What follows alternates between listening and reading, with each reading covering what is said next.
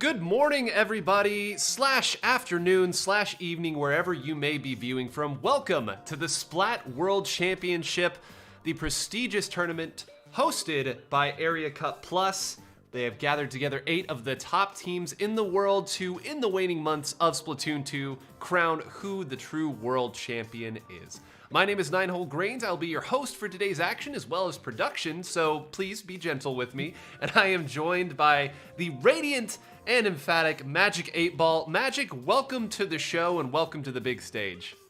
Thank you so much for having me, Nine. This is going to be an amazing day of action. I am so ready to see all of these teams, all of these legends come to battle with one another. And I am so incredibly excited that a lot of people are here early in the morning. I know it's not easy, especially on the US side, especially if you're on the Pacific end. It's an early morning, but we appreciate everyone for being here, for showing up, and we're ready for some Splatoon action.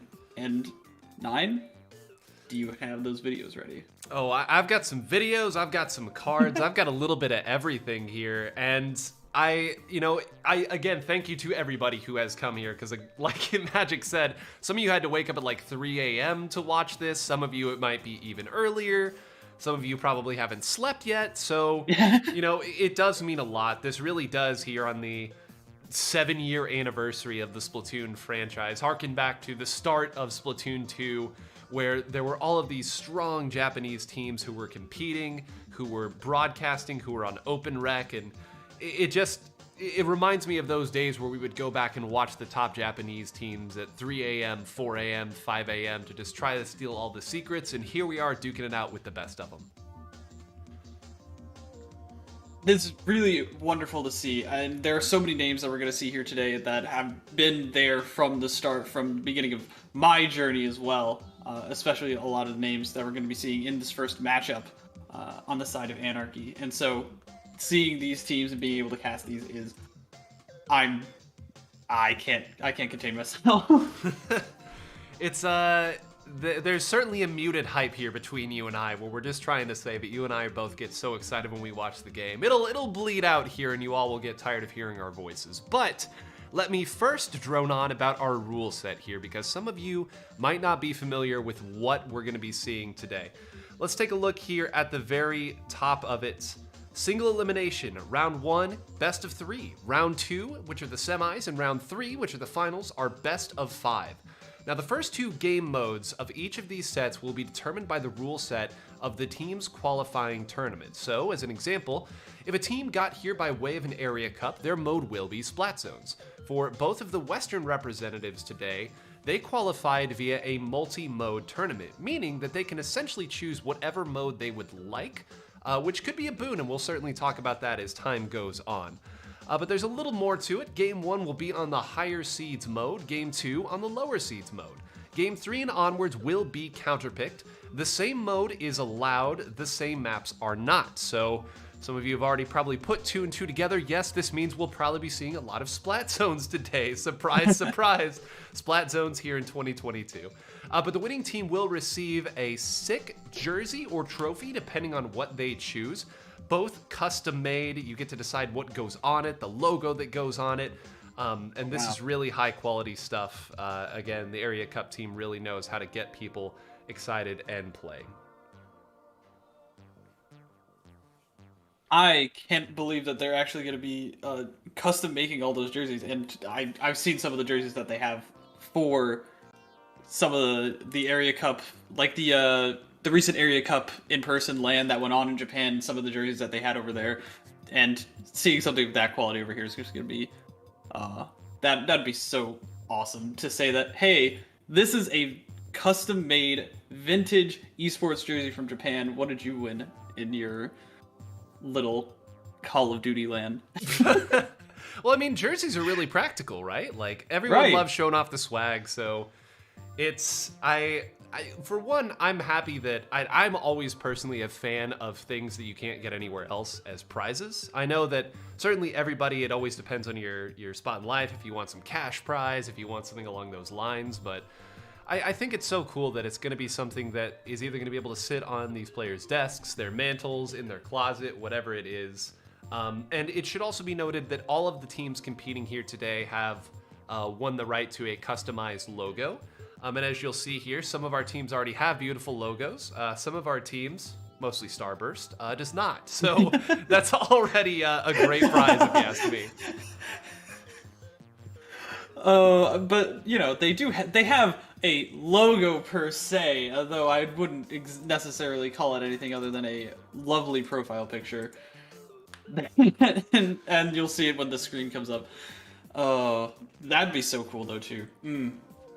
It is. And you know, you kind of passed it over right there, so we're going to actually start going through some of our team cards here. So again, as I mentioned before, there are 8 teams here, and we do have a lovely card for each of them. We're going to go in the order that these teams are going to compete. You all have probably noticed at the top of the screen, Agodono versus Anarchy will be our very first matchup. So we'll go ahead and take a look at the Agodono card here. So you can see here, long ago here, this is a team that features Melon, and we've talked so much about this player, Magic, over the course of, I mean, everything, right? Most everybody who plays Splatoon at a competitive level knows about this guy. Look at that, 3111 for the XP. The highest XP in the entire world, has come over and played on Crazy Boys and beaten the pants off of the best teams that North America and Europe has to offer. Ryukun, another incredibly strong player. Hanjo Clicks, you're going to hear me say another really strong player over and over and over here. This truly is the best of the best. And you can see here on the short descriptions that Tic Tac translated for us on this card and all of the following cards. Melon, who holds this record in Splat Zones XP, gets supported by Clicks and Ryukun, while Hanjo stabilizes the area around. A team that has both stability and the ability to explode. They are our top seed by way of winning Area Cup plus 61 and Area Cup plus 67, and have battled many times against all of these teams. But Magic, I mean, they're the top seed for a reason. When you have a hotshot like Melon who's won just about everything there is to win, I mean, this has to be the presumptive favorite coming in. Oh, 100% of the time. Everyone's heard of Melon. Everyone understands that this player is so far beyond what most even competitive players could comprehend at the current moment. And because of that, that level of power is going to scare even the strongest of Japanese teams at the forefront, right? And then having the paint support, having the long range support by these players who are comparable in skill level, it's going to be a battle. And there is no way around strategically outplaying this team. You will not be able to skill check them. You will have to find a way around them. And for those of you at home with your bingo sheets out, Ryukun was actually the very first player to hit 3,000 XP, period. I mean, independent of mode, independent of weapon, the very first person did it with the ballpoint nouveau many years ago. Or I guess maybe not many years ago, but it feels like a lifetime ago that it happened. So you talk about pedigree, the first 3k XP and now the highest total XP. We will talk at length about this team during the set as well, but we have a few other teams to get to here during our pregame. We are hoping to get the actual set started about halfway through the hour here.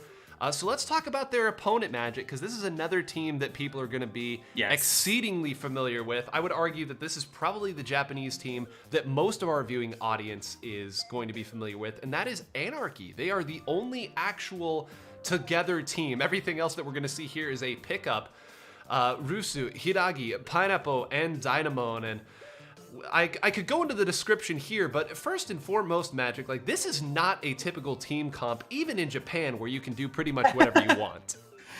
No, certainly not. Although Rusu is going to be playing some of those traditional weapons as well as Hiragi, Dynamon and Pineapple are famous in the Western scene for their unique picks and for their unique play styles with it.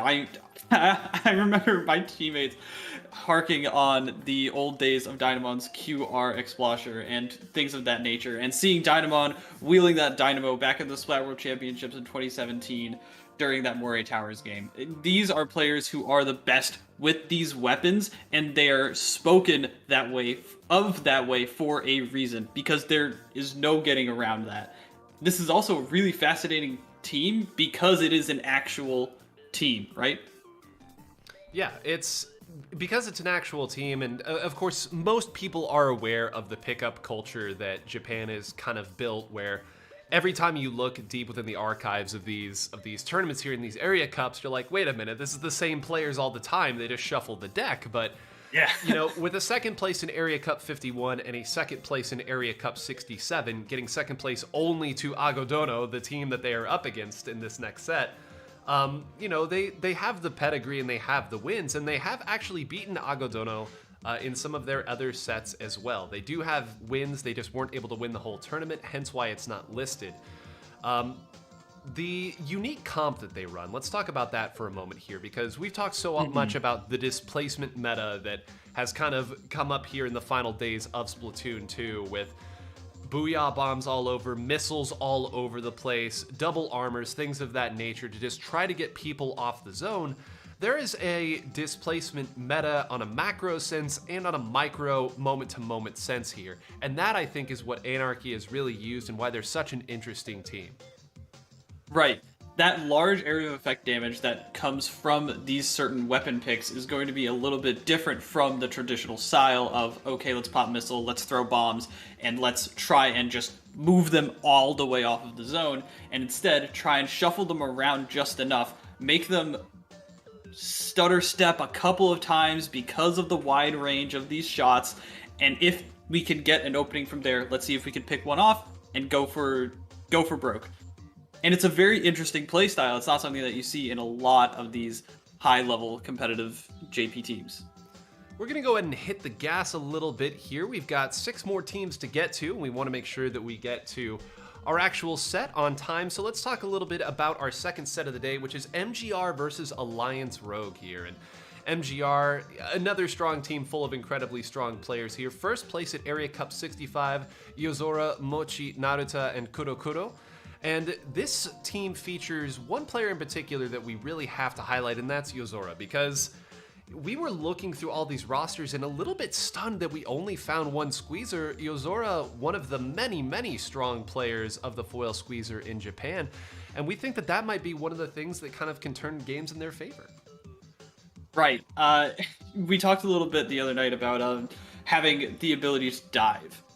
And that is going to be so important with a weapon like the Squeezer, or even with the Brella. Having the ability to just say, I'm going to flip the switch, I'm going to go in, and there's not a whole lot you can do to stop me, is very important for creating that space for your team to work around. Even if you have the paint from the Kegel and the Zap, even if you have the support from that Jet Squelcher, it's going to be a completely different dynamic when somebody can insta-pop you. Their opponents will be Alliance Rogue, Europe's hope in this event here. Obito, Kiver, Gray, and Scar, names that people really don't need to be reminded of. If you've watched any of North American and European Splatoon, you know what this team is capable of, and notably, an offshoot of this team was the only team that was able to beat Crazy Boys in grand finals of a major. We watched that set, and thank goodness for Kiver's stream being able to find that set in the annals of Splatoon VODs. But right, this team needs no introduction. The dominant European team, they've been maybe a little less active than some people might be familiar with, but Dimitri and the rest of the team at EBTV have assured us that they are well within practice, and of course their victory at King of the Castle will attest to that. But you know, we looked at this and we said, okay, what comp are they going to be running? And you did some digging, Magic, and tell the good people what you found and why the comp they bring out today might be surprising for people who haven't been paying attention. So what I found, especially in some of the EBTV tournaments that I looked at, was that they are going to be running so in today's meta, there are 2 ways that you could go about it, right? You could go about the long-range Jet Squelcher with the missiles and have your K-shots and have your Zap, or your Junior and have your Squeezer. Or you could go for a forefront mentality, where you have the Kegel, the Splash Neo, the N-Zap, and the Nautilus, and you're going to be aggressing the entire time, trying to find openings with the Inkjet, trying to find openings with your armor, and always being ready to skill check your opponents and make them make a move. And that's the style that I've been seeing from Alliance Rogue as early as March, and even during the King of the Castle sets that we've seen. Moving on to the third set, we will be seeing another incredibly strong team. Surprise, surprise. Resistance, our number 2 seed here with a bevy of tournament results. Look at that. Area Cup, first place, number 63. Area Cup, number 64, first place. Area Cup, number 65, second place here. And whenever 3 of your members have topped 3,000 XP, that tells you all you need to know. Reimaru, Himajin, Nayagora, Haruto, and they're running a typical comp that you could see anywhere in the world, certainly, but a typical Japanese comp here. You've got someone who's going to be maining the N-Zap, someone who's going to be sticking on that K-shot, a backline that can switch to really whatever backline special you need, whether it's missiles, whether it's bubbles, whether it's Booyah Bomb, or whether it's the Stingray. And imagine one of the best frontline shooters doing it today. They have the ability to flex to triple missile if they want. We're all maybe hoping not to see that, but come on, you know you're going to see it at least once here. They have a lot of shooters, right? And that's something that you and I talked about a lot here, is like the power of shooters. And we're certainly not going to unearth any new ground here that hasn't already been unearthed, but as you talked about AR's versatility and ability to dive in, that's something that we saw Resistance do as well. Their decisiveness truly is impressive. Right. They will always be able to work around where you want to go, and if someone overextends just the tiniest bit, especially what we saw from the Anarchy versus, the MGR versus Resistance set that we've seen in a recent Area Cup, they're ready. They're ready to go at every single moment. And the other point that you brought up, which I thought was very, very interesting, they are so good at being ready even to go in at the last second. They always have that timing down. And so when you have a team that's that precise in their timings and in their openings, they're unstoppable. Yeah, it's one of those things where you watch the team play and you're like, how does this team lose? And then you see who they play against and you're like, oh, okay, this all makes sense now. It's, man, some real demons here, some monsters. And speaking of which, let's go ahead and take a look at the next team here, because I mean, 2 inventors of their weapons on this team, Team Mirror Coat that you're seeing right here, qualified by way of a Turf War tournament. This is not to say anything less about their Splat Zone's prowess. We know Japan loves Turf War, so to win a Turf War tournament is not easy. But there's 2 names that jump out to anyone who's been following this game for a serious amount of time. Chikatan and Menshino as well. Chikatan, the highest Charger XP ever. I mean, you could argue the best overall Charger player to do it coming out of Japan, and Menshino, who has invented the bucket class at a high level, only has 2 buckets listed there, but could play every single one of them if they so chose. Coco and Otan, of course, no small monsters themselves here. This is another team that can run double, even triple armor if they choose. But Tic Tac put here, Chikatan's unstoppable Charger. I mean, the team at Area Cup Plus to put that description for Chikatan shows exactly what they feel about this weapon and this player in a class that hasn't received as much love recently. Right. One of the last remaining of their kind, right? But Chikatan is no stranger to being alone at the top, especially with that high X power, especially with being one of the last ones left. They are not afraid to still go after it. And it's going to create a different dynamic, right? And even though a lot of these Japanese teams are going to be following a similar strategy, a similar style, and a similar way of attacking the zone, these slight nuances with these unique characteristics in these players that have that slight variation is what's going to change the dynamic in such a specific way. And having that laser pointed at you, especially from someone who hits their shots like Chikatan, is going to make everyone on the other team scared. And it's also so impressive because, like you said, it does create a slightly different dynamic where what would be open against a Jet Squelcher is not open against a Charger. And again, a lot of this is nothing new here, but this starts off as a best of 3. Like, you don't have that long to figure out what your opponent's doing and make the small changes and the small nuances. So it'll be very interesting to see what teams are able to do to adapt. And that brings us to our final set here before we finally start talking about the presumptive set that we have next, and that is Bougainvillea. You can see it right here with a Riru leading the charge here, the in-game lead here, and one of the best H3D players in the world. No Atsumuri, Dig, and Liar as well. Another team of all 2,900 XP here. Second place at Area Cup, 63.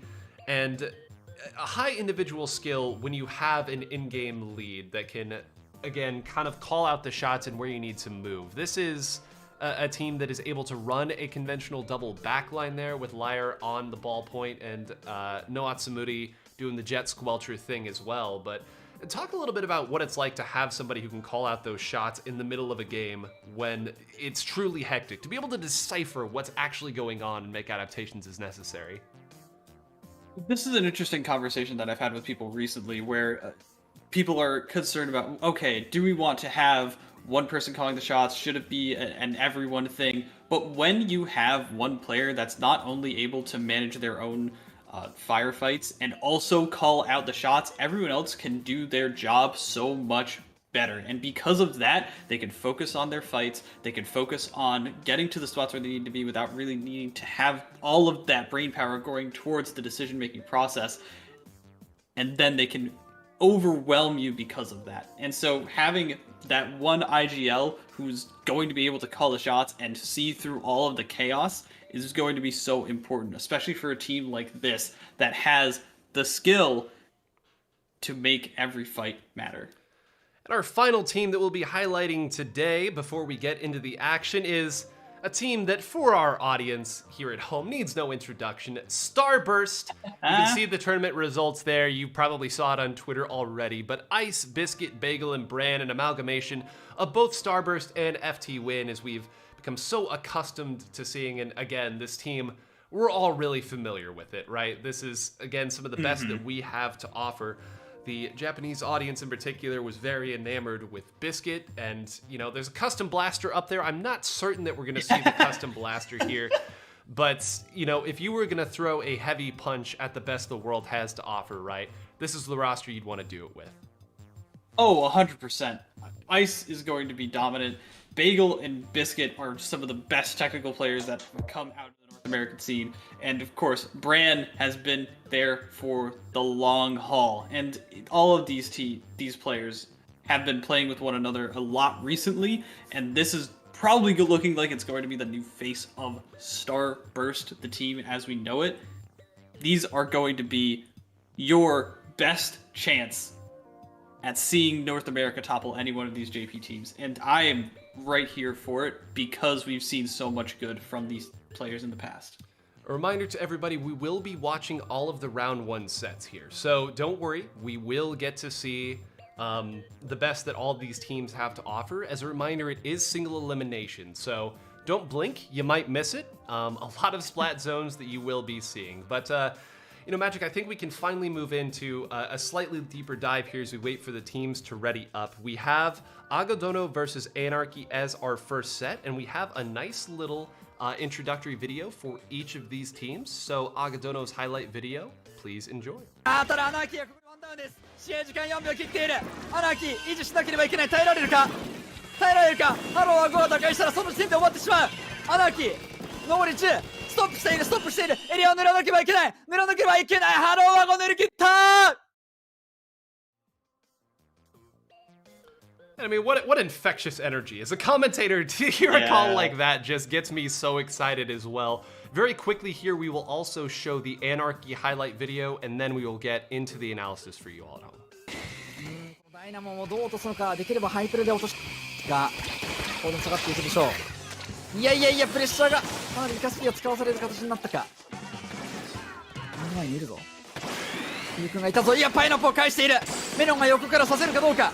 後ろのダイナモに対してなんとか射撃をパイナップにもしかし落としきれません。3ダウンに入れているなアナーキー。メロン着地してパイナップを落としますが銀座有利アナーキーです。いやでもメロンの仕事量人で2人相手にして時間かなり稼ぎましたが、このままアナーキーがカウントを抑え切りました。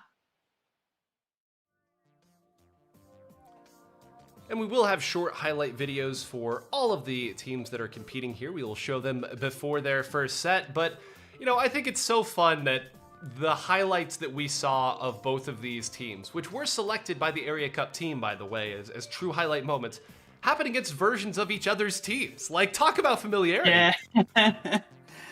And, you know, again, we talk about the pickup culture and whatnot, but having these sets against these teams that are so familiar to each other, right? Like, these are teams that have competed against each other for the longest time, and because of that, it creates so much tension and so much dynamic to see all of these players going up against one another, and that's what creates these hype moments, and it's wonderful to see them.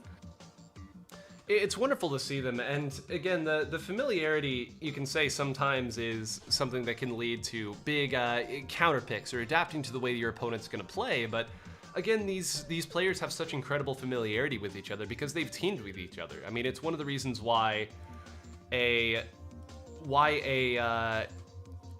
set, for example, between FT Win and Starburst, it's why you see them change, like, mid-game. It's subtle things here, knowing when flanks are going to come in, not falling for the same tricks that other teams fall for, and more than anything, being able to diagnose where the attacks are going to come from. So that's something that I think we'll be able to kind of take a look at here and really start to break down as the players are finally getting into the lobby itself. We'll go ahead and switch on over to that for you all here.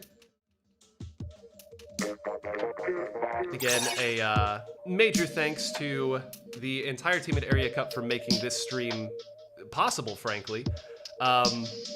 We will be streaming their own version of the stream itself, so you will notice that, again, we do have the Japanese text here on screen, but that is just part of how we were able to make this incredible thing happen. A stream in 4 different languages. It's unbelievable. Right, this is something that I feel has really never been done before by the grassroots community, and to see it come together like the way it has, and with the support that it's been shown, it's so nice, right? That we can all come together and enjoy this awesome game in the same stream, from the same matches, and at the same time, and I don't know, it feels unifying to be playing against these players again. We've not had an international competition quite like this in some time, and I think everybody's ready for them to be back. They are indeed. The team's finally getting ready here. We will be color locked the entire time, so thankfully it'll be very easy to keep track of who is doing what. Agodono, the top seed, and this will apply for everything, the top seed will receive the alpha color, yellow, and the lower seed, the Bravo team, will receive the purple color. So should be easy for everybody to keep track of here. And as a reminder, both of these teams will have to start on Splat zones. Not that they were probably going to pick anything different anyway. But again, as a reminder for those of you maybe just joining us, the first 2 games of every set do have to be on whatever mode the tournament was that you qualified for. So for all the Area Cup teams, they will have to start on 2 Splat Zones games. For our Western teams who are competing, they will get to choose because they were in multi-mode tournaments to qualify for this, rather. So a little bit of housekeeping there, but Magic, I see a full lobby. We're about to get this started. We are about to get started, and I'm so ready for it. All of these players are raring to go, I'm sure, and although some of them are going to be waiting in the wings, this is going to be an intense first set between Agodono and Anarchy. A lot of familiar names showing up, especially for this Western audience, and I cannot wait to see these legends duke it out. And I don't know, I have no idea what we're gonna see. That is also the fun part about especially some of these Area Cup rule sets, is the random maps. So we might see something that we have not seen in tournament in a long time, and it's going to be fun to try and diagnose that. Well, and it's such a Japanese way of approaching it too, right? It's Splat zones, all the maps are potentially there. general thought process behind it is you can adapt. If you want to be the best, adapt to what you see. You have just as much time as your opponents. And because of that, they have just a very strong base of like fundamental skill, and that means a lot and also nothing at the same time, that statement. But you'll start to see here exactly what the steps of a big push in Japan are, right? Their ability to always have their special when they need to. You alluded to it earlier, and we joked about it yesterday as we were doing some prep, to know exactly how many seconds you have left before that game ends, to not rush in at any point. And that stuff is set up well ahead of the critical moment, right? It's not that they jumped out with 10 seconds left to give one big moment. It's that they jumped out with 40 seconds left knowing that they would be able to build their special and get back into the position that they needed to in that 40 seconds. So, I mean, I think that that's something that everybody can pull from here and kind of identify like the play before the play actually happens, because these teams so familiar with this mode and so familiar with their opponents. It's going to be so fascinating to see exactly how that foresight as well as the risk versus reward comes into play, right? Because that's essentially what it is. If they go at a certain time, they know that they're going to have another chance, but they also need to make sure that they're not being too predictable and are going to get picked off or counter-pushed in that moment. So it's a very slight difference that we're going to have to see and that they're going to have to choose. And we have our first game coming up shortly. It's going to be on Humpback Zones, and I am so ready for some missile spam. Yep. All right, everybody in chat, please go ahead and post how many missiles you think both teams together will pull out on this. Both teams together. If any of you put less than 30, I don't believe you. Yeah. So, just keep that in mind. I won't believe you if that's the case.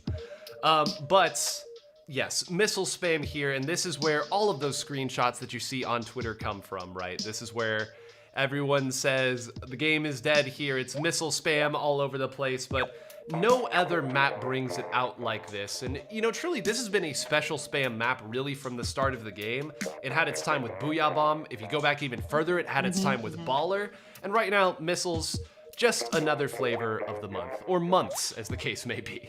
Right. Even when Splashdown was strong, we would see double, maybe even triple Splashdown comps on this map mode in particular. This is no stranger to the specials that come out to try and cap this. Even double Bomb Rush, right, where we would see them from the two perches, right? It's going to be the same thing. It's going to be a lot of pressing that right stick in. But 9, here we go. This is the first match of the Splat World Championship, round 1. This is Anarchy versus Agadono. Here we go. We go indeed. Apologies if the stream starts lagging here. We are at the mercy of the stream that we are receiving here. We will do our best and try to stabilize it as possible here. But take a look at this. Hanjo has gone over to the Flingza here for even more special spam. Yeah. Meanwhile, on the other side, Dynamon will be on that Dynamo. And of course, Pineapple on that Grim Range Blaster. And this is going to be such a tight battle, especially if we do see these missiles come out early and they get a couple of pushes early on. But Melon already showing us what he can do on something like this K-Gal with such its fast kill time, with the wall to protect and play around. And already we're seeing the specials come back online for Agadono, and this is looking like the classic Japanese lockout that we've seen so many times. Here come the missiles once again.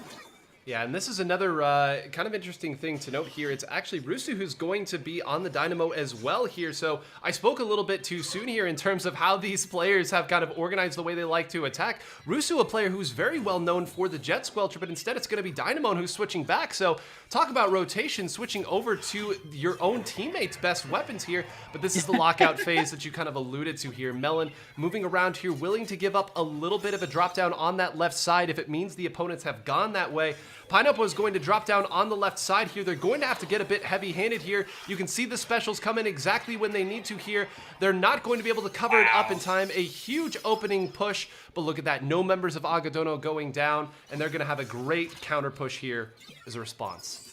I love that little reposition that Melon did just to back up just a tight bit after giving a lot of pressure in that first position and backing up and putting that wall down, being able to push out the members of Anarchy in that moment. Here come the Booyahs once again, and we don't see Melon quite on the same perch, but is going to be in the zone trying to fight for life. Hiragi trying to make a move, trying to find one pick, and is able to. This is looking like it's finally Anarchy's turn to sit in the driver's seat. Here comes a couple more missiles from that Gel Squelcher. They need to remove them at some point if they want to get any chance at a strong lockout. Right, and this is the point where you have to figure out who is going to go where to try to be ahead of that, right? Kyo famously said, and it's something that makes a ton of sense when you look at it, you have to be preemptive and attack your opponents before they can get set up. If you let them fire their way through, they're going to break through, and that's exactly what we saw there. You saw they weren't able to get rid of Rusu, and as a result, Clix and Melon were able to move up and attack, armor up, and do exactly what their weapons are capable of. So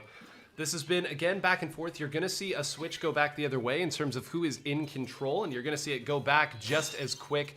This is kind of the point of the game here where it's over halfway done here. You understand that the opponent has a huge lead here. This is where suddenly Splats become a premium. Exactly.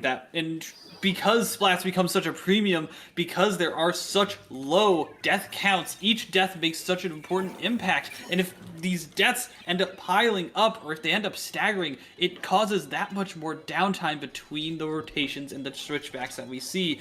Pineapple is trying to make a move here, trying to cause one of those premium splats to happen. Is going to get turned on once again, maybe just a little bit too far forward, and that's going to be the zone, and this penalty is ticking down quite quickly, Nine. Yeah, it always seems like it's at 50 and then you blink and then suddenly it's in the teens here.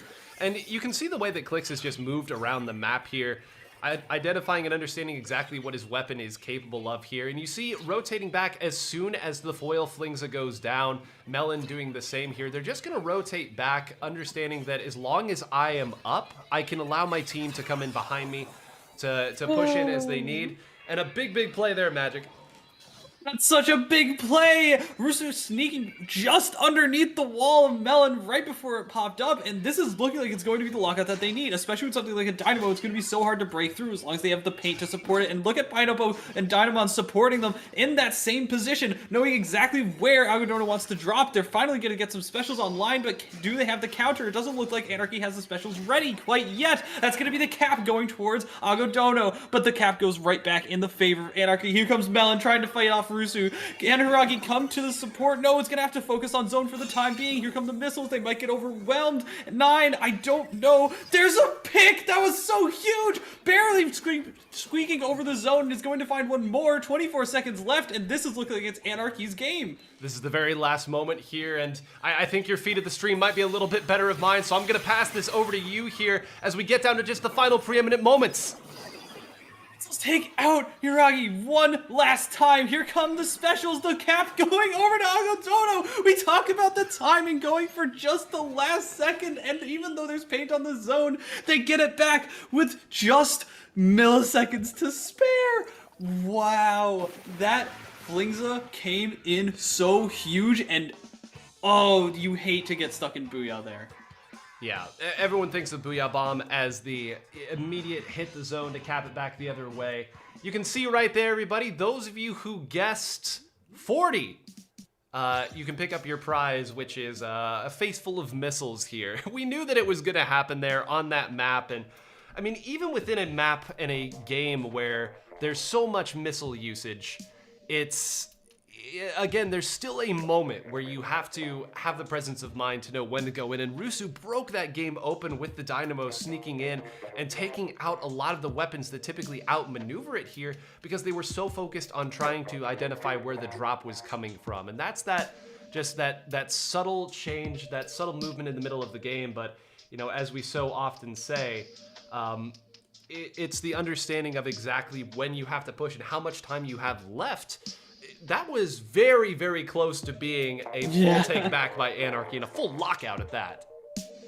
And it was that slight realization, right, that Hiragi had gone a little bit too far to the left and had not used the Booyah Bomb at quite the right time. And because of that, just the slightest margin of error, they saw that opportunity and they were ready for it, right? They had painted enough to be ready for it, they had realized in the moments before that, in the fight leading up to it, that they had enough time. And that foresight, that pre-calculation is the important part there.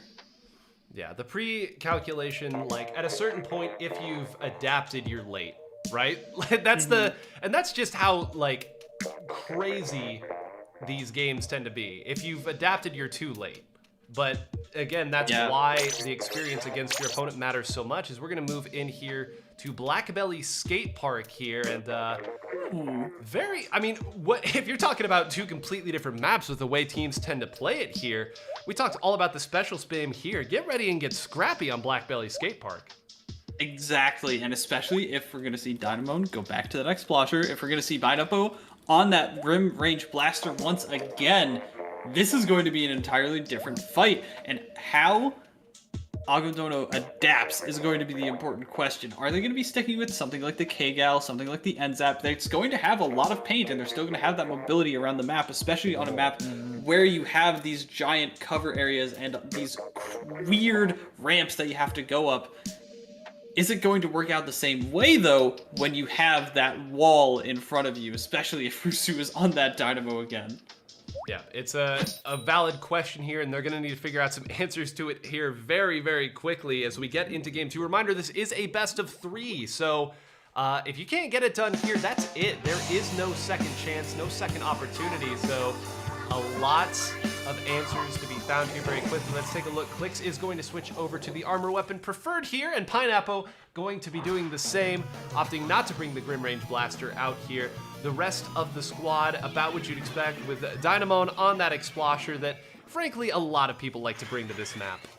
Oh, and a lot of people do, because look at that exact position, sloshing over and giving the support to Pineapple exactly when it's needed on that Tri-Slosher that we see come out. And again, a great pick for the weird angles and maps and ranges that we have on this map's mode, but Melon still going to be playing something like a Splash-O-Matic that can absolutely tear you to shreds if so choosing, and the Bomb Rush from top mid is going to wall them out significantly. Yeah, it was a good wall out, and more than anything, it also meant that Dynamo couldn't truly push away, right? Using it in that position to allow his teammates to come up there and try to hold that spot is going to secure them the lead. But in the meantime, Rusu immediately picks it out and is able to get a huge pick there. Ryukun is going to use a Stingray here to at least slow this pressure ever so slightly, but when 3 go down, you're going to have to give up something, and in this case, it's not only the zone, but it's solid control. If Hiragi is able to find a pick here, this could be a much bigger sustained push. Could be, and finally, Clix does go down on that Tri-Slosher, going to be one of the big supports going down, especially using that armor is going to be important to try and get back in. Having that go down is going to decrease that timing significantly. Hiragi is going to try and fire off this missile, try and work their way up into a better position, getting a little bit claustrophobic on this left side could be a little bit of a boon towards his teammates. Keeping control of the zone, though, and it's looking like it's a little bit of a war of attrition going on at this point. Yeah, war of attrition here, and every Japanese Splat Zones mat eventually gets to this, right? As you see both sides, again, trying to be a little crafty here with the way that they're playing here. Clix has spent half of the match seemingly on this tower, kind of sharking around. Has to be careful, though, and rotate out, and that is what Dynamo is going to be able to do, but it goes the other way, actually. This is a huge pick, and Pineapple was able to find it. That was a crucial pick. If that had gone down cleanly and Clix had been able to crash back in, there was nobody pre-firing on that tower. And this is Anarchy's opportunity. Even though the Stingray does come in, this is going to be the one chance that they have to make sure that this is going to be their hold. And Clix goes down once again, just getting a little bit too ambitious. Finally, one is sitting on the snipe area. It's going to be a bomb rush from over the snipe. And it's going to put a little bit more pressure and make Rusu move a little bit. And Ryukun's going to be able to take them out. And finally, to go down to the side of Anarchy, they're going to keep the zone for just a little bit longer. And especially if Pineapple can come up with huge plays like this, is getting trade out Clix. No, barely not going to be able to. Dynamo's going to try and finish it up. And if this does not go their way, Anarchy is going to be put in a very bad position. Dynamo's going to try and stay alive with the support of his teammates. Yeah, and I mean, just what a horrible spot for Dynamo to be in there. Barely able to hold on only because of the special here, but wasn't actually able to get away, and that's the big thing there. It's still an Explosher in that spot there. There's not a ton of mobility, not a ton of frontal defense. In the meantime, they're going to lose the zone here, but it just seems like because of the long-range pressure they have, they've been able to do just a good enough job. And look at that, Dynamo immediately calling out Clicks. And what a huge call out that is. Clicks is going to rotate over, and that bomb's actually going to make enough space for Clicks to jump back down. And now look at this, Pineapple and Clicks just trading around here. There's enough support, but look at this. As that's gone on, there's been an attack on their own base here. Clicks just trying to fight whoever they can here, and the Tri-Sloshers are either making huge plays or back in respawn. There's no in between. Yeah, and I didn't know if you saw it, but Ryukun found a Gray's pick onto Rusu and shut down the Stingray that's going to be help Anarchy push back in for just the time being. Finally comes back online, but this is so much time that's wasted, and it's going to be suppressed by these missiles and by the Ray as well. It's going to be a Ray duel from these Jet Squelchers, and nobody's going to be able to find anything. No picks, and Dynamo's going to get taken out in the meantime. And Pineapple and Dynamo trying to move forward a little bit, and they're going to have to try and find this way out, but Pineapple can't find it. Ryukun is dancing all over them, and Clicks comes in for the support. What in the world? Finally, we see the lead change hands, and a wipe. This is not good for Anarchy. This is their last opportunity. No, it isn't. And the survivability, that entire long extended firefight on that side could have changed the entire balance of the game. Clicks is going to continue to rotate around. It is just going to try to not get splatted, stay up. The team is pushed far enough ahead. We talk so much about how they can rotate around, but there's just barely enough time for them to get back to the zone. Can they get both? Can they attack onto the top? A huge pick by Rusa. That's 3 down. That's going to be it. And once again, they just continue to do it. They hold on every single time because they need to, because this is their tournament game, by the way. This is do or die. Another Ray battle coming out, and we see Rusu finally pick up one against Ryukun. This is their huge entry way down, and they need to start finding picks or finding specials. Here comes the missiles online, as well as the rest of the specials coming in, but it looks like Anarchy has the return specials to keep them at bay, at least for the time being. The bombers coming in. Pineapple's moving forward, trying to find their way onto the zone, trying to keep everyone back, but is gonna get picked off. A couple of stray shots, and that looks like it's gonna be Agodona's game. The zone is not getting painted enough. That's the cap. I can't believe how well Anarchy held on, but they couldn't hold on long enough. And, I mean, in that moment there, you saw the position that Pineapple had been pushed in, right? Wanted to jump back up and attack 2 people there, break their armor, and get a couple picks. If he had gotten those picks, I mean, that probably would have been it, right? That was exactly the situation they had waited for. But you saw not jumping too far forward, another person breaking their armor there, backing up ever so slightly to where Pineapple couldn't really retreat anywhere else. And they had somebody attacking Half Pipe too to break or to make that small opening to allow Pineapple to move up. But you talk about understanding how the opponent is going to try to attack you. That's what we talk about. That is exactly what it ends up looking like at a top level here. If they had called out Pineapple attacking them, it would have been too late. They knew where the threat was going to come from. They were able to identify it from the pressure that was being put down Half Pipe. It seemed like every time Pineapple tried to step forward, a couple, like, not every single time, but most of the time, they knew exactly what was going to be coming. They knew that they needed to be crafty and dodgy and have someone there at the ready, especially on that left side. When Ryukun got away from that Tri-Slosher, I still can't believe that happened. That looked like a dead zone or something that the Tri-Slosher just barely missed out on. Oh, that was a great fight. Unfortunately, this is single elimination. Anarchy will be going home. Agodona moving on. Oh my goodness. I'm gonna need a little bit of a breather. Yeah, and that's Splat zones at a top level. There's always a huge moment where, like, there's so many things that you can break down about each of those little individual moments there at the end. And it's not a coincidence that those 2 teams had huge moments where the game was an edge of victory for both sides in both games. And at some point, the stronger team just pieces it together. And you say, how do they keep doing this? How do they keep getting away with it? But it's, I mean, it's the understanding and being able to break down those complex situations and determine a correct response. It just comes from hours of gameplay against these top players, man. It builds it like you wouldn't believe. Right. We can sit here and summarize the chapter as much as we can, but it's not going to be the same thing as reading those pages. Those little moments, with the spectator cam, we can only see so much of what's going on, especially at all points in the map. And maybe there was just a little bit of a little bit of paint on one side that caused a little bit of rotation from the other, and that's the pressure that caused them to make a certain move in a certain direction. And it's just those tiny little nuances that happen at this top level that really determine the course of the match. And once that first snowball starts happening and you get on the back foot and you have to be the one making that aggressive move in those last few seconds, that's when these teams strike. It is indeed, and speaking of these teams, we're going to be getting into our next set here pretty quickly. So we have MGR versus Alliance Rogue here, and I know there's a lot of excitement for these teams, particularly for Alliance Rogue. I know any Europeans in the chat probably very excited to see what the other Europeans are capable of here. We do have a couple highlight videos that we'll go ahead and show you now, starting first with MGR. お互いターン制が続いていたので、ここのターンを満たすというような動き、それしないと、そうですね、このタイミングで行ったというのが勝負感があるというか、なんというか、そんな感じはしますが、しっかり返していく MGR、ここでペナルティーカウントをつけられたのは少し一息つけますね、MGR は。ハードですよ、残り10秒ですから。早めにナイスラマを吐いて、ナイスラマでマルチミサイルを吐いて圧力をかけていきます。さあ、塗り合いとなっていますが、両者同じ位置でナイス玉。うわ、なんかバラバラしていますが、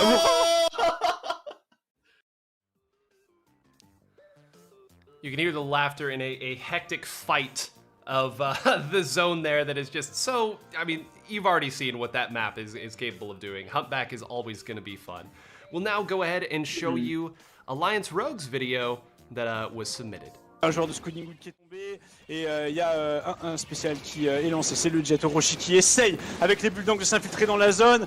Ah là là là, il faut prendre des kills, l'arrêt du décompte, est-ce qu'ils vont pouvoir? Non, parce que la R se referme sur eux et l'Alliance Rogue qui va peut-être remporter. Oui, ça va le faire, l'Alliance Rogue, championne de Full Wipe. And a little victory lap there at the end after a dominant victory by AR. But in Magic, this was one of the matchups when we looked, we said, okay, MGR, such a strong Splat Zones team, and we saw what they were capable of against Resistance, which is a noted, incredibly decisive and individually skilled team. Well, the best you're going to be able to find in either the North American or the European scenes, frankly, from my perspective, when it comes to decisive, fast-paced play, is Alliance Rogue here. What do you see in this matchup? This is going to be probably one of the more tense matchups that we see. This is probably going to be one of the Game 3 matchups we see because of the counter pick systems and everything that we see as a result of that. Although we are going to have to fight against a Squeezer, although they are going to have to fight against a Jet Sculpture and an E-Leader, these are things that AR is going to be prepared for. This is stuff that they have to face on the daily in the Western tournaments. And because of that, and because they are able to pull out that Jet Sculpture if needed, they're going to be ready. They're going to have the ability to maneuver around those long-range threats and those dive threats that we're going to see from MGR's very unique composition. It's just going to be a matter of, can they keep the pace up? Can they win their fights every time? Well, there was one other interesting thing that we talked about, and you had some great analysis on it. It'd be a shame if the folks didn't hear it. Scar on a weapon that hasn't seen a ton of play recently. That's the Nautilus Splatling here.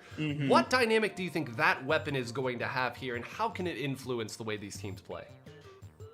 So, having the Nautilus be a little bit of that longer range threat is going to be interesting to play off of the back, especially when you have those three shooters. It has a lot of paint to move around, and that's one of the drawbacks of the Nautilus, is not being able to self-support itself with the paint in the way that it wants to necessarily. It is still a good pick for zones in the fact that it can put out paint onto the zones in a good fashion and in a spread out manner, and it can cover a good portion of the zone, especially if it's covered by the enemy's ink.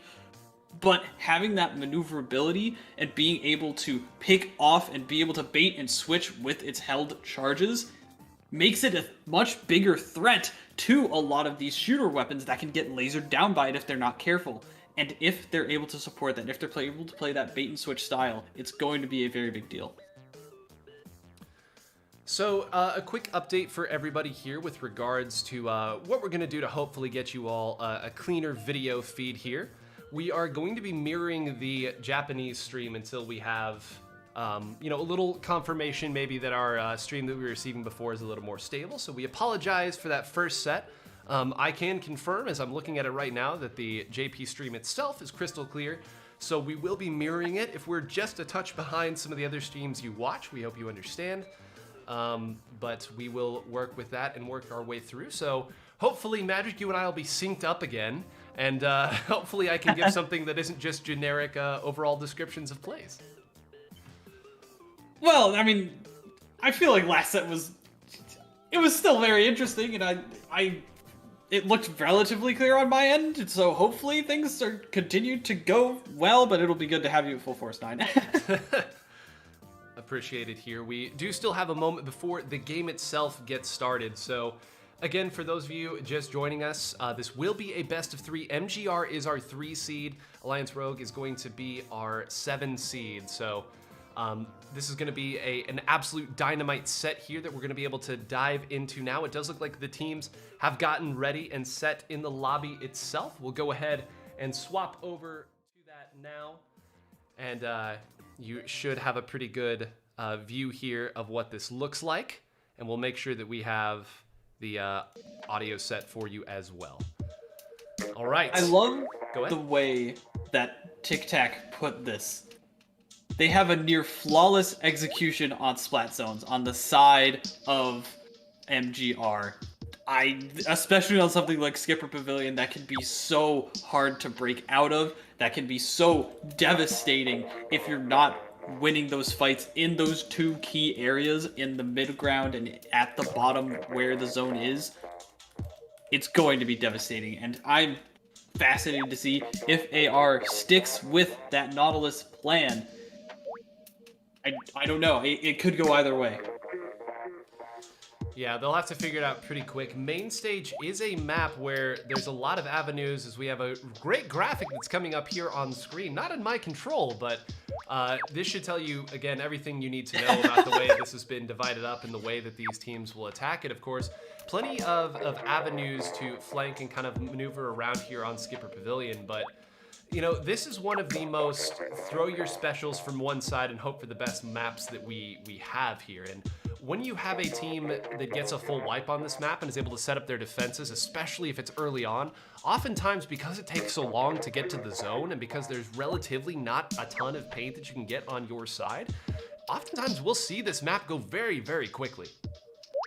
Right, exactly.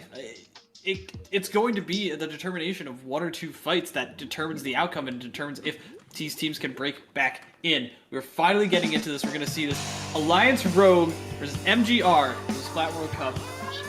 And this is going to be one of the most intense sets that we see. And the foil squeezer is coming out on the side of MGR. And we see Gray on the Jet Squelcher on the side of Alliance Rogue. Yeah, but it's going to be a great set here that these two are playing. And already right off of the get-go, you can see one side opting to build up missiles from a more passive position up at the top, and then the other one moving in. We're going to go ahead and take a look at Kiver here, who attacks and is already actually able to get a huge pick. These missiles aren't going to be able to find much. There's not going to be any follow-up on it. Kiver immediately jumping back out there to come back in and try to position better. Meanwhile, Scar is going to hold that. A great opening look here. A second batch of missiles here, but again, there's not a ton of follow-up this early. No, there's not a ton of follow-up, and it's going to be a little bit dicey if they're going to try and find their way back to where they need to be. And looking like it could go towards Alliance Rogue, even if they are able to dive around these specials, and it looks like they're going to be able to at least paint over for the time being. Maybe they can get these people off the zone. This wall is going to be so hard to break through. Finally, it goes to the side of MG. Great push so far, and good survivability there from Kiver, who's able to at least hold on and make sure that the other 3 are going to move in. They need to be careful not to dive too deep. They aren't going to be able to punish this jump, and Kiver going to get punished as a result with some missile follow-up here. This could have been a lot worse, and Scar going to get taken out as well. There's not going to be a ton of follow-up on top of these bubbles. They're going to push all the way back with that next special here, and just like that, I thought that was a pretty solid push there by AR, but Kiver overextending ever so slightly started that push the other way. Yeah, but because they were able to stay alive, because they were able to back up, at least in the time being, they're going to be able to be in the driver's seat, especially since they have the lead. But I can't believe that they ended up going down there. It looked like they lost a fight up top, and even though they have a good position down here at the bottom, they get these missiles, get them out of the zone, they run into each other, and no, this is not what you want to see. Obito was able to trade out at the very least, but they need to be doing something a little bit more concrete than this if they want to get back towards that zone. And we can see them now. They're starved for paint, and they need the paint and the specials to get back in right now. Yeah, and the story has just been, you see that AR is retreating back, but it always just seems to be just a moment too late here. Kiver's going to try to get a push here, started from the top. You know that they've called it out. There's not much of a chance here. Obito going to try to find this pick. It's taking a lot of time here. Will they be able to paint over and at least take it? They might be able to do it. They actually were able to do it with only one person down here. Now this last member is going to continue to fight there to try to at least get something. Goodness. The bubbles, no threat from them at this point. Great work. We actually didn't get a great view of what was happening at the top of the screen there to allow that push to happen. Some more missiles are going to be coming up from the top of the screen here. Again, they've elected to go with 3 people down here at the bottom. Gonna wait for the bubbles, but this time's gonna start ticking away very quickly. Yes, it was. Obito was so patient there to try and find out that one spot. And look at these bombs and the missiles coming in to try and prevent those bubbles from really going anywhere. The bubbles are able to find their way to that stage area, and Obito is going to get taken out at the very least. Kiver's going to stay on this zone, though, and we're seeing the Jet Squelchers just duel up top and send these missiles to help whenever they need it. And Kiver can't come up here because of Naruto being able to shoot over. Finally, Kiver finds a way to back them up and is going to be isolated over here? Maybe going back towards the zone? Can they find this pick onto Timo? Maybe! I can't believe it! Look at AR! They've been able to go blow for blow every single time that they need to. There's still a minute and 30 left and they're in the driver's seat. Yeah, and that's one of those situations where just maybe a little bit of hesitancy, not willing to dive in on Kiver, actually came back to really bite them there. I think there were a couple of moments, and you kind of called it out, where they could have dove onto Kiver there and secured that top half. Maybe they were worried that doing so and going down would create a bad situation, or maybe they feel confident that, like that again, they can simply come back in whenever they choose. Instead, now it's going to be another 2 going down, and it's going to be just one person left on top of the screen trying to shoot and trying to close this out and at least make sure there's some pressure on the zone. More missiles coming in here, but with just a minute left, that 20 points is going to go very quickly, Magic. Yes, it is. They need the specials up now, and it looks like the Chimers are barely able to come up in just the right amount of time, but Kiver ends up shredding one! Kiver ends up shredding the Booyah Bomb! They are able to send out the double missiles. They're going to get them moved all the way off of the zone. These bubbles can cap it. They are going to probably be able to keep this zone in their color for the time being. One ends up trading out. This could be the play that they need. 40 seconds left for AR to get back in, but there's not a lot of people left on the map, and there's not a lot of control, and especially if they ended up getting swatted down by these missiles. If Scar can stay alive and maybe even find a pick, goes in, tries, not able to find Yozo. It's going to be so dicey. Obito trying to make it work as well. Finally, AR ends up staggering. AR ends up staggering at just the worst time. They have a little bit of time, and they have one missile left to try and work their way back in. Yeah, whether the game or the zone goes out there, that's going to be a big pick there. They're going to have a little bit of time here left to do it. Both are going to start to go down. Everyone throwing paint at the zone. 3, 2, 1, they need to find it, and they're not going to be able to find the zone. And what a, I mean, just there at the moment, you can write a masterclass on that final sequence there, where it all starts, where Scar goes in, maybe a little bit heavy-handed, knows that they need to find a pick on Yozora before those bubbles can come out again. Yozora backs up, has the range in that matchup. We talked about it, only 4 splats and assists there from the foil squeezer, and yet that last one really was the catalyst that had that entire lockout. I know there at the end, a very, very scrappy scenario, but there were enough specials that you got the sense that MGR was going to be able to hold it. It's just amazing how one slight overextension that frankly was a necessary overextension led to the entire rest of that going down, and one of the true and few staggers we saw AR face that game. And it was so frustrating too, because it looked like Scar and Obito could stay alive there and maybe put on a little bit of pressure right at the end and keep their special meter and keep the paint down and draw more attention so that the other ways could get back in. But just at that moment, they got cleared out by the missiles and they needed to make a move, and at that point it was too late. The counterpick does come in. I believe it's going to be, I would be remiss to think that it's anything other than tower control. on Inkblot Art Academy as we see the stream come up. This is going to be a very tense and key moment if AR can win on this strange counterpick in terms of what JP is used to playing to. Then it's going to create a very fun game 3. Yeah, and we were kind of talking a little bit before. We were like, their counterpick is going to have to be tower control, right? Like, I mean, they're not going to outthink themselves into picking splat zones again on another map, right? This has to be what they're going with. And again, for those of you just joining us here, the first 2 games are forced to be on modes that represent the tournament that you won. For all of the Area Cup winners, which is most of our field today, that is going to be splat zones. But for both Alliance Rogue and Starburst, they're going to be able to pick whatever mode they want because it was an all modes tournament that qualified them for this. So functionally what that means is if they want to play tower control, they're going to have the opportunity to do so. We do anticipate that that's what these teams are going to end up choosing here.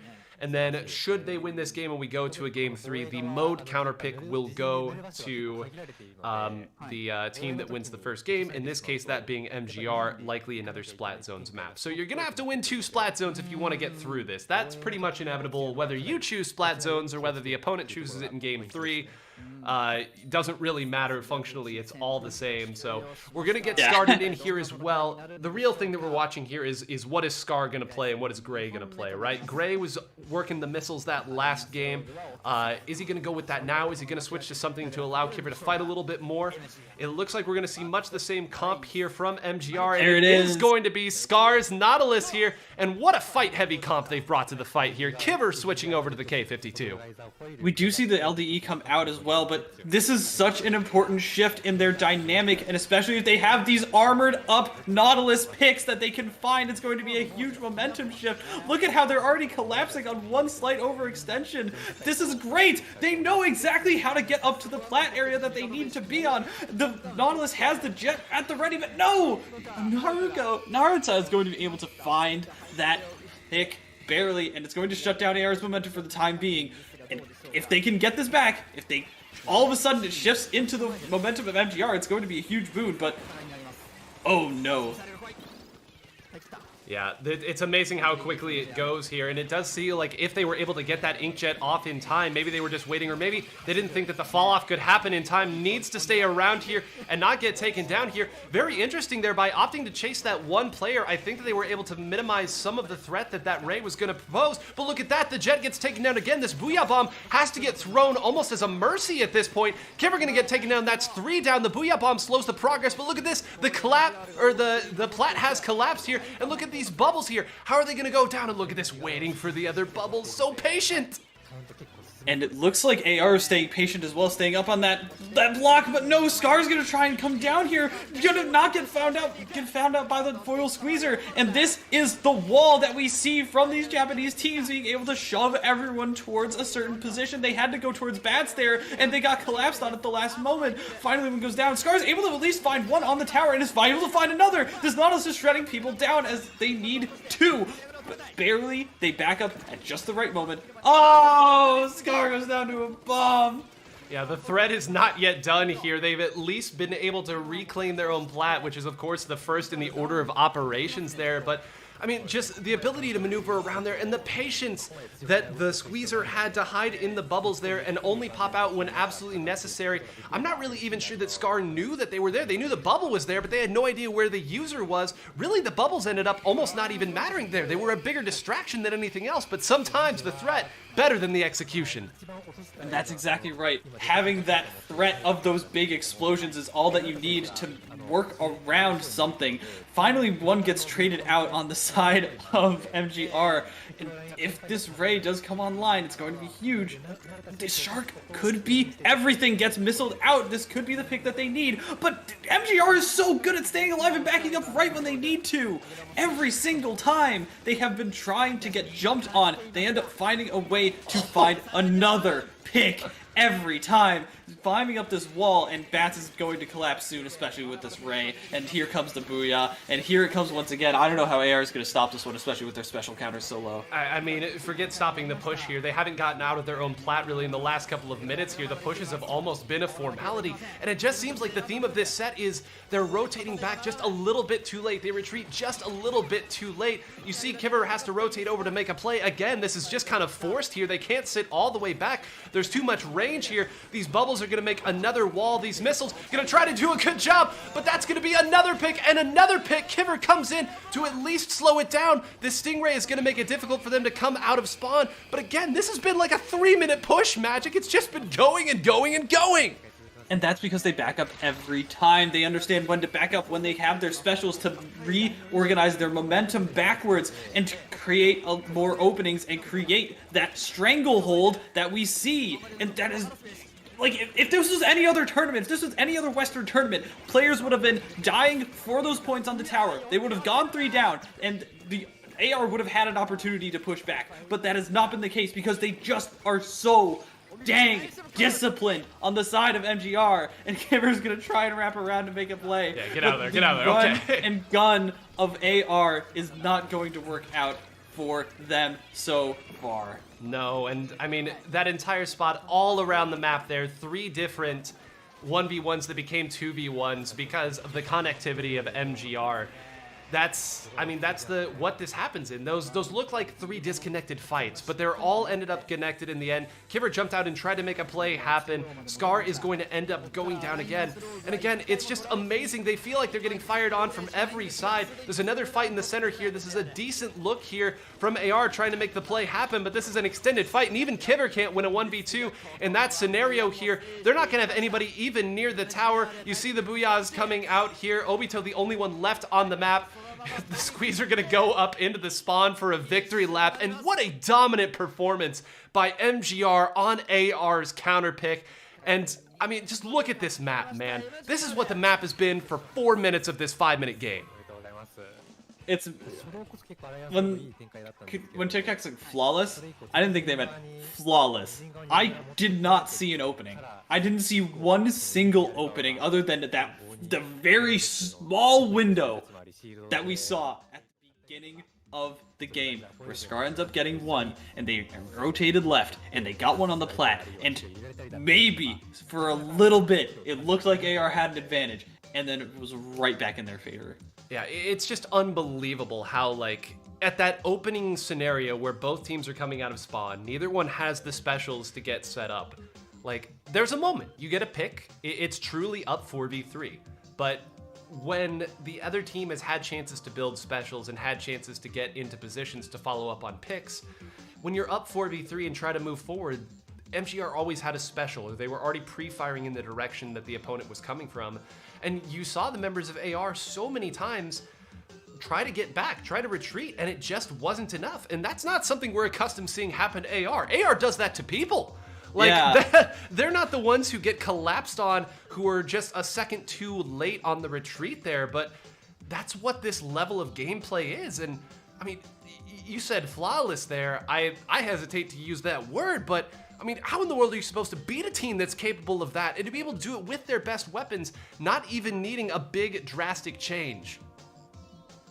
When I love how you mentioned the 3v4 scenarios that AR ends up getting in, because it felt like a chess sacrifice, right? It felt like they were just like, here, have this Rook, have our K-Gal, go get them for funsies. We'll all retreat, use our specials, and keep you locked into your base, and while we still have a decent amount of advantage in space and paint, and then we just come right back at you. And it's fascinating that it's that high level of gameplay where they're able to do that.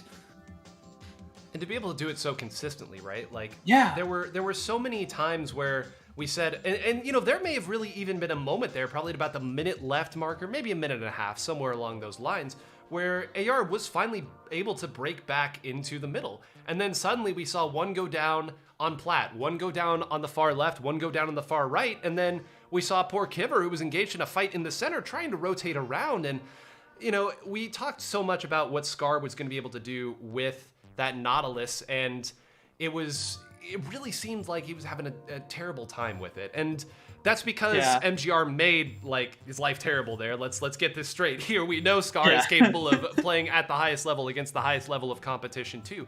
But we saw one Inkjet, and that tells me that that weapon just wasn't able to fire at all. Like, it goes beyond just not being able to find picks. If you're only able to get one Inkjet, the Inkjet that we saw used, one, on the defensive side, and two, get shot out of the sky in the middle of Inkjet, that just tells me that weapon wasn't even able to fire. And that is a weapon we've seen what Biscuit and Bagel are able to do on a more, you know, not passive necessarily, but on a team comp that kind of allows them to move and paint up. There was just no paint to be had. They were respawning in the entire time. That was all they were able to do, not able to take advantage of what that weapon's really capable of. And it was interesting that we had a conversation the other day. Nautilus is not seen in Japan, like, at all. Like, it never took off like it did in the West. And I think that what we saw, that's part of the reason, is because they just get shut down. They can't get off the ground. Literally, they couldn't get off the ground with that Inkjet. And so, because of that level of impact, and because, I mean, even Inkjet isn't even that strong, especially in some of these formats that JP is especially used to, with the Splat zones being the focus. And so because of that, they know how to play around it to the point where it's not even a consideration. Yeah, not a consideration. And, you know, to be fair, like, no weapon looks good on the stat sheet when they can't leave their spawn. But that weapon in particular, it just seems like because it needed so long to get charged up and try to jump in, it's a weapon that really does need you to be looking another direction. It excels because if you miss it firing at you, you're done. That's it. But there were even moments where Scar was able to make it to the center of the map with that weapon, and then it was trying to fire at someone who was already retreating, and then immediately the Jet Squelcher jumped back out, started firing, and before you could see the reticle snap over to that, it was already too late. And you certainly don't think that you're targeting a player when you're trying to do that, but when you have a weapon like the Jet Squelcher, and you have a player who is able to confidently trust the calls from the team to move over and start firing at the biggest threat, it does just seem like they were able to make it a non-factor, and it's incredible. I don't think I've ever quite seen any team do that to AR on tower control, especially on that map. Oh, well, at least we won't have to see it happen again, right? It stinks, but single elimination, it's understandable why they're running the format the way they are, but it stinks to be sent home during those first matches, especially during such a crushing defeat like that. You have to feel for AR. Especially they with did how that, show up. They did. That Splat Zones game was so good and so strong, and it was just the slight, you know, overextension that they had to do at the very end, where Scar had to go and try to attack Yozora on the foil squeezer to make sure that the bubbles were out of the way. But again, that's like why the foil squeezer still works. It outranges most of its threats on the front line, and it's just amazing how those small moments in one game can then be totally overshadowed by a full-fledged dominance in game 2. We expected the opposite, right? That's the thing. We expected, okay, they might get cleaned on zones, and then they'll counterpick to TC, and they'll be the ones that are more familiar on that map mode, and they'll be able to work around and maybe even show up a win in game 2, but they'll at least make it close. But it was the other way around. I think that's fascinating. I'm very impressed at MGR's ability to adapt to that. Yeah. And not that there were any narratives that I think people seriously talked about of Japan being weak on tower control, but if there are people who still believe in that narrative, I hope that was a solid answer for you as to what they're capable of doing to even the best teams that North America and Europe can pump out. But Magic, I believe we've talked about that set enough here. We have people starting to get into the lobby for our next set, Resistance versus Mirror Coat, and we'll go ahead and play the Resistance highlight video right now. メインカウント20切ってレジスタンスラインを押し上げている。さあナイスダマ2つ。ナイスダマ2個投げて一気にエリア止めれるは止めれますが、返しはナイスダマ。取らないといけない。輝き水槽作戦。ペナルティーを入れないといけない。ノエが入っていって3人がかりで抑えたレジスタンス。God, as a commentator, it gets my blood boiling to hear people get that excited at the end of a 100-0 game, which, you know, burying the lead there, that Resistance is capable of doing that to other top Japanese teams in Area Cup, a 100-0 victory and a dominant one at that. But of course, we cannot speak too much without talking about their opponents, Miracote, who qualified by way of Turf War, and their highlight video. モンピッチャーラインを上げていく。さあ、オタンがラインを上げていく。選手が。さあ、しかしドーンが落ちた。ここでキルが入ったのは、なんとメタモン。オタン1枚取って、塗りを広げて、これは決まったか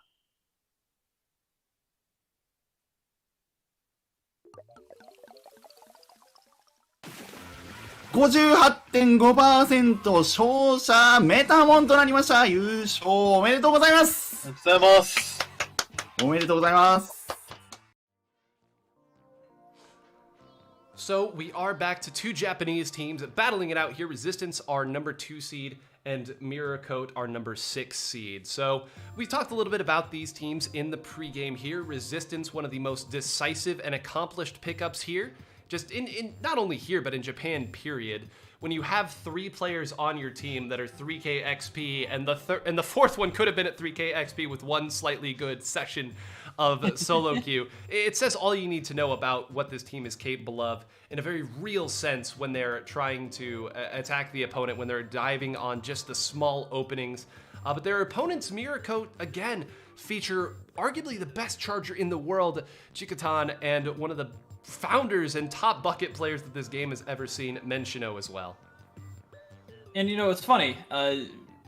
People always talk about how we can't escape Pokemon names in Splatoon teams and players, and even in Japan, they can't escape it. Pokemon names are just everywhere. This team is going to be one of my highlights to watch because of the legacies that these players have, and the way that their composition is going to play a lot more like what we've seen from traditional Western-style teams, where there are those bucket players or those blaster players. There are those charger mains, and then you have, you know, your classic front lines, your classic support. And so it's going to be interesting to see that kind of playstyle play out here with a little bit the twist that we see from the Japanese perspective. On the other side, though, it's going to be fascinating. Go ahead. No, I was just going to say, and the interesting part here is when you have, like, the charger dynamic, which we've kind of alluded to here, the decisiveness and the ability to collapse that Resistance is really known for, where they are such strong, individually skilled players that they feel confident kind of improving off of each other. My opponent is over here, my teammate's about to engage. I have enough time to get over there, fire a couple shots, and get back. Like, I don't need to call that out. I understand that from my hours and hours of dominating opponents, that I can get there and get back to my spot in time. I don't need to convey that. I don't need to worry about, like, all of this slow stuff like thinking or calling out what I'm about to do. But when you have a charger, that is a weapon that is fast enough and precise enough with a player like Chikatan that you can kind of overextend in situations where you don't think you can overextend. I remember when the Brella and the Bamboo and then really the Nautilus were starting to get popular, there was this kind of spacing-based meta where suddenly what was once an overextension, or not an overextension rather, was suddenly an overextension. And it was because people just weren't used to the timings of, you see the laser, you're done, that's it. Like, if the laser sees you, you see the laser. It doesn't matter how quick you can move. If they hit their shot, that's it. That's a 3v4. And against teams like this, where one player with this displacement passive meta, like, that can be it. No one's going to want to overextend in that scenario. So I'll be really, really interested in seeing if that happens early on, if Chikatan is able to kind of break a game open with one big shot early on, and what the adaptation is going to be from Resistance, because they can't really match that. Right. It's really interesting because, like, when you talk about a Jet Squelcher, you don't talk about the killing power of the Jet Squelcher. Although it has that, you're mostly focused on the spacing battle that happens, right? Whereas with the Charger, it's if you overextend, you're done. You don't push them back, they're dead, right? And that dynamic can create those fascinating openings that you don't see from a lot of these other teams. And if they can play off of that, if they can play around that, it's going to be fine. But if Resistance is aware of that, then it's going to be hard for that charger. If you stay out of the range of that charger, if you missile it down every single time it wants to get a shot off, it's not going to be as impactful. And that's why we have been seeing such the decrease in chargers, because they bonk an armor every time, because they might have a shot charged and then they get missiled. And there are these ways of countering these high impact weapons that the more versatile weapon is going to be favored most of the time. Yeah, and the reason that we mentioned this so much too, I know people are probably a little tired of hearing us talk about Chikaton's charger, but that's because so much of what Resistance is bringing is pretty straightforward, with the exception of one player, and that's Nyagora. And Nyagora is their backline equivalent. Now, it's not a charger, which is why we've kind of not been talking about it with respect to this, but Nyagora is a true backline flex, and that's, you talk about chargers being rare, backline flex even rarer these days at really high level. Rapid Blaster Pro Deco is one of the weapons that was listed, mini Splatling and heavy Splatling remix as well from Nyagora. So, I mean, this is another player, and I believe in some of our research we even saw an E-Leader come out. Now, I believe that was really just kind of a like one map counter pick type of deal, but it's going to be interesting to see if both sides opt to go with the backline, and I really think that's going to be map dependent here, which they try to go with. When you have a backline flex, you are, at the very least, somewhat advantaged in the sense that you can rotate around, but by the same token, I don't know that any of those necessarily have a strong, as strong of an influence on the match as what the Charger is going to be able to do. Right, exactly. And it's fascinating that you bring up the E-Leader, because a lot of times, you know, it's the what we used to see a lot is the counterpick battles of the backlines. You know, do you pick the ballpoint? Do you pick the charger? Do you pick the E-Leader? And, you know, trying to rotate through those, see which one's going to win out. And if you end up counterpicking them in a way that they aren't expecting, if you find that E-Leader and you can just completely wall them out of their comfortable spots where they're used to shooting from, it creates a huge disadvantage for the team with the underrange charger or backline on that map. And so it goes back and forth once again on kind of a rock, paper, scissors. Are you going to pick this or are you not kind of deal? And mini Splatling is going to be probably one of the things that we're going to see. They're going to be spamming a lot of missiles. They're going to be poking out with burst bombs, like almost like a custom jet squelcher would. Although it's going to be hard to see that impact if we see something like a heavy.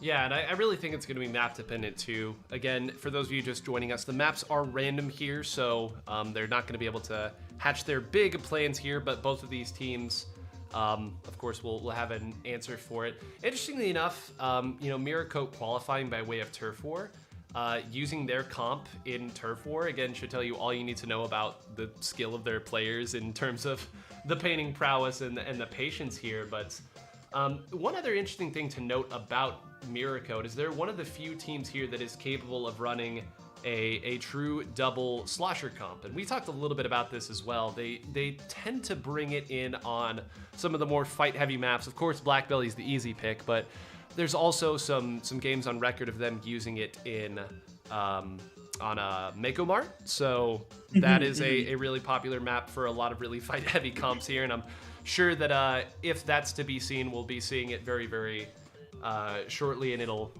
I'm really curious to see, again, like what their answer is going to be against the decisiveness and individual skill of Resistance, because of course the Miracote players are very strong. They've got 3 2900 players. Resistance has 3 3K players here. There aren't a ton of those in the world, and for 3 of them to be on one team really does tell you all you need to know. But again, when we saw MGR get the victory over Resistance in Area Cup 65, which is a great set, it is on YouTube if anybody wants to watch it here, the games really did go back and forth. And I mean that in a sense of like the set went back and forth, but even in the games themselves, it went back and forth. And there was just this incredible moment, these incredible moments of the final second that you could push in here. And again, jumping out at just the right amount of time.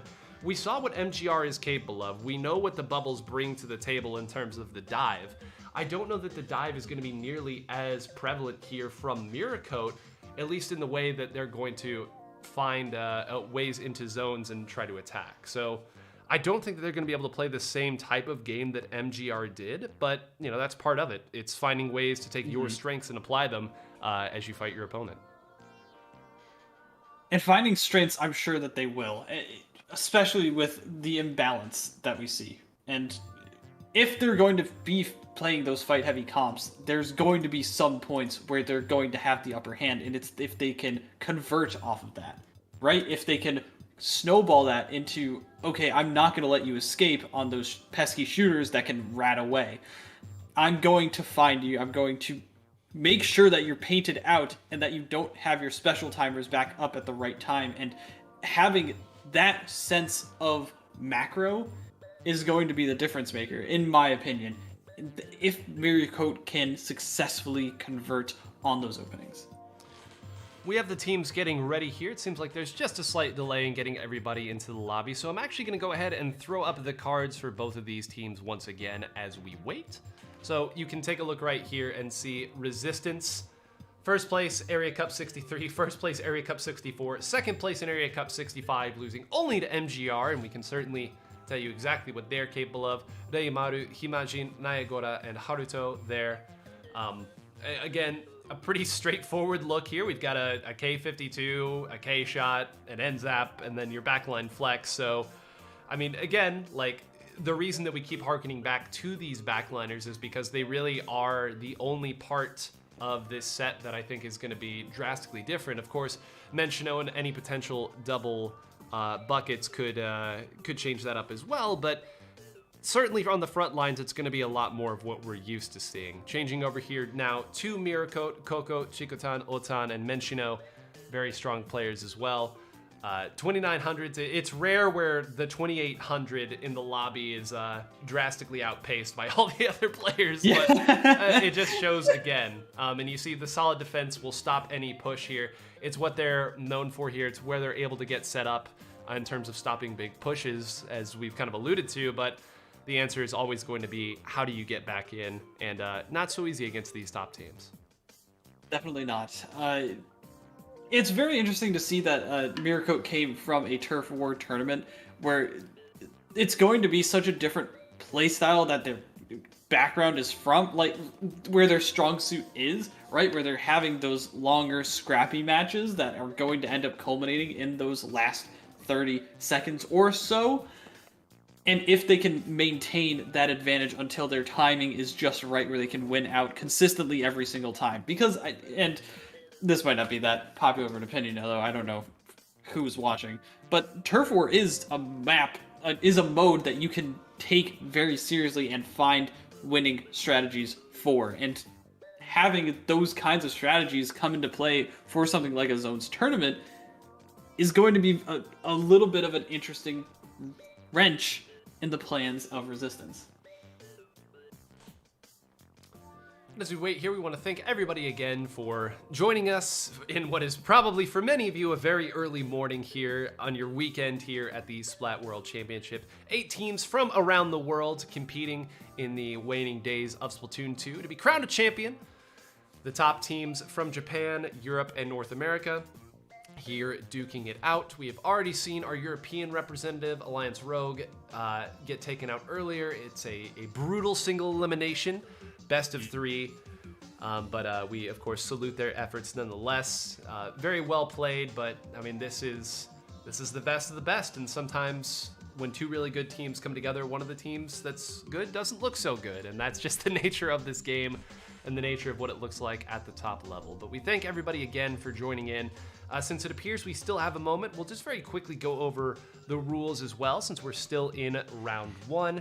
You can see here, single elimination, round 1, best of 3. Rounds 2 and 3 will be best of 5. The first 2 modes are decided by the rule set of the team's qualifying tournament. If you won an Area Cup, your mode will be Splat Zones, as an example.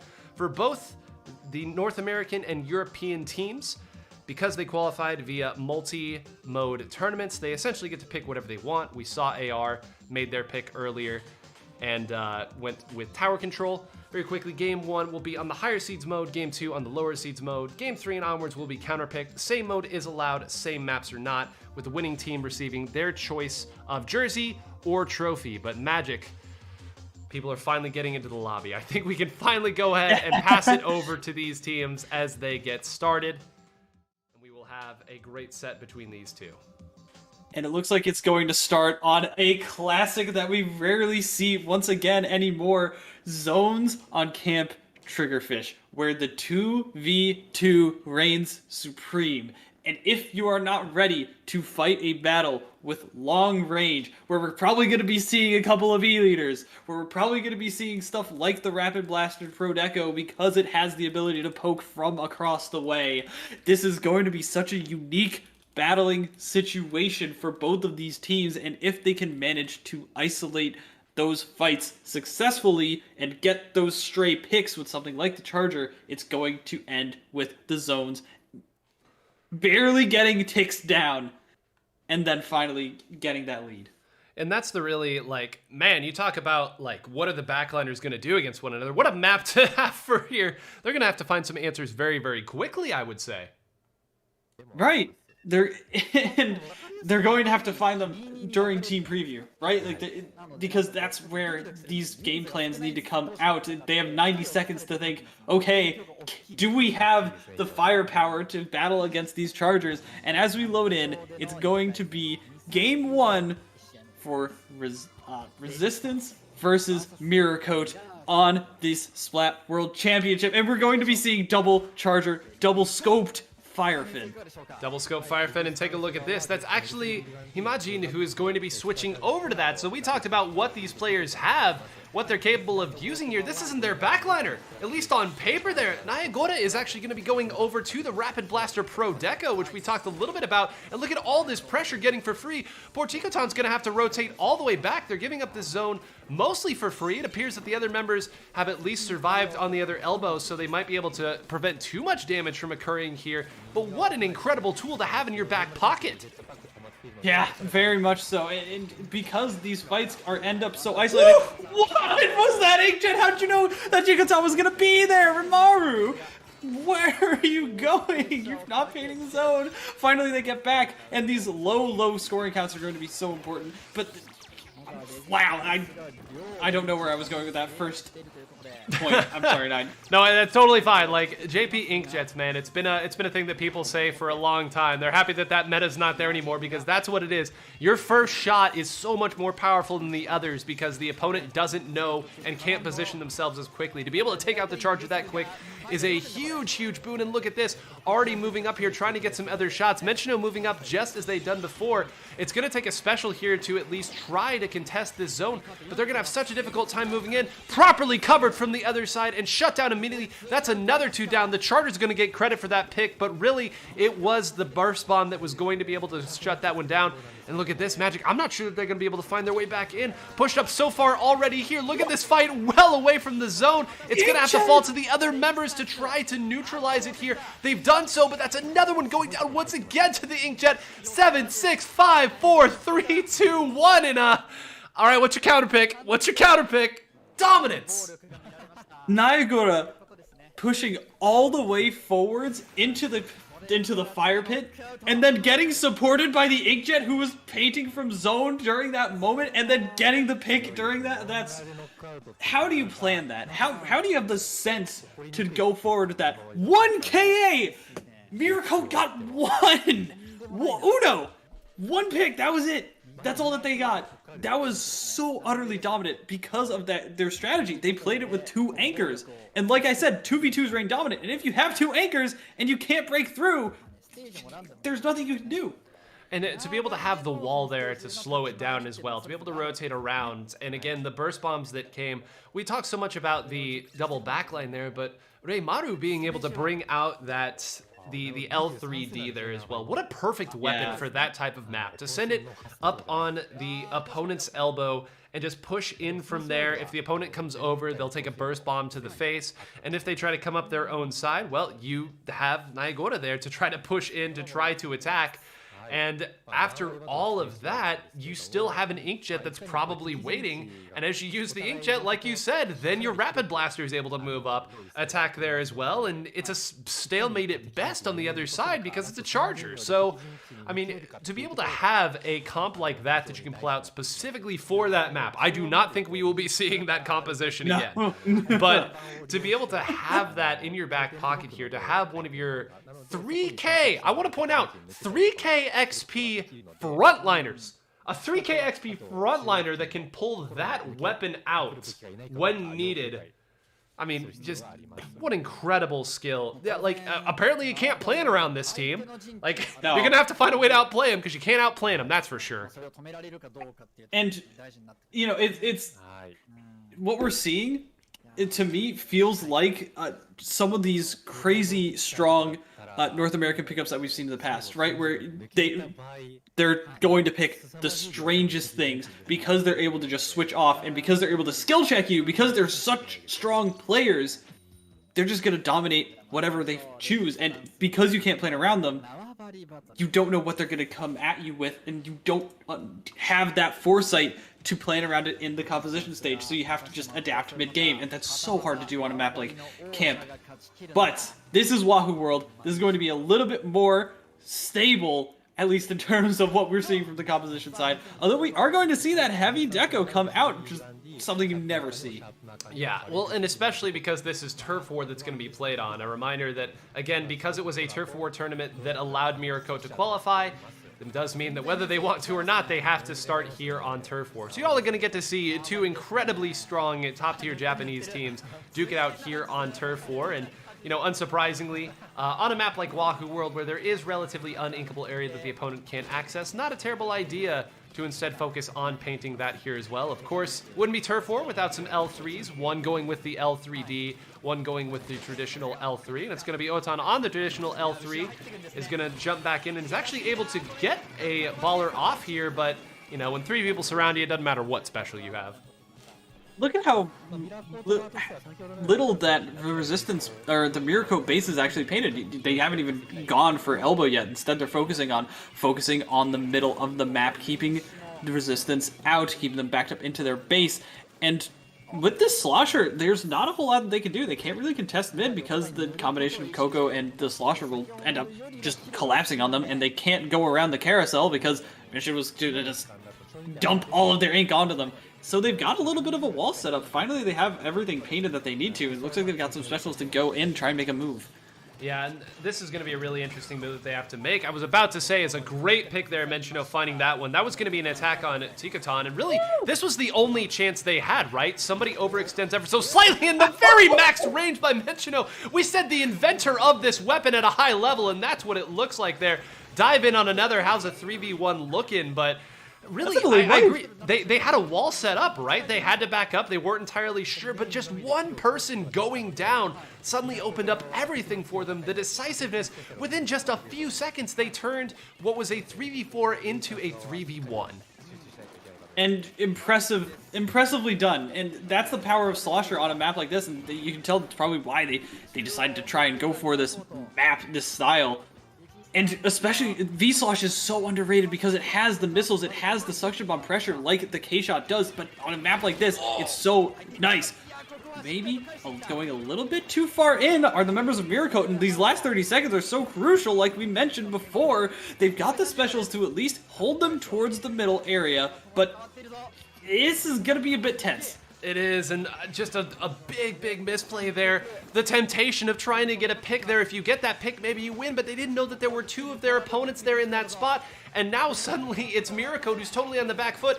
Menchino needs to find this pick, not able to do it, has to rotate all the way back. Both of them getting away is going to favor resistance here. They push forward, Menchino is going to go down. That's another one going down. It's amazing how quickly this turned, but resistance in firm control at the end, and provided that Judge is seeing anywhere close to the same map as I am, this is looking very dicey for Mirako's tournament. There it is. That was a fantastic play that we saw from Haruto. It literally didn't matter if they won that fight or not. It didn't matter. If Menchino got that pick, it didn't matter. The rest of the team was moving in. Menchino was removed from the fight, and they collapsed, breaking through that middle ground because they understood the timing of when that extended platform was coming up, and they had the specials at the ready.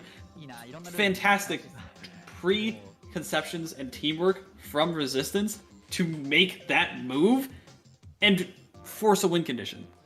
Force a win condition too, but I really want to go back to that overextension, that attack there that Otan made there with the L3. had line of sight from a shark to try to attack an opponent, was really responsible for, with Menchino holding down that left side. Didn't necessarily need to go in and try to attack in the way that they did, but, you know, I get it. Like, you get that pick. It's 3v4 there, approaching the last 30 seconds of the game. You're going to have special advantage. You know that someone is already stuck up on top left and can't immediately affect it, but, I mean, that's the risk that happens in these games, right? You go for a pick that if you get, you probably win the game, but then because you don't get the pick, you lose the game. And it's just amazing here. I know the common thought process from everybody is, well, you know, it's turf war, last 30 seconds is all that matters, but there were so many moments there where one slight overextension changed the entire balance of the game. That's what allowed Miracote to gain the control that they had, and then the slight overextension by Miracote, I mean, it's amazing how the one small opening just completely changed everything that quickly. I mean, that was within seconds, Magic. That was within seconds they took the whole map and rode it the rest of the way. And people always say that especially turf war hangs on a knife's edge, right? And it could, the smallest of margins, the smallest of weight changes can end that tipping in one favor or another. And especially with the discipline that these Japanese teams have, it's so much more important. Again, every single time that one person goes down, it's that much more of an imbalance. It's that much more of the situation changes so heavily because the small margins are what they need, and one death can be that opening. It's an unforgiving game we play, man. It's easy to forget it's sometimes. Very unforgiving. It's easy to forget sometimes that we all have these little inklings with 100 HP, and that's all you have. And every weapon, if it has the reticle on you for a second, is going to be able to take you out. And just sheer brutality, man. That's what this is. And, you know, it's one of the reasons why people talk about the, you know, displacement meta and how teams just are willing to give up zone if it means they stay up. And it's because they know what teams are capable of in terms of holding this. And I know that, you know, part of it is a turf war thing. You don't get to hold on to the lead that you had as much as you would in some of these other modes, but there's certainly a fundamental aspect to that way of thinking that applies to all of the modes. Right. There are concepts and ideas and thought processes that are consistent, right? That fundamentally are built up in things like turf war and zones that carry over into the other ones. Like the one thing that I always harken on, especially when I do coaching, when I do analysis, is area control. You know, where are the key areas to control? Like that doesn't change. It just changes how you approach during those different modes. And so the differences there are going, like, there aren't that many differences. Like, if you want to push on tower control, you need to control the area ahead of the tower. If you want the zone, you need to control the area around the zone. Like, it's the same concept every time. And being able to transfer that, although it takes some nuances, it's the same thing. We have, now I know people are already starting to get excited here, two more teams that'll be battling it up. If you took a look at the top of the screen, you saw Bugenbidia, so that is the pronunciation. I had Tic Tac sounded out for me, versus North America's hope, Starburst. And we have, again, some videos here to show you about both of those teams, and we'll also flash their cards up. But first, please enjoy Bugenbidia's highlight reel. これあるぞ。このまま逆転からのノックアウトもあり得る。残りは2分。十分に時間はあります。いや、本当にありますね、ここ。ノリスケを倒している。人数差は5分、3対3。落ち、3落ち。カウントストップ。チャンス。再び取って。あるか。残り10。残り10。決勝を目の前。さらに落としていく。横をうまく取った。バードライフを落としていく。そのままフィニッシュ。ノックアウトで決勝に進んだのはブーゲンビリアです。And of course, not to be outdone, we have a short highlight here from Starburst from their victory in the NA Open 2022. I think he's happy to be off the blob and be able to attack. Brand's gonna run through. That's already damage on that last person. Bagel immediately pushing forward. This last checkpoint, actually, I don't know if it's gonna be able to be contested. I don't know. I don't think that there's enough of Super P there. I think they're just going, yep, there it is. Yep, there it is indeed, and that's what a lot of teams feel like when they play against Starburst. The train gets a rolling, and boy oh boy is it difficult to stop once it leaves the station. I think North America is awake. Also, I think there was a familiar voice in that clip, although I couldn't quite place my finger on it. This is Starburst, everybody. Good morning, North America. This is the team that everyone is so excited to see play today, and for good reason. These are some of the best, the longest lasting, I have to say, people that have been playing consistently for a long time. Ice, Bran, Biscuit, even though Bagel's a little bit of a newer blood, has been at the top for a long time, and I would have no better team to represent North America than these four. Yeah, it's an incredible team in terms of what they've been able to accomplish on the world stage as well. Of course, Ice has, duked it out with some of Japan's best on the world stage, the live world stage. Bran has played against all these players all the time. Bagel, in the role that he was able to play in Sayonara, and their big rise. There was a time, I'll never forget the comment that the legendary Japanese commentator Ridu made. He said he thought Sayonara was the best Western team, period, bar none.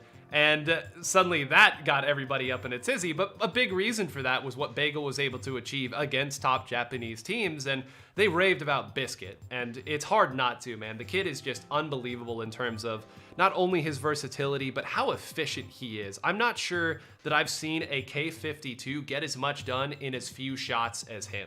He just doesn't miss. And he has listed here 2 weapons that I would be surprised if he went with. Certainly the custom blaster would be hyped to see, and who knows, maybe they've just truly cooked up something crazy for this, because why not? But capable of playing every weapon on the entire roster. Started off as a blaster player, went over to the back line, then went over to the front line, then went over to the Nautilus, and now just plays whatever he wants to because he can. But, I mean, really, anyone who has seen this team play knows what these players are capable of, and they know they're going to put the best foot forward. I think that the spirit of Kyo is with us with that custom blaster marketing. That's the feeling that I get. But it's true. I mean, Kyo was one of the players that a lot of these players have played with for a long time, and I'm sure the influence of Kyo's play and Kyo's play style will be with them, especially with the prior teammates that he's had. This is going to be a fascinating set. If any of these weapons that we see on this screen come out, it's going to be fascinating. It will indeed. And on the other side, their opponents, Bugen Vidya, you can see second place at Area Cup 63, second place only to a little team called Resistance, and we certainly saw what they were capable of here, but Riru, Real, however you want to pronounce it here. It's lots of different ways to pronounce it here, but one of the true mains of the H3D. This is one of the players who, back when people thought that double H3D was the strongest comp in zones bar none, well, you can partially blame this squid. The rest of the team, of course, very powerful as well. And this is another team that might break out a double anchor. You can see listed on the screen there. They have a jet as well as a ballpoint if necessary. And I can confirm Liar does play both ballpoints as well. So don't be surprised if we see some crazy ink jets come out when you least expect it. I have always been a propagandist for vanilla ballpoint. I don't think you understand. That weapon has so much versatility, especially with the trappings of the mist and the inkjet. I could go on, but however you want to call them, a absolute legend that brought H3 to the forefront of the meta back when main power-up was introduced and people were really understanding how that worked. That's a name that I've heard so many times in the past because of their prominence and because of how strong they were and because of how strong that they still are. This is one of the legends of the game, and I'm really excited to cast over them. Yeah, and this is one where, like, every time a big H3 play gets made, like you said, it's just, that's the one. Like, and all these people, like, who are commenting on it, you're like, I didn't know you played H3, and they're like, well, I don't, but I know this guy. Like, this is the highest end of what this weapon is capable of, and we talked a little bit earlier about, the role of an in-game lead and a player who is capable of, kind of calling out where you need to go and the calm through the storm here. The notes that Tic Tac gave us say that that's kind of how this team operates. They go as Riru goes. So we will see if they're up to the billing and taking a look here on a map that we don't see super often here, and taking a look at these comps here as our first game gets started, it is going to be a double missile comp coming out here from Bougainvillea. Meanwhile, Starburst using the comps that we probably figured they'd utilize. Right, exactly. No big surprises here. We're seeing a lot of paint come out, as well as the Ray on a map like Walleye, which is the straw that was drawn. First pick goes towards Starburst, though, and it could be the moment that they need. There's an armor on the field for Bougainvillea, but it could be their opportunity to strike, and there goes the H3. This is their first chance to really make something happen, and they haven't gone down yet. This is looking like it's a good opportunity. It is, and you know, a very almost Japanese way of them starting that out. They gave up the early cap there. They waited out the early couple of specials there, understanding that they could get a pick. They ended up getting 2 there. They weren't able to push very far forward because of another really timely Ray, and they got to be careful here. They do know that this is coming in, but the wall is up. Not even Brand's going to be able to win that, and this went from bad to worse very quickly. They're going to rotate back. Bagel's going to fight a 4v1, and just as I was saying, Starburst played that scenario perfectly. The Ray to allow the other members of Bougainvillea to come back in, allow them to very quickly turn that one on its head. And that all started with Brand going down right in that right alleyway, right? And that's when Lyra was able to move up and use that wall to its fullest potential. Even though they knew it was coming, at that point it was a lost cause. The Ray coming in for Ice may be able to find a pick. No, it doesn't seem like it's going to be able to. Armor and Bomb Rush are able to move in now, finally getting pushed back, and they are able to collapse. They're able to use that opening to find at least a member down. Although the paint isn't quite there yet, they finally get the cap, and that's 2 more going down. They're staggering Bougainvillea right now, and they have the special counters to keep them at bay for the time being. They just need to move up a little bit more. They need to get that paint control as much as they can. Wait, they're going for picks here? They are going for picks here. They understand they have a lot of points they need to get here to use it earlier, and Ice is going to find one. That's a big pick there because that was their K-Pro here. Right now, this Stingray needs some follow-up. It's not going to be able to even be fired right now. They're going to wait until some of the other members are back, but that right alleyway has collapsed. Look at this. They're pre-firing into the alleyway. There's nobody there. They already got out here, and now, almost as a sense of desperation, this Stingray has to be used by Noah Atsumure. And now let's see, are they going to be able to get any follow-up on this Booyah Bomb? They throw it at Brand, not at the zone, just to build some space. They drop down. If Biscuit finds this pick, it might be it. They're rotating over. Is anyone in the zone? Dig is able to find a pick, and just barely holding on is Starburst, but finally the zone goes the other way after they've gotten the lead, and Relreal is gonna maybe tunnel a little bit too hard, and I'm sorry, that's the shortest hold I think I've ever seen them have. Wow! I'm so impressed at the tenacity. Also, the armor ends up going down because of that pick from Ice, and because of that, they didn't have the armor and the confidence to go back in on the side of Bougainvillea, and the armor on the side of Starburst was able to protect them from that Ray. They're not going to get protected this time, though. The missiles are able to at least prevent it from using its full duration. There are 2 on the right side trying to fight Brand, but Brand is there! Brand is around! Brand is able to make this 2v1 and come out unscathed, and finally able to get help from Ice, I believe it was, who was able to shoot over and find Relreal. This is going to be 2 down, and although they have a special online, this is going to be probably the zone. They need to move now. Starburst won the first game of Splat Zones against Bougainvillea. And an incredible display all throughout there. The ability to rotate out, the patience in the middle of the fights, right? This is something that I think you can really break down in like VOD reviews and whatnot where you look at this. But I don't think there was any point in that game where Starburst went too deep on a fight. They did damage, they held their position, they waited for somebody else to come over. They never went too deep to fall into Bougainvillea's, I mean, forget like plans there, they just never went too deep and got pre-fired on or anything like that. In all of their fights, they simply set up the way that they needed to. They understood the position was fine. They rotated over there. You saw Brand win that 1v2. Really, that was a 1v1 that he was able to get very quickly. He hit Relreal with the bomb, and then when Relreal went over to the corner, he just kept pre-firing and making sure that he couldn't come out. Ice came over in time, and that was just a perfect little micro scenario that happened so many times. Of course, we're only able to see so many of them, but that was the theme of the match. Incredible discipline in those micro fights by Starburst. And that first wipe that they had me so scared, right? Like, everyone's, oh no, here it comes, right? Like, this is gonna be just another AR situation. They're gonna get walled out. This is here we go. But it never happened. I don't know if it was just the distance of Walleye, the non-confrontation from Bougainvillea's part, or just what have you. But for whatever reason, they decided to just not push up and have that stranglehold.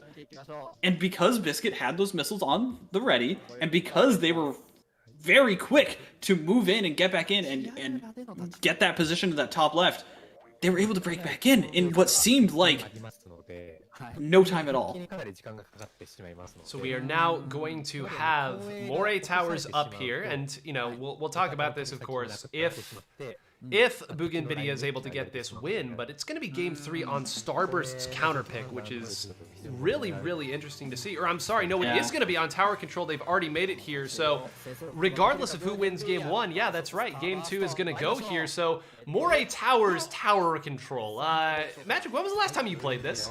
When was the last time I saw this at a tournament? I'm gonna say 2017 during the Splat World Championship. I think is the last time I saw this at a tournament. I cannot imagine the last time. But though Moray Towers we are no stranger to, at the very least. This is a map that is going to be dependent on those snipe areas, and Ray could be very strong here, as you see, able to take down Bran, and they're going to get collapsed on at the very least, although a Ray coming out from ice this time around and is going to take down 2, getting right back, and again, the early give up of the position to get a couple of picks and get the momentum in Starburst's favor, and we're just seeing the same thing from Game 1. It is, and you know, Bougainvillea's plan there was very sound, right? It's have your K-Pro go, or sorry, your K-52 rather, go and attack their snipe, and as you do so, have your Ray attack it. You claim their snipe, you collapse in on them, you're fine, you're good. But what happened there was the members of Starburst survived so long and so well that even though they did get collapsed on, enough of them were up and pre-firing that they were able to survive long enough for Isis Ray to come in and close that out. We see at the other side as well, Noatsumuri being able to close that down as well with a really powerful Stingray, but again, you can see the strategy and how it ends up working there in both sides, and again, it just doesn't seem like Starburst is making any major mistakes here in these micro situations when the pressure's on. Exactly. Though that Ray really did end up being the knife in the gut to Starburst push, they did so well. They used the bomb rush to put the pressure onto Snipe, and they timed it much better so that they had another Ray, they had all those specials that they needed to get that to at least a 68 push. Now they're going to be able to try and dodge one more Ray. They're going to get a little bit lined up here. Maybe Relwheel's able to move forward just a little bit more, could be able to find one, but Starburst stays alive for the time being, and they're going to have specials at the ready very soon. This is looking like it could be their opportunity once again.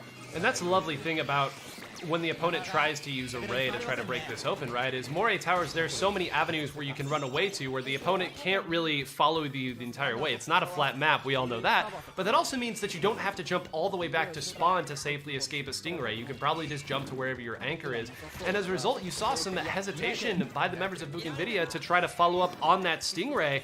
And, I mean, of course, we know how strong these Rays are and how strong these players are with their Rays. Relwheel completely opening this game from a really awkward position to get those picks has given his team a chance to really make this push here.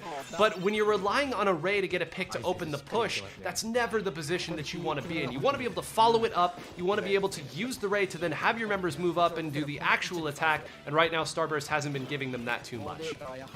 No, it's very frustrating kind of playstyle that Starburst has been putting on, and it's impressive to see the patience. Although this Ray looks like it's going to be the opening this time that they need, Liar's up in the Overlook area and could be taking down the members, as well as Dig coming up from the other side. This is looking like the coordinated push that Bougainvillea has been looking for the entire game, and Bran barely does go down. Finally, Dig trying to make a move here. A little bit of a standstill. That was a little bit interesting, but could this be the push that ends the game? It looks like it very well could be if Starburst doesn't collapse, and finally they do. Yeah, they do. Great job there. And Liar is still up here to add a little bit more insult to injury here and just make sure that there's no super strong counter push coming the other way. But that was the scenario that we talked about, right? Relwheel gets the opening from an incredible individual play, was able to take out 2, then they then collapsed on the 3rd, and then finally they got to use the array to kind of lead the charge rather than going for the pick that opens the charge. And I mean, the meta on this map has been written for years now, right? You want to fire your Stingray from right here. You want to use your Stingray to hit the opponent's plat there area where you can attack and like get the long sustained push. So they've executed it just right. The difference here is that right now there hasn't been the incredible play that we saw from Real. This jump is very scary, and Noah Atsumuri is going to get jumped on again. If he can find a pick, this would be huge. He's not. Instead, it looks like one of the other members was able to attack Ice, and Dig might be able to find another. I think that might actually be two that Dig finds there, and that could put a major, major wrench into this attack when it looked like Starburst finally had an opportunity. Look at where Ice is on that overlook, trying to make people push back at least a little bit. Biscuit's going to be tasked with trying to find a way up this ramp. Not going to be able to do so. Instead, Ice is going to fire that way to try and give Biscuit a way in, but is not going to find anyone. This Stingray may be able to clear the way for the tower, at least for the time being. They're going to stutter step it to try and get out of the way of that Tri-Slosher's shots, although one's going to end up going down. Finally, one gets up here. Grand might be able to find two, but there's nobody on the tower, and what universe are we in, Nine? Because I don't know the last time I've seen Starburst lose on tower control Moray Towers, but they're going to have the counter pick for Game 3. They are going to have their counter pick here. They're going to be able to pick whatever map, well, I guess not really map here, but they're going to have their counter pick as said, and, you know, this is, we kind of painted the picture of that map, right, of how it's going to go, and the idea at the very start was made clear, right? We use our Ray to point our frontliners in the direction that they need to go. Both teams were able to make use of that. Starburst turned aside the initial attack very adroitly and were able to get, you know, not a super comfortable push, but, you know, the plan was there and it seemed like they were one step ahead. They weren't going down needlessly. They were playing it well. It really was the moment where Real made the play that we kind of talked up Real is making there. That was a true 1v2 from an awkward position with a weapon that is susceptible to being rushed down. And to be able to get those two cleanly, to allow Dig to then move in where they secure the third. Ice didn't have a choice at that point, had to back way up, and that meant that there was no one stopping them from getting on overlook. The Ray was able to pick exactly when it wanted to happen. Everything else at that point is simply execution. It's a formality. You've done what you need to do to set up your situation. Both teams were going for the same thing, slightly differently oriented in how they were doing it, but this is... It's so interesting, the maps that we've gotten here at the start, right? Where Walleye, so lockout heavy, can favor a team that has the strong Rays. Meanwhile, the second one sort of forces a certain type of game from tower control, which is supposed to be one of the more aggressive and creative modes that you can play. And now here we are in Game 3, and the maps have been so polarizing at this point here. I have no idea what these two teams are going to fight like when they're on a neutral. It's going to be so fascinating, too, because it seemed like Starburst had that opening that they needed, too, right? In that fight, but like you said, Dig was able to get that very clutch double, right? Where they were able to at least halt that momentum, stop them from getting to overlook exactly when they needed to. And because of that, the tower was moving just a little bit too late. And that little play from...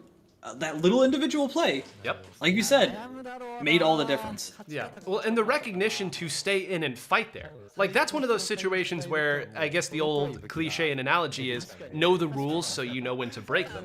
That was a situation where Dig was the only one in the only member left alive in a relevant position around the tower. And a lot of times you would say, oh, jump out, let's set up for our defense. If Dig doesn't get those two picks in that situation and stay there, risking like that fight that throws a wrench and disconnects that push, it might not matter that they set up their defense, because then that allows way too much on the side of Starburst. And again, to recognize that in the heat of the moment, I doubt somebody said, hey, keep fighting there. If you take out two people, we can set up our defense properly and they won't be able to move out. Like, there wasn't a full, like, eloquent conversation that called that. That's simply just understanding when you need to stay in the middle and work that situation. And, I mean, in fairness, that is what the Tri-Slosher is wont to do. It's not like that was, you know, the big, like, brain where you calculate everything there and you do what your weapon's not supposed to do, but... Again, it is those small situations, but it's the recognition that you need to stay in there, that if you get that double, that does more for your team than jumping back out and simply trying to defend with the rest of them. Right, and it almost is kind of that, like, that win condition mentality where, like, yes, I need to stay in here. I know that I can at least slow them down for the time being. and being able to dodge around as much as possible, right? Even just staying and being a nuisance. It doesn't even matter if you get the kills or not. If you stay around and be a nuisance, they're not moving that tower for the time being. And it, like, that was the difference, right? They needed like 10 more ticks or something to get to that lead. And that was the amount of time that Dig had stayed there. The counter pick came in and they readied up instantly.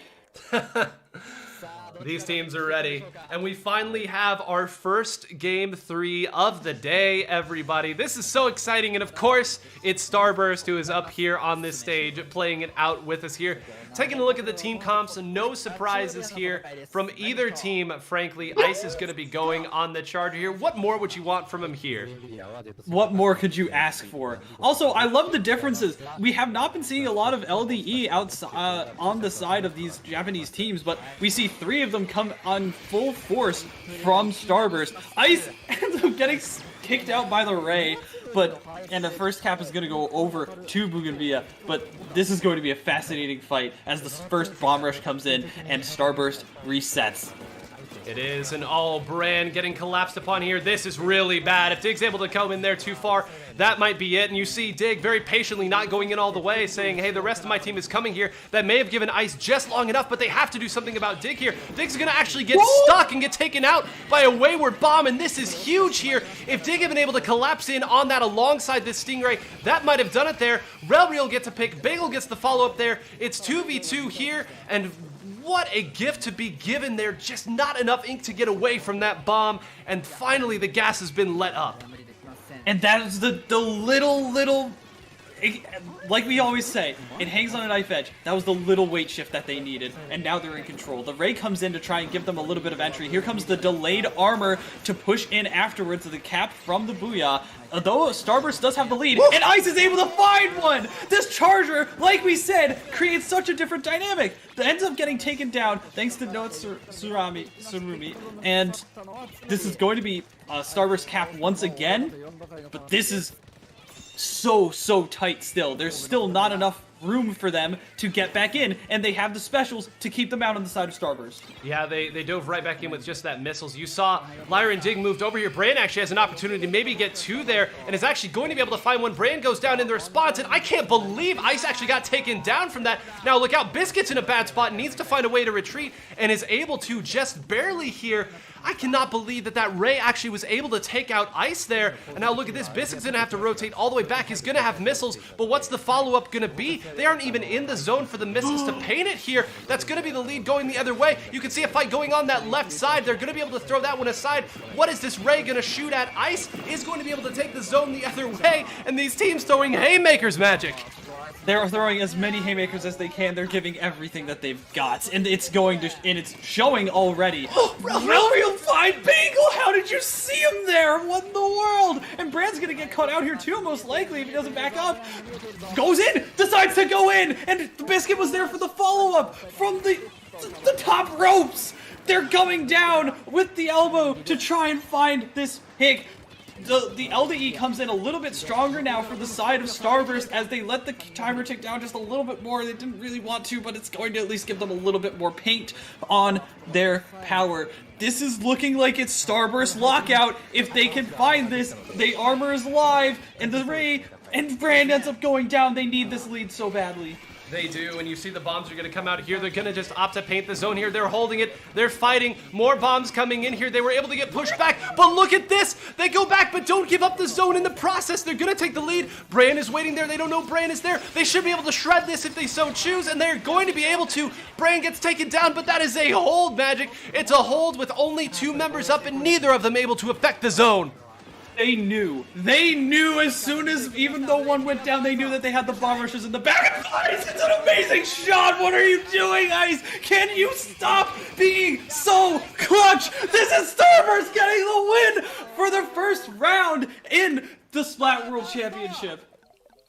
An unbelievable display there from Starburst. I am out of energy right here. So many scenarios where you saw a Liar sneak up, you saw a Dig sneak up. They weren't able to get the picks that they had in that last game to open it through. And Ice's shot there, the angle, everything we talked up about Yucatan and how that weapon can completely swing an entire map. One shot, all it takes. And to be able to get that pick there, didn't even matter that the Ray came out because there was no threat of paint on top of that. And what an astounding way for you to take your victory, getting 2 wins in Splat zones. That's the mode that you know the opponent is going to, and that's the only mode they got their victory on, as Starburst takes the victory and moves on in this tournament, knocking out Bougainvillea. Dun dun dun dun dun dun dun dun dun dun dun. That was the MVP. I cannot believe what I just saw. I'm speechless. I'm still like kind of shaking after that. Starburst is moving on. I believe that they're going to be playing, let me look at the bracket here. They're going to be playing Resistance, the number 2 seed after this, which is going to be another crazy set.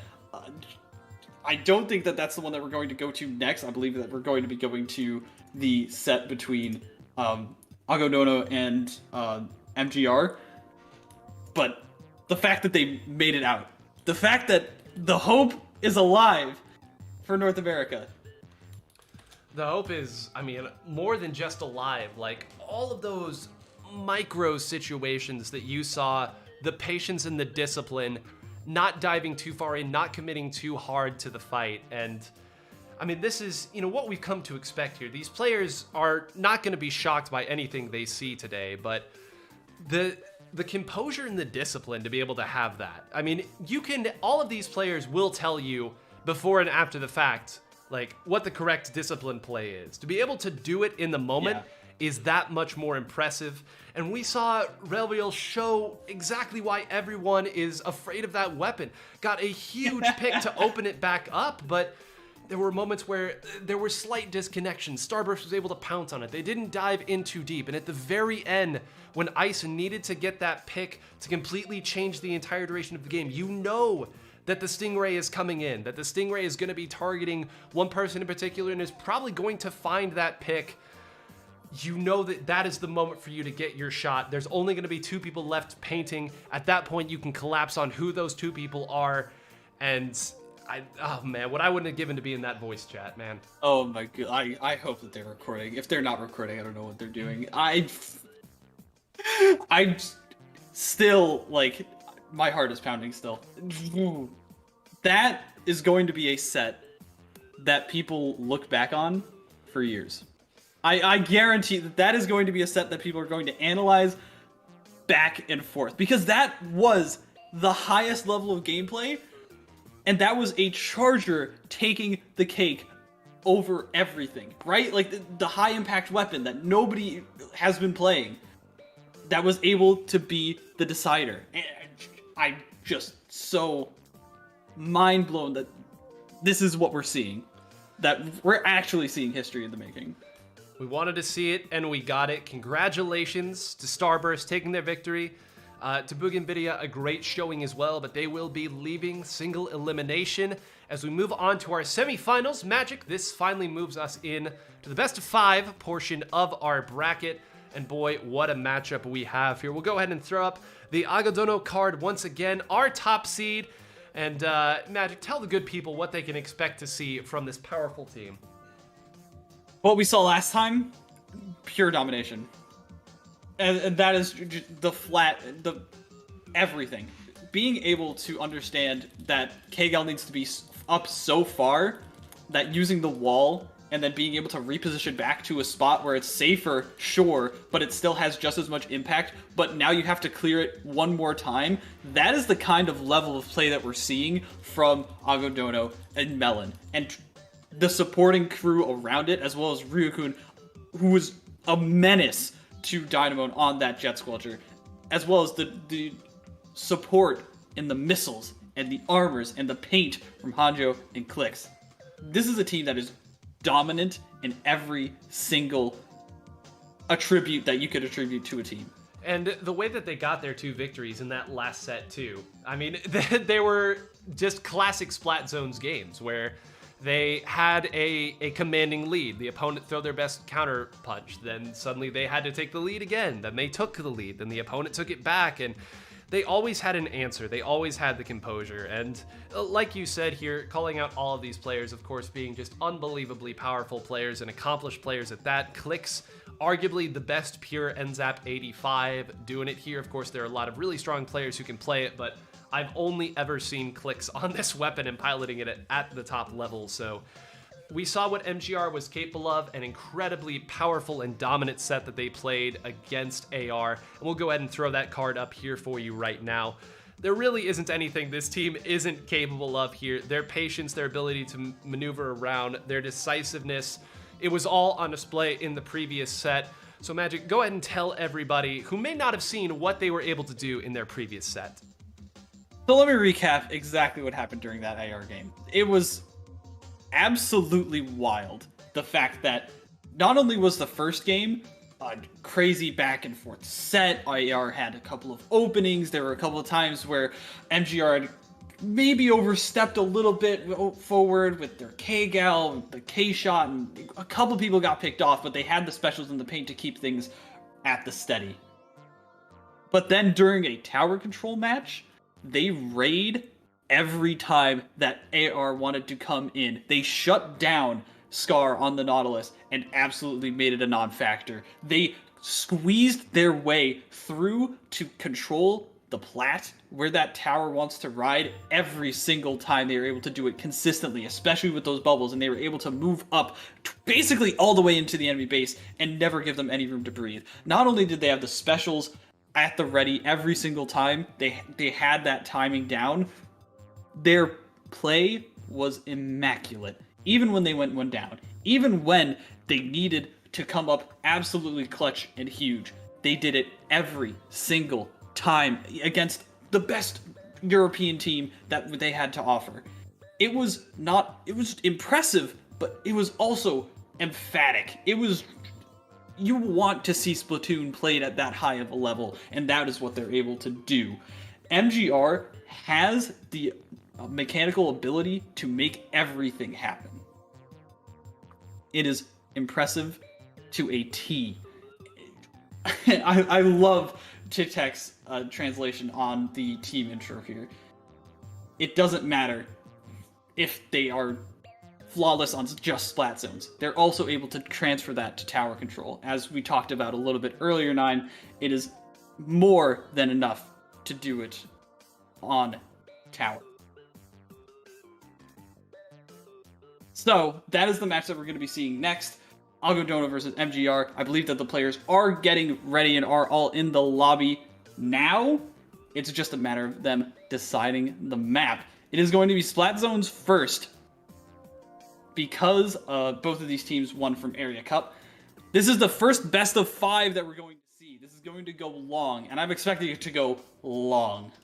You would certainly hope so, with the capabilities rather of these teams. So again, thank you everybody for sticking with us so far. If you're just joining us, didn't want to wake up for the early time, these two teams, incredibly powerful, and are going to show you exactly what super high level Japanese Splatoon 2 Splat Zones looks like here. And you know, these two teams, again, the players played against each other so many times here. They're very familiar with what the other one has here, again, being long-standing members at the top. And Magic, that was very long-winded. Thank you so much for that, man. Like, yeah. I was like taking notes, and I was like, I should add this, and you covered it all, man. You covered every bit. Wow, okay. All right, great. I wasn't expecting that. But yeah, no. 9, again, thank you so much for having me on. This has been a blast already for the first 4 sets that we've had, and I'm beyond ready to keep going. Waiting here for the teams to get ready. Again, if you are a little confused as to why you're hearing certain things or seeing certain things, in order to get the highest quality stream for you, possibly, we are mirroring the Japanese stream. That's why you hear some of their commentators. We're trying to minimize the sound as much as we can here. while still keeping the balance. Maybe for some of you it adds a little extra character to it here, but we do appreciate your understanding here. We are simultaneously broadcasting this in 4 separate languages all over the world with many oceans separating us, so again, your patience and understanding is appreciated. But hey, oh my god, Mako Mart, how has it been 4 sets and we're finally seeing this for the first time? Let's go. I feel like this has been the beloved map for all of Splatoon 2's life cycle. As soon as it came in, people realized this is going to be the deciding factor of a map. This is going to be determining which teams really are the best. At least that's what most people feel. It is a very fight-heavy map, though, because of that. It is very good. It is very easy to lock out as well. But it is also somewhat interesting and has a lot of room to break out if you need to. It's a very balanced map. Very balanced, and it's one of those maps where, like, you know, unlike what we saw earlier with our craziness on Camp Triggerfish or on Walleye Warehouse, where you have certain comps, or there are moments where you're like, well, yep, this is it. Like, we just can't get back in now. It's a map where you can expect some good, honest Splatoon in here, and I'll be interested in seeing here what Melon opts to go, if we're going to see any sloshers here from either of these teams. Both of them have much deeper rosters than what they listed on their cards, and we won't have to speculate too much longer. Agadono versus MGR. This is round 2 in the single elimination bracket of the Splat World Championship. And we are going to be seeing a lot of classic stuff from Agadono, and we are going to be seeing the foil squeezer from MGR, and their dive comp is going to be fascinating. Here comes the Rays. They're going to try and duel it out, but Agadono ends up gets the first one. Ryu could be so much faster. Not only so much faster, I thought another pick was going to fall there. In Magic, we spent so much time talking about the vanilla jet here. The story of the tournament so far has been, this is some old school zones here. Build up your Stingrays at the very start and rely on everything else. As that Booyah Bomb goes way too high and isn't able to find the zone, that's going to get thrown. This Stingray going to try to move some people around. Instead, it's going to be Melon who's moving up here. This is a horrible position. If you're the members of MGR, how do you get rid? And Hanjo there waiting as well. This Stingray is going to force someone. Yeah, no one's jumping out of that. The last member is going to try to get away. But if Hanjo finds a pick here, Magic, I don't want to say 100-0, but this is looking dicey.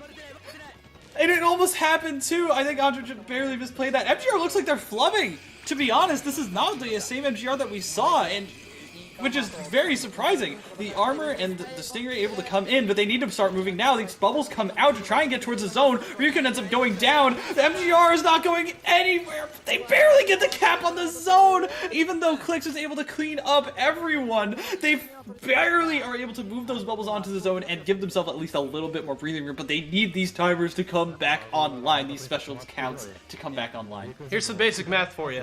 3 specials, 4 down, 2 points. That's not great math, and unbelievable there. It was just the bubbles. That was all they did. They threw the desperation in at the end just to give themselves longer to play.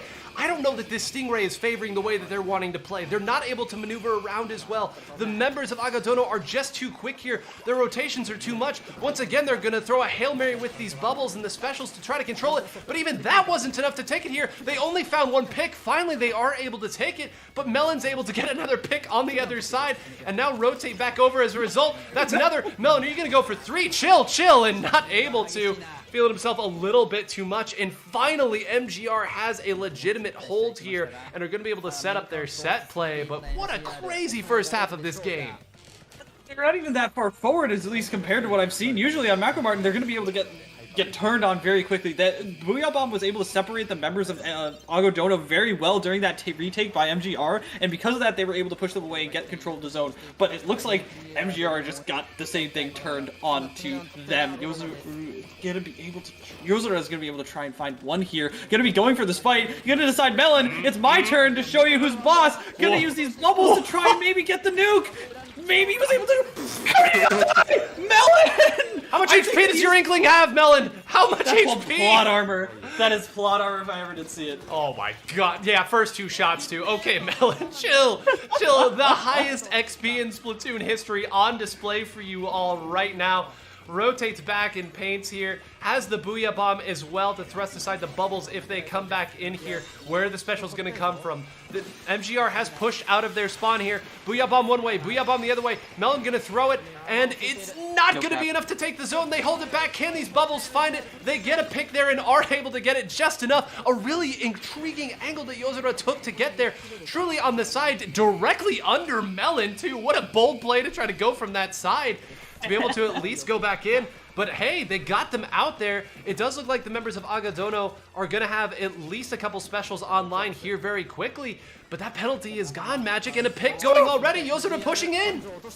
MGR looks like they had the actual, they were able to push up as far as they really wanted to. They were able to get these people on that right side to keep people from moving towards that goal, that area, as well as the pushed up. Now they're sitting a little bit far back, trying to pay for specials, trying to use the Stingray to go for the pick. They're not going to be able to find it. This armor is going to protect them for the time being. This Ray doesn't come up any bigger. The bubbles come out as well. Yozora is able to at least trade out. That's a lead going to MGR for the time being. The 3 down in 44 seconds and not a lot of penalty points. That's a huge pick, though. If this can stay alive, and it's Ryukun! Hello, Moji. Are you for real right now? 2 go down. They need this cap. They need this cap right now on the side of MGR if they want to save the lead. They're going to be throwing bombs. They're going to be throwing everything, and they might be able to get the paint down. Melon needs to start painting, and is able to do so. Here comes the Ray, though.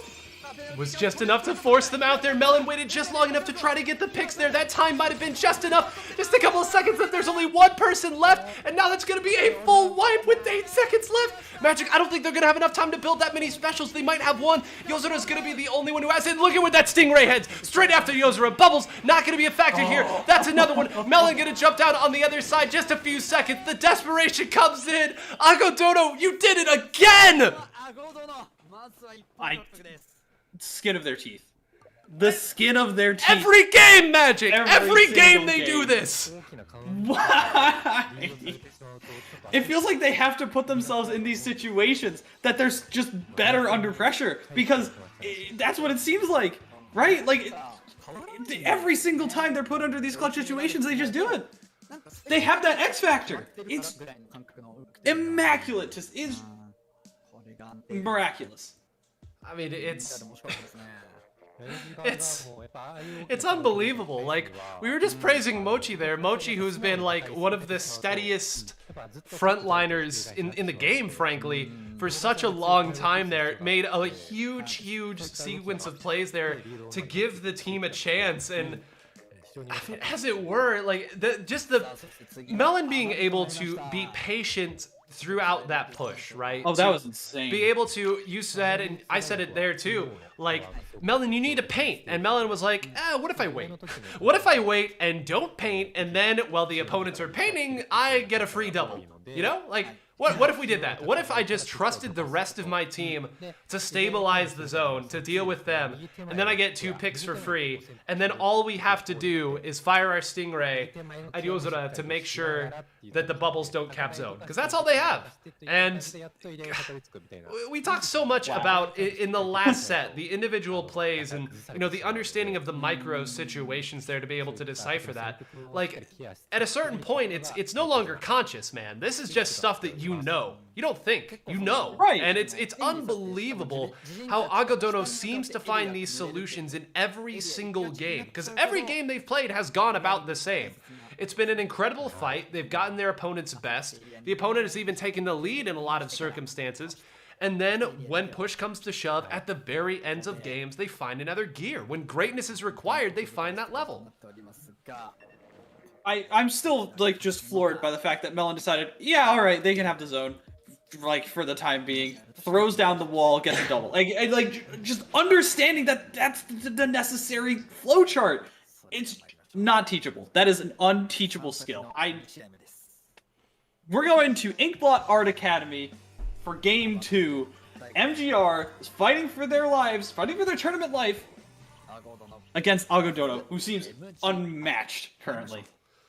Yeah, haven't lost yet, and finally we are going to see the missiles coming back out here. The vanilla jet, and you know, one of the things that I called out very early in that game before it went both ways and got crazy is I wasn't super convinced with the way that MGR was playing off their Ray. We saw it, of course, in tower control, but that's Ray on tower control. We know what that is, but I really felt like they played better off of their missiles in splat zones, being able to collapse and work off the displacement here. Now they've gone back to that, and this may be a map pick, or it might just be they agree and they figured something else out here. But so far, they've looked very in control, and this is a reversal from last game, as Melon says. What reversal, dog? I'm Melon, you forget? That was the right play too from Mochi to go off and cut their escape route, but because they ended up going at it from two different angles, it ended up becoming an isolated fight. If Mochi went too far and barely stepped too far forward, Melon gonna try and find one here, gonna run into a 2v2, maybe two. It's gonna be a little bit dicey. Ends up going down though. Yozora able to at least find one, and that's a huge wipe. This is looking like MGR is back in form this time around, although they haven't quite pushed up yet where they need to be. I don't know, maybe this is where they want to be. No, yeah, that's actually a great point there. Like, they did have the opportunity there. They had them in a 3-down with the last one building Stingray, and I'm sure they knew that. They had good visibility. This is just how they want to get set up here, and it's a very interesting, maybe counterintuitive to the way a lot of people would look at this, where you push up onto the opponent's plat. But hey, if the opponent has to come to you and you feel like your lockout is strong enough, why not? That's going to be a couple specials coming down. Clix is going to use the armor. Yozora knows that Clix is there, outranges him by a mile too. Look at this, Clix has spent really almost 10 seconds, finally gets a little support. Yozora jumps out there. Here's our Booyah Bomb, can be thrown anywhere, it gets thrown on plat. Clix has been totally ineffectual for this. But it doesn't matter. It looks like that during the rest of the game, the NZAP ends up going down to the side of MGR, and although Yozora is able to come up huge here, the rest of the team was not able to do so. This is looking like it's finally going to turn towards Agadono's control time. Although Melon might get caught out here, ends up running into a bomb. No, okay, everything's fine. There's going to be specials online for MGR soon. Yep, and Mochi, you see there at the bottom of the screen, has an opportunity to make a play here, instead has to jump out, got called out, and great rotation. Clix, you saw, poked his head out for just a moment and then immediately ran away. That's going to be another cap here. Melon is sitting on the front side, and Ryukun is in an incredible position for this Stingray. Wait for it here. When is it going to come out? Is it going to be too long? Look at this, immediately rushing the bubbles, had to be used away from the zone. Melon gets out of there, because of course he does. It's Melon here, but gets pounced on the other side. I thought it was going to be a full jump out. Instead, jumps maybe a little bit too close to the action. And a very, very patient way to counterattack there. You knew Ryukun was going to use that Ray early. Instead, Yozora using those bubbles preemptively to allow them to come back out and get back into the zone for a strong cap as we continue to see firefights in the center. And these firefights are going every which way. It looks like they're jumping all the way up onto the tower to try and jump back to your own plat to try and escape. That's insane recognition there. And they are able to jump back. They're able to save their special timers. They are going to be able to push for this zone once again. And look at where Mochi is. This is going to be such a huge fight. Ends up getting spotted out. There was one sharking. It's going to be Mochi versus Clix here to try and fight this thing. They're going to jump out. The way that these teams jump out to reposition is so fascinating, and I love the play that they're able to do because of it. The missiles come in to try and scatter them once again. Mel's going to try and make a play off of it. Is able to find Mochi! And this is looking like it's going to be huge for Agadono. Do they get the lead though? It looks like they're not able to, just barely. Yozora is able to at least stay alive. But no! It's going to be Melon able to find every single pick that he needs to. I cannot believe what I'm seeing. And who else here as we go down? They're going to make one last play at the zone, but it's not going to be enough. Melon, you think he wants to hold on to that mantle of greatest ever? Greatest of all time. The survivability. Missiles don't matter. A couple people firing don't matter. Let me move. Let me take your plat. Win every single relevant fight that was needed to hold on to that. Hanjo's sitting at the top there, tied with the 7 missiles there. But Melon, when needed, got the picks that were necessary, held that left side, was really holding that left side for the entirety of the game. There were a couple times where the bubbles got used early enough just to push Melon away, and oftentimes that was what it took to get Melon off of that spot and then collapse on him. That time, it was not enough. The desperation was setting in. They were starting to run out of time as they tried to push in, and Melon punished them for that, as we now have a 2-0 lead here in this best of 5 for Agadono, and they just keep doing it, man. It just doesn't seem to matter what MGR throws at them. And because now we are starting to get counter picks. It's going to be fascinating to see what they decide to go for, if they even decide to switch off zones. I very, very much doubt so. Although it could happen. It is a possibility, although not really. Yeah, I mean, I just don't see a way that they can go after Algodono any other way. I mean, it's like they've played this team in area cups before, or at least some iteration of this team. Like, clearly they are confident in their Splat zones, and they have been leading in both of these games. Like, it should be noted that they were a misplay or two from taking game one, and certainly there at the end it got a little nasty there as the desperation set in, but they were pacing ahead of the members of Algodono for a good chunk of that game, and that's what you're going to be able to expect when you have two teams of this caliber. But I too am curious, do they think, hey, our tower control looked pretty dominant earlier, maybe we go with tower control here? Or do they just stick with zones? I mean, it's probably not worth speculating a ton here. I kind of tend to agree that it's just going to be zones all the way through. But I think I just saw the name switch. I think I just saw the mode name switch. I could be wrong. I could be very wrong. I think I just saw the mode name switch. well, It's going to at least be Humpback, which is probably what we're going to want to see. well, if it does indeed end up as zones Humpback, get your counters for missiles ready. We saw over 40 earlier, and I would wager that that's probably very fair. It does look like, at least if this is if this graphic is anything to be based on, it could indeed be zones. But what I will be very interested in seeing here is we saw Algodono play on this earlier against Anarchy. Anarchy again had a competent game there, and really it again came down to a big comeback from Algodono, and the moment in that game was Rusu coming in with that Dynamo roller, right, and finding a way in and attacking these frontliners. So we have a pretty good idea of what the comp is going to be from Algodono and the way that they're going to try to play this. So I guess the question really does become, you know, will they opt to push up forward? We said earlier in that Inkblot game, excuse me, we said earlier in that Inkblot game that MGR didn't push up as much as you might think, right? And they had the opportunity to. Whether it could be that they didn't recognize it or not. Of course, the eye in the sky is always the best eye. But they had opportunities to push up to Plat if they wanted. They chose not to. So the question I think this time is going to be, are they going to similarly not push up if they get a full lockout situation? Are they going to sit back and try to wait for the members of Algodono to come after them? I would argue that that's a very dangerous proposition.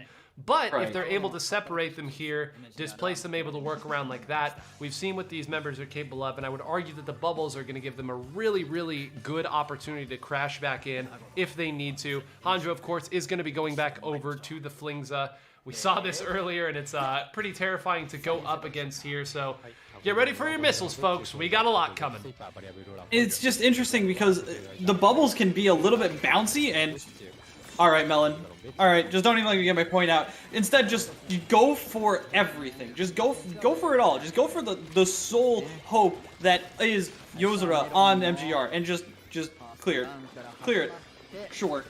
These missiles come out are going to give them a little bit more room to breathe. Missiles come out on the other side. Again, we see the V-Jet coming out from both sides actually this time, and Melon is going to end up getting caught out here. First time MGR might have a little bit of an opening, but then Moshi ends up going down as well. It's gonna be a little bit dicey. Bubbles are able to cap the zone, but can they hold on to it? Can they clear everyone out? Yozora is gonna go for a flank here. Yeah, and I mean, everybody on the map knows that Yozora over there and going to back up as a result here. But this is the interesting part, right? Because they're going to have to deal with Yozora in a meaningful way shortly, either by taking out his teammates or by going over and crashing. Melon gets the pick in the center. They finally are able to bait Yozora out of that spot. And Melon with the hunting duty. Yozora getting the better there. Look at that, the immediate turn pre-fire there. I thought the Melon was going to crash on top a little bit. Maybe he was out of ink, maybe wanted to wait a little longer, or just didn't think that Yozora would actually have the guts to turn around and fire there. But now look at this, Yozora's right back where he wanted to be. There was no recap in that spot, and Yozora getting picked off here. Melon saying, fool me once, shame on you. And look at this, crashing back into the center now. Can they cap it here? They are able to. Melon now back on the perch to try to displace those missile users, but Again, you can see the game plan already. You know where they want to get Yozora, and now MGR has to find a new plan. MGR is going to find that plan by deciding to flood the right side and send Mochi on this left side instead, trying to use that wall to get in, to at least keep Ryukun off of the zone for the time being and off of those missiles. Gonna be able to get a little bit of paint on the zone, but not enough to cap it. Definitely not enough yet. Finally, Melon ends up going down, and this Booyah is able to clear out anyone from really contesting the zone too heavily. Clix, though, has a lot to say and might be able to say a lot to Mochi. Able to get up on this zone one more time with Melon, and every time it seems like MGR has an advantage. All of a sudden, we flip back around and there's yellow on the map. And there was a moment there where I think that maybe Clix could have been taken out there, right? If both of the other members who were up on the top side of the screen had gone down there, there might have been an opportunity. Instead, Clix was able to put a stop to that before it really got into a position that actually could have put up major points. So you can see just the small cracks that are forming and how difficult it is to push it. Look at this, actually, Mochi going all the way around there and is able to move, actually, Hanjo there. Meanwhile, it's going to be Melon coming back. The K-52s are going to fight. This could be a huge pick there. Mochi firing every which way that Melon is not. And look at that maneuvering from Melon. All the while, MGR is going to take it. So that might have actually been just a long-term distraction. Now, Yozora back in the position in the middle of all of that scrum. If these bubbles are able to get rid of too many people here, the lead might go the other way. Can they hold it? Melon coming in, slamming the door. They hold on to the zone. Can they actually take it back? Unreal. How is Melon everywhere on the map at one time?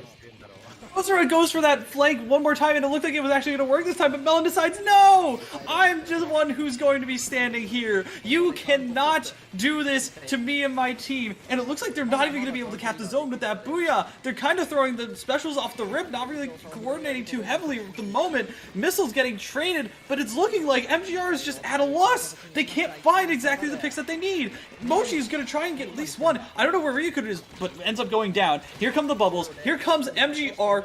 Finally in full force. This has looked like it could be their wipe that they need. Yep, the last one is going to be Hanjo there, and look at this. There are going to be 3 specials here that they're going to be able to use for the defensive side. Careful, Hanjo. Everyone knows you're here. Going to have to jump all the way out and barely managing to escape here. And finally, the penalty is going to be gone. They had the chance. Look at this. Yozora is at the top now. He's traded with Mochi in terms of who is flanking and who is going on the left side here. Look at this. Ryukun actually immediately trying to deal with it. Melon is at the top side of the screen trying to deal with the zone. Yozora needs to find this pick. Look at the maneuverability from Ryukun. Moving through. One more point. Can they hold it? Melon is crashed into the center. Now pivoting back over. Look at this. This is the classic Japanese contestant of the zone. Everyone firing. One more point both ways. This is unbelievable. At a hair's breadth, who will win? Mochi gets another pick. Now it's going to be them crashing it again. No one is taking the zone, and it's going to be the lead going for MGR. Unbelievable. And Yozora was so clutch there. Ryukun looked like it was almost able to just slide away and slip away, but able to give up the position. Yozora was able to make the most of it. 2 ends up going down again for Agodono, but Melon might come up huge. Couldn't get the... No! Why is this so tense every time from Agodono? They had that opportunity right at the end there to make something happen. But MGR holds down the fort. They pick Agodono to a map where they know they are dominant, and even though Hanjo gets 11 missiles, they get 26 of their own. 46 missiles, everybody. If you guessed 46, you're a horrible person, but congratulations on your correct pick. I mean, what a... We joked so much earlier about how we just love it when we heard in some of those previous highlight videos the commentators get incredibly hyped for these crazy contests. And then you have that, I mean, 10 seconds, more than 10 seconds of 5 points either way, and that zone flips. If MGR doesn't get that flip, that's probably the game. I don't know that they had enough time. They would have lost way too much control in the center. At a certain point, specials were just flying everywhere, no longer coordinated, but, I mean, just the resilience, man. Like, the resilience to be able to hold on to all of that, to not let Agodono do what they've done to you every game, to slip through, and the push that started all of that when they had their lockout, the idea to switch it up the entire time. You've had Yozora on the bottom of the screen, that left side crashing in with the bubbles, and you've had Mochi coming in from the top side with that K52.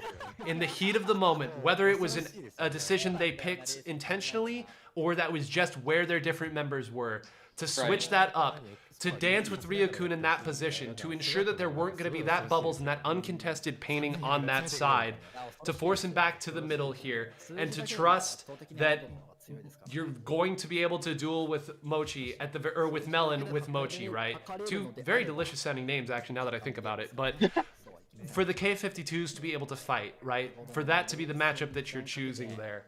I mean, that's what started it all. And then at a certain point, it's gut check time. Everybody painting the zone. And I know it's humpback zones, man, but if that didn't get you excited, like, come on. Come on! That contest was the wildest thing, and I wish that I could see the overhead for that, because the fact that there were so many times where MGR, like, one more drop of paint and it would have been, and then the picks that Yozora ended up getting were able to paint the zone just enough to keep it in their favor. And it could have been like a slightly different position from Melon, and it doesn't go down there. A slightly different position, and it doesn't go down. And every single time, it was the clutchest of plays from Yozora. There were a couple times, too, where that flank from Yozora could have worked on the left side instead. But, like, the one time he Ferrari peeked, and Clicks was right there. Like, 2 inches from where the Squeezer was firing. That could have gone so many different ways. I think that MGR generally had that the entire time, but just a couple of misplays and a couple of flanks that didn't work out ended up turning it to the game that we saw, but they ended up clutching it out and making that adjustment. And now, my God, we have something that isn't Splat Zones! Let's go on Starfish main, or sorry, goodness gracious. That is not what this map is. Oh my. Same first letter. Same first letter. It's okay. It's okay. We have our mulligans and our gaffs here, but I mean tower. So this is so interesting. We thought that it might be MGR who went with this, but this is. I mean, what an idea to come here and say that you can outgun. And I mean, when you have somebody like Melon on your team, like I guess you can always feel confident that you'll be able to do that. But this is Did they have a set play ready? Like, they have to have something. Like, I guess maybe they're thinking, like, oh, Ryukun's goated on the Ray. Like, we have the Booyah and GG that too. Like we can shut down any push that comes our way. Like, is that what they're thinking? Or do they have some kind of wild composition that they're about to just send out into the wild that everyone's going to study for years to come? I'm so curious. My initial thought is probably not. Like, I think that surely you're confident. Like, I think independent of what the map is, right? You pick this because you want to kind of unleash the speed of your team and the fighting prowess, and you feel really confident in it. So I don't know that we'll see anything too different in terms of you know, what they're fighting with, but they might, as we kind of take a look here, yeah, all very much the same here from both sides. They must just feel like if Melon is able to get into their base, that's GG no matter how it goes. Like, that's my initial thought. You hate to simplify it that much, but like, if it works, man, we've all faced a powerful armored up K52 attacking, so it makes sense. Early armor comes out for MGR to protect everyone from Ryukun's Ray, as well as the missiles coming in to give them a little bit room to breathe, to take down that Ray. Yozora ends up trying to dive for Ryukun and gets lasered. That is a immaculate tracking there from Ryukun. And this is looking like it's going to be exactly what they wanted from Agadona. Melon is already moving towards their base. Yep, already at the base here. Throwing these walls out there. The Ray knows exactly where all the members are here. He's going to use this just to try to put a little bit more pressure in. Let's see, how long is Melon going to wait here? The missile's going to make it that much more difficult. He's going to opt to jump all the way out and then maybe go and engage with the rest of the team in the pit area. No, he just goes straight at battle. Wait, that's not supposed to work! That is not supposed to work at this level! No, get quad! No! Melon quad! the bait and switch from Melon to make them think, oh, that's the K-Gal that got removed from the fight. Nope, right back into position, right back into that window. Able to go for 5 kills in a row, and this is a push breaking through the last checkpoint. This could be Agodono going for the KO right now, a minute and a half in. Ryuko's tower knows there to stop him. Yozora, but it slides. MGR did not know what to do against Agodono on that map.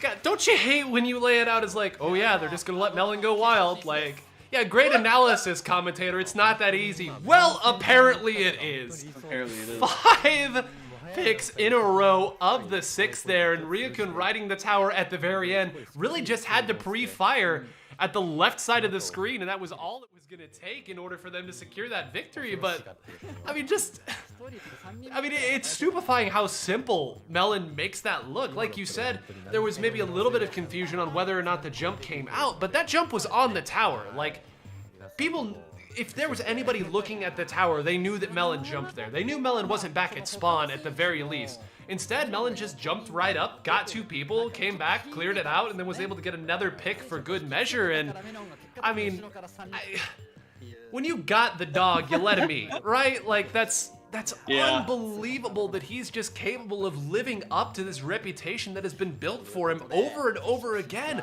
but he just continues to do it against the top competition.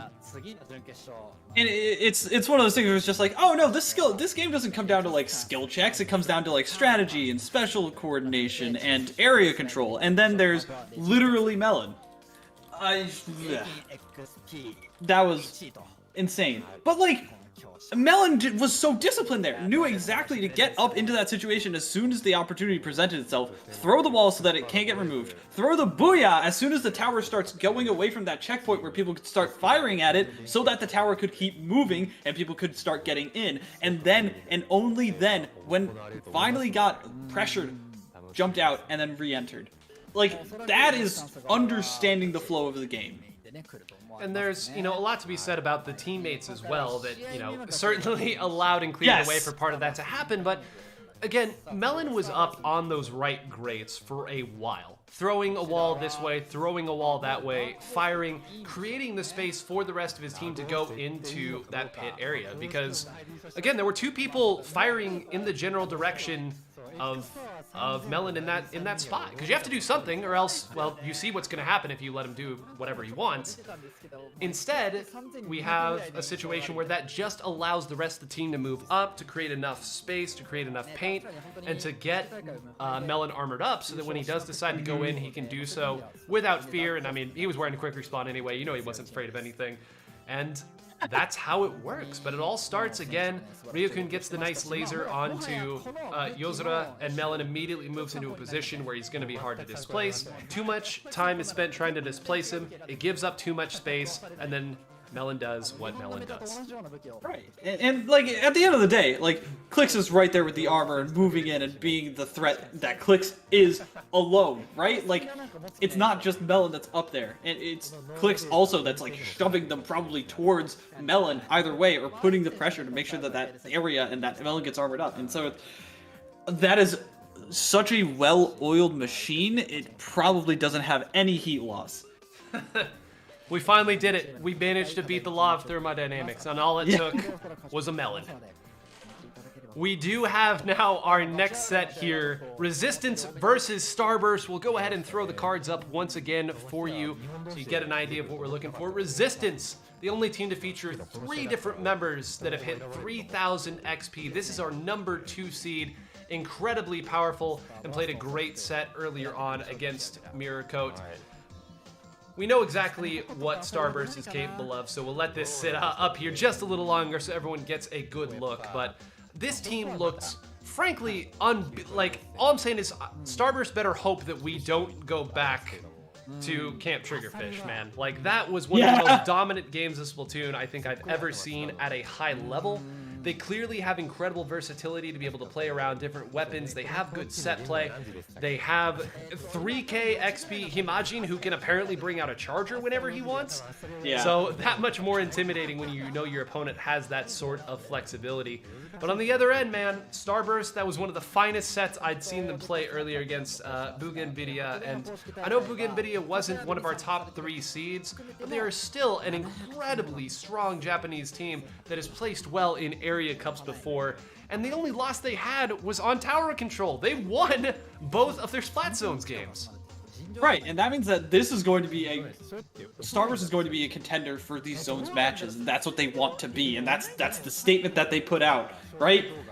It's wild to think that they're gonna have to be really, really careful. It's not like they can, and like Bougainvillea, they were good, right? Like they were very good individual players that had very high mechanical prowess, but Resistance is on a different level with that. They're going to have to make sure that they don't end up just getting skill checked, and because of that, they're not going to be able to find the same kinds of picks that they did in that first set. They're going to need to be doing things maybe a little bit differently. Maybe they are able to just be that good. Who knows? But it's going to be a little bit different this time around, I think. Yeah, they'll have to find some answers, and I mean, we talked about Resistance decisiveness and their ability to find like those little moments without having to communicate. It's simply because they've understood it. And you know, way back in the Tassel 2 days, that was actually something that FLC said that could be attributed to, or maybe not attributed, but certainly something that is highlighted in Starburst gameplay, where there's sort of a level of improvisation to it, where they play off of what the other person is doing rather than simply trying to communicate every bit, because not only is talk cheap, it's slow. And if you're trying to communicate every little thing you're doing, it's gonna take too long. So, you know, this is a team that is capable of going blow for blow in terms of the identification factor and the speed factor and the maneuverability. So I do think that the maps that we saw last time did force a certain style of gameplay out of Starburst, right? The maps really did change up how that set went. And I don't mean that as like to take away anything from Starburst's victory. I'm just saying that those were 3 very polarizing maps in many senses. So the maps that we see this time, I don't think we've seen exactly what comp Starburst wants to run on a neutral map. We just haven't gotten the chance to see it yet. Is Ice going to stick with that charger? I certainly hope so. I love seeing Ice's charger. But will we actually see that on a faster, more fight-heavy map? I'm not sure. We haven't figured that out yet.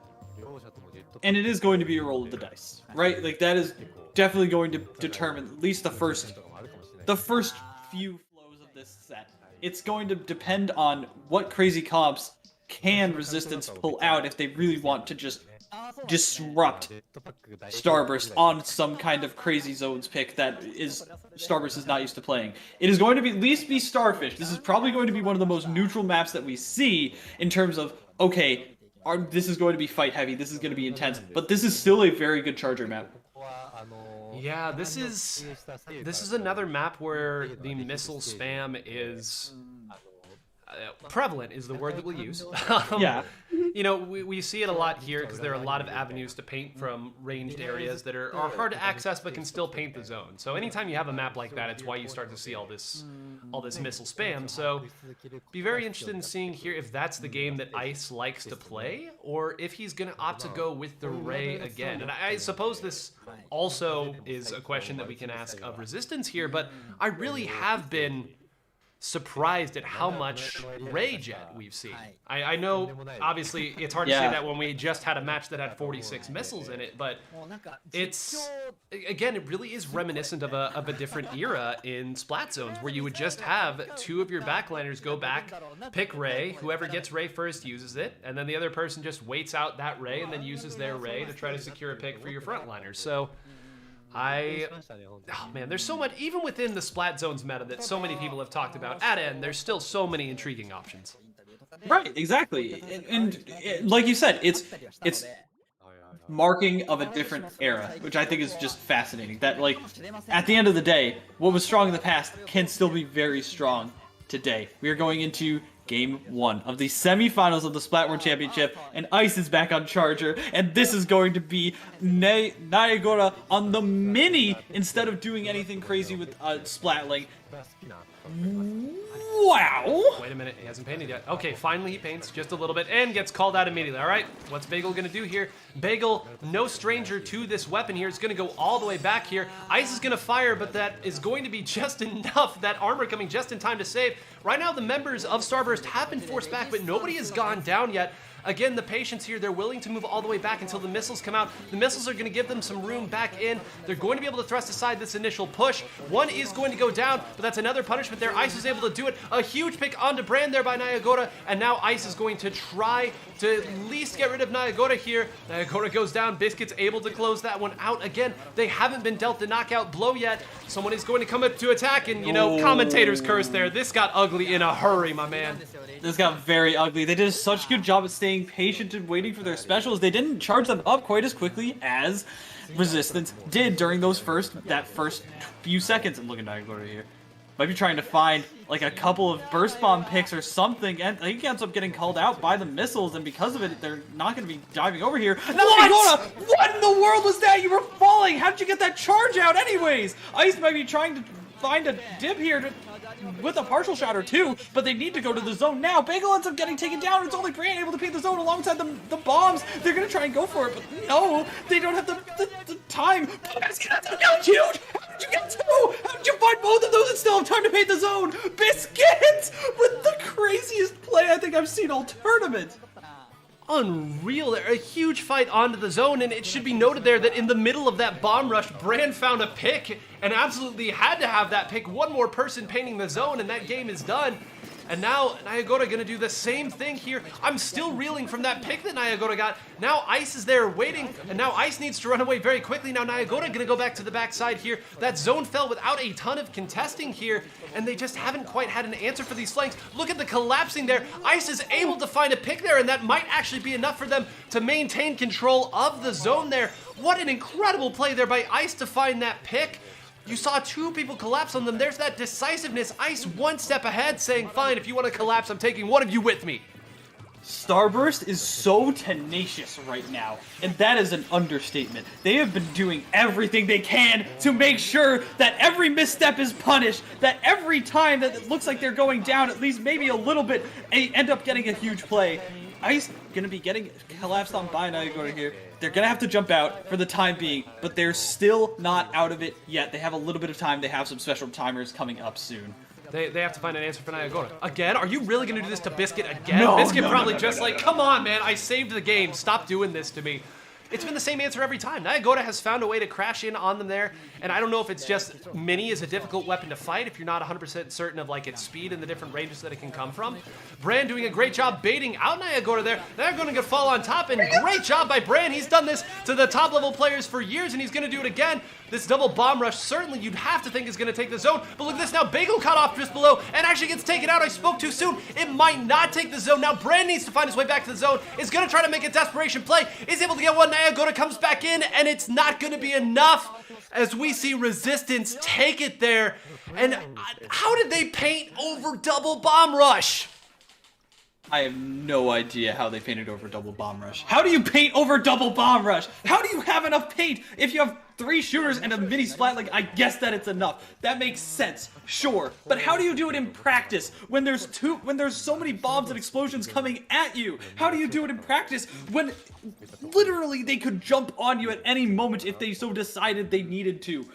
That was insane. And Nyagora was down. Like, that's not even the, oh, well, yeah, Mini Splat League. Wow. No, Mini Splat League was right. in the respawn. That push started with Brand baiting out the attack from Nyagora and actually getting a huge pick. The one thing that they hadn't been able to stop was Nyagora flanking around the side. They got that, and it still wasn't enough. And I don't know if Bagel was just caught out in a really awkward position there, or if it couldn't have been 2 members attacking Bagel. They were still painting somehow, but they were able to take out Bagel there. At some point, Ice also was removed from the equation. Brand was almost able to make a hero play, was able to get 1 pick, but at that point it had taken too long and Nyagora was back. So, I mean, again, just in those last 10 seconds, there's so much that we can look back on and try to decipher, but, I mean, Starburst gave them everything they could, but that got so ugly at the beginning. That was going to be a mountain to climb no matter how well they played it. Oh, goodness. And it's because of Nyagora's impressive plays during that first What do I see on my screen? That would be Rainmaker, my friend. Rainmaker on Skipper Pavilion. I haven't seen this in years in tournament, but like the arrows are showing, there's a lot of ways that this can go. There's also one that they don't show off of that little green ramp right at the top of that green area where you can jump across and end up getting to a 40 spot. That's an important one to keep in mind. It's just they didn't have the timing down during those first few, and especially the way that Niagara pressured them and collapsed and made Ice's life miserable during that game was so impressive. Let's see if they can at least work around it here, especially with a fast-moving game like Rainmaker. Yeah, this is this is the Starburst special, right? This is, whether they, tout it or not, this has been something that they feel incredibly confident in terms of, like, this is the mode that they would counterpick. They did this all the time in Tassel 2 against top-level competition. And again, they feel like they can pick the different angles to attack. They feel like they can be sneaky. We know what Bran and Bagel are capable of, and Ice, of course, his arrays, if he opts to go with the Ray, some of the best in the business. And this has a... You can pick different routes, of course, within the push to make, but it's still mostly in a straight line. So they're going to get set up the way they want to here, and, there isn't a melon on the other side to run straight at you here that you have to worry about. Maybe you feel like you can go gun for gun with 3-3Ks on the other team, but here we go. Niagara is going to switch to the ballpoint, and Biscuit's going to be over on the 52. This is what I wanted to see. Without any disrespect to Bran over on the K shot here, this might be Biscuit's best weapon. Let's see what he can do. And Niagara is on the vanilla ballpoint. This is a long-range weapon. And we also see a V-Squeezer with Stingray and Wall to challenge that K-Gal and pump out Stingrays. Niagara here is going to be using this Slick very well, and I talked about this jump, but it can also be used not only for Rainmaker pushes, but for a lot of pressure. Bran might be able to find Niagara here, not going to be able to do so. The Ray finally comes out, but it's going to get traded away by a Ray of their own, and Niagara is going to try and support the Ray with the Inkjet. Dice is going to have to dodge, and this could be such a big play. Niagara ends up landing the shot, and they're not going to be able to take out this Rainmaker in time. 1-2 end up going down, and the Mist is able to secure it as well. They're going to go for the Slick play. Bagel's going to try and throw a bomb. He's not going to be able to stop the Rainmaker. They're going to 30. They need to stop this Rainmaker now. They're not going to be able to. Where is it going? I can't believe it's still alive. It's going to go up. It's almost to the pedestal. How did they let it get that far?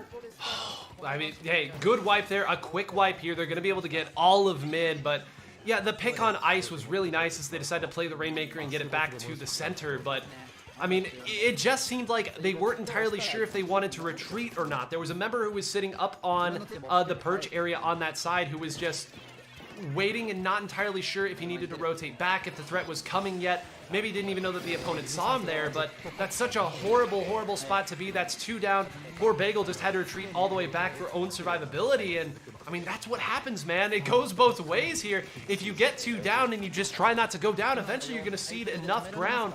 And now the Ray battle really, really becomes a factor here. You know that Ice on this custom jet is going to build them up a little bit quicker than the Squeezer is, or at the very least conventionally should, but will it be enough here? That's 2 down. They should get some really good points off of this. Bagel needs to be careful not to overextend and does go a little far. They do get another one. That's going to be 3 down. Niagara's going to be the last one. He's in the perfect position to slow this down as the Toxic Mist is going to make this a little difficult, but they're going to have to grab this Rainmaker. They needed to stay in this position. If it goes back to center, all of this will have been for naught.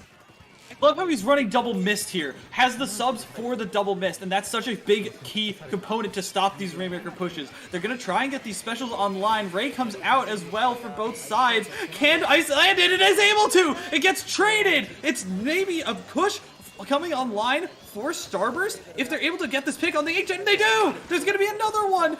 Niagara ends up landing the shot. They're going to try to shoot it down with the Rainmaker. They need to land this, but Bran is able to at least dive around and find the Inkjet from Niagara. This could still be Starburst push. They did. They grabbed it as they needed to, and now it's going to take a little bit too long for the Ray to come out if they're able to push through. If Ice can find a pick to somebody up on that perch area, that would be huge. Instead, has to rotate back to use this Ray. If this Ray finds somebody, they're going to be outgunned in that spot. You can already see that there is another Inkjet up. That's going to be Niagara down. That's 1 Inkjet in 1 range. That's another one down. Biscuit's going to be in Booyah Bomb. They should be able to displace this last member. Come on, can Ice get it? Not able to. It's up there! Whoa, whoa, whoa, whoa, whoa! From behind! From behind! Ice couldn't land the shots, and it's able to be stopped right when Starburst thought they had their opportunity, and now it's going to be so hard to get this Rainmaker back up there. They pushed for 3 minutes, and all it took was Himajin coming up so massive. I've never seen that work. That's not supposed to work. The Desperation Stingray? Are you kidding? Every single frame of that had to hit the Rainmaker. Oh my gosh. They're able to take down this flank Inkjet from Reimaru, and they're going to be able to pop a Ray here this time around, and is able to get Naegura. That's another Inkjet going down. That's Haruto going down. It's just the Squeezer left up. Can they dive for the Rainmaker this time? They're going to be taking it up the other side instead, but it's going to be Reimaru who respawns and able to take it down. Their Biscuit has the Booyah Bomb here and the missiles to support this. They're going to be waiting for the jumps to get back in so that they can make this final push if they so desire. This Stingray's gonna come out though. They're gonna stay patient. They need to stay patient. They need to stay alive. They have the armor to at least do so. They need to pick up the Rainmaker soon though. It's not looking like it's gonna be any good. Dice is gonna be trying to find it for his life here. Maybe pick up the Rainmaker and it's gonna reset again. This is unbelievable here. After such a dominant opening push, it's been Starburst in command, but Ice not grabbing that Rainmaker is going to make this so difficult. And here it is. They know they're going to have to get through at least one Jet. They know they're going to have to get through at least one Ray.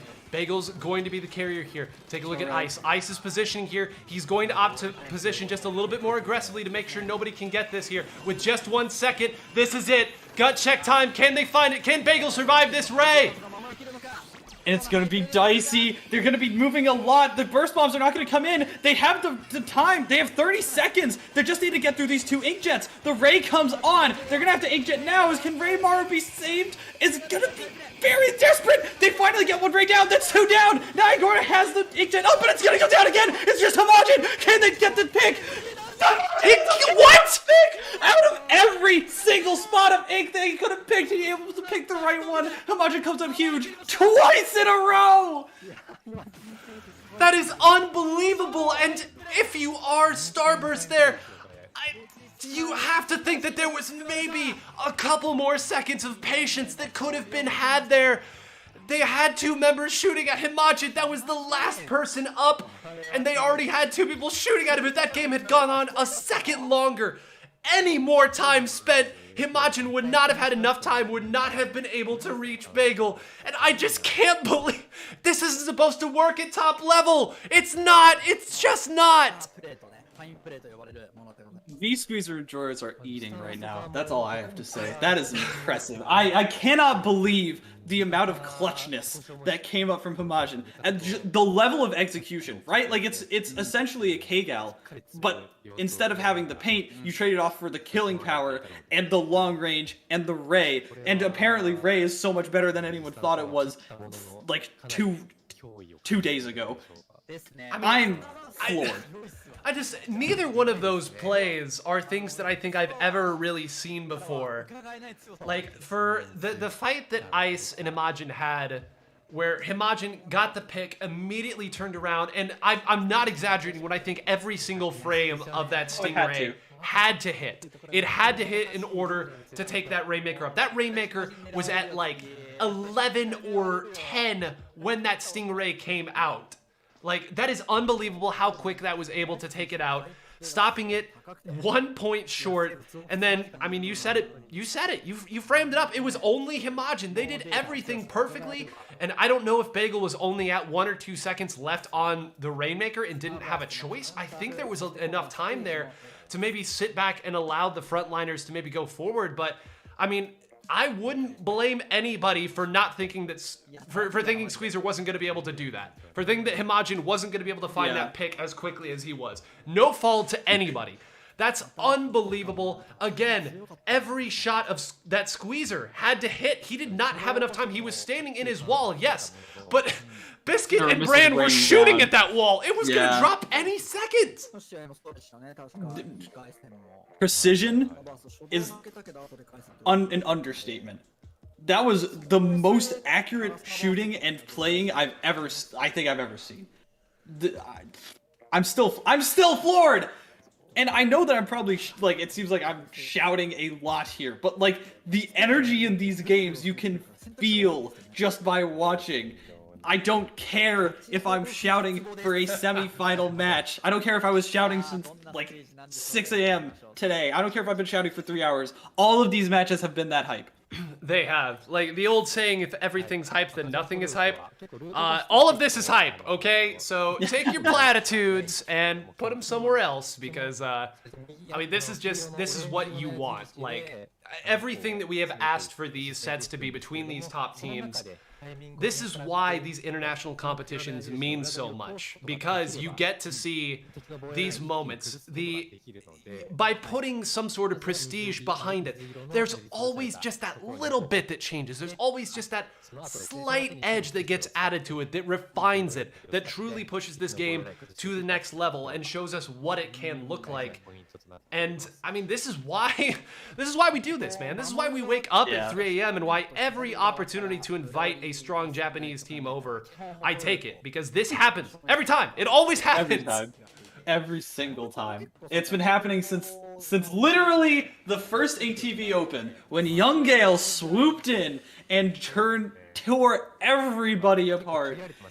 It's been happening since the World Championship, when Deadbeat barely scraped by again during all of those 5 games to clutch up a win. Every single time type. It is. And I mean, even going back here is today, we in the States celebrate May 28th, the 7-year anniversary of Splatoon 1. The legendary Omohide squad that came over and played against our top teams in Splatoon 1 and some of the EGTV Opens back in those days. Like, that was what got so many people into the game. That's what got me into the game, to see it happening once again with the best North America can throw against incredibly impressive Japanese squads. We have another Rainmaker game. Bagel is switching over to the junior here. We're going full mobility. Let's pump these armors out, and let's get a great game 3, Magic. Oh, I'm so ready for this. I'm sure the junior enjoyers are hyped up as well. Everybody has been playing Zap today, but Bagel's the first junior I think I've seen, and it's for a good reason. Himajin, though, is going to have to give us like a little bit more of a reality check, because this looks like it's going to be already an insane flank and an insane push. Can Ice land these shots? It doesn't look like he's going to be able to. Himajin is going to stick around, and this is going to be a huge distraction for Starburst. Can they manage both fronts of attack? Because Reimaru's inkjetting, and so Himajin is collapsing. The Ray is finally up. Can they at least land the Rays? Land on the Rainmaker! Biscuit had to clutch it out, and Himajin is still up there, and Nyagoro is going to try and shark this one out. I mean, no, do not let this happen. Not at this level. Not at this level. Not at this level. Thank you, Bagel. Thank you for not letting this happen. Oh my gosh, the threat is still there. And I mean, what a horrid situation where Ice knows that the flank is going to come in, but you have to get back and fire your Ray just to keep the game going. That is the most painful spot to be in this game, where you're like, yes, they're flanking, I know they're there, and I just can't attend to it right now. I have more pressing issues, and thank God Bagel came back and grabbed that there. I really thought that we were about to get backdoored with these caliber of teams, which just goes to show, man, it works. It works at all levels.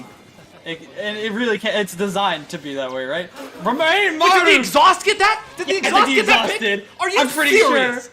I cannot believe that.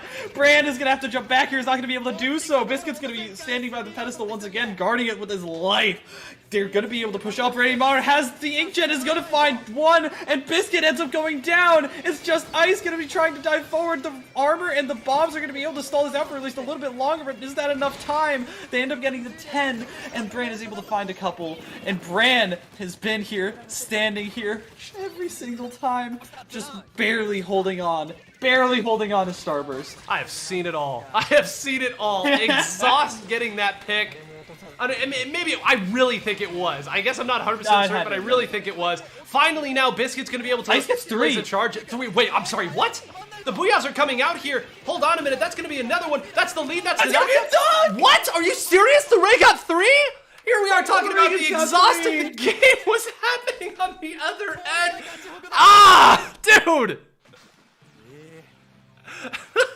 Sorry, I need to drink my water after that one. Hello, where did that come from? Starburst suddenly woke up and they found every single pick that they needed to. But I guess it was just because there were two stacked up on the snipe area, and Ice was raying it. One ended up trying to die for the Rainmaker going down, and they just gave him the clearance that they needed. It all happened so fast. I mean, that's Rainmaker. Like, everyone jokes that it just is one wipe and that's game. But, like, normally it doesn't look like that. Normally it isn't the Ray getting 3 people, presumably, or however many it was. I'm not even sure that Biscuit and Bran had anything to fire at once they got up there. They're like, I mean, I guess I'll use this Booyah Bomb just to, like, ensure that we get the knockout here, cover the pedestal, and make sure we get a lot more than just the lead. Let's go ahead and get the win, but, I mean, poor Ice was in that horrid spot earlier where he had to just give up the flank because he needed to use the Ray in order to stop that push from going the distance. But hey, I mean, that's why it's the right decision. You maybe take a really, really big shot, you give up a big lead, but at the very least you get to continue to play the game, provided everyone executes. And again, not enough can be said about Bagel grabbing the Rainmaker, not allowing Nyagora to get the backdoor and get the victory right there. And then, I mean, hey, this is what Starburst is capable of. We know about it. We know what they can do. We know what they've done to our top competition for years. We know they've honed their skill against a lot of these really strong Japanese players before. It just, frankly, doesn't often look like that. It doesn't look like that very often, no. I mean, that game looked... If you showed me that without the names, without everything, I would have thought that that might have been a low-ink set. I legitimately would think so, right? Because there were backdoors, there was collapsing, there was the early, like, 3-down situation from Starburst. Like, that looked like a low-ink set! Oh my goodness, this is going to reef on zones. Man. On the counter pick. What a scary, like, map to face Starburst in, too. Like, with the momentum that they have right now, you know they're feeling great. You know that the comms are about as excited as they could possibly be here. And this is a map where I've seen Bagel just take Biscuit rather, take car and just not move. Just, nah, not leaving. Do something about it if you want me to leave. Otherwise, I'm going to crash in whenever you try to make your push back.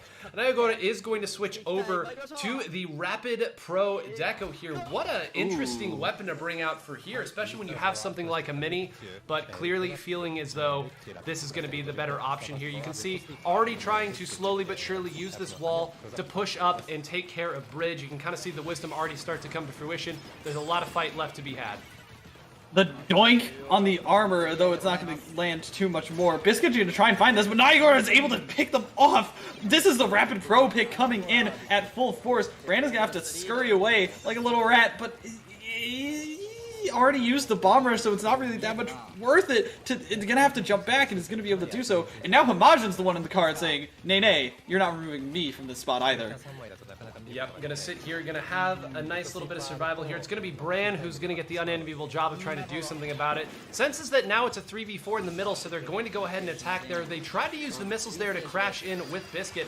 They got the armor off just in time. Well-timed specials here. Are they gonna be able to take Bridge? It does look like Bran may have overextended just a little bit, and now Bagel in a really rough spot here has to jump out. There's one more on the side, and it's Biscuit, who just opts to jump back and say, let's reshuffle the deck. We have one more time. All the while, Himajin has not left car. Double wall composition is so hard to deal with, especially when you only have one lethal bomb and not a lot of good shredding weapons. There's only 17 ticks left, and the missiles are coming in, and Nyagora is looking like an immovable object. The missiles might be able to take him down, maybe, but Bran is not able to find it. Nyagora able to land the directive. It's going to be able to go back to the zone and help Pain keep them out. There's no 2 left alive on the side of Resistance, but can Starburst actually clear Nyagora? One is ended up going down. Haruto's still on the other side.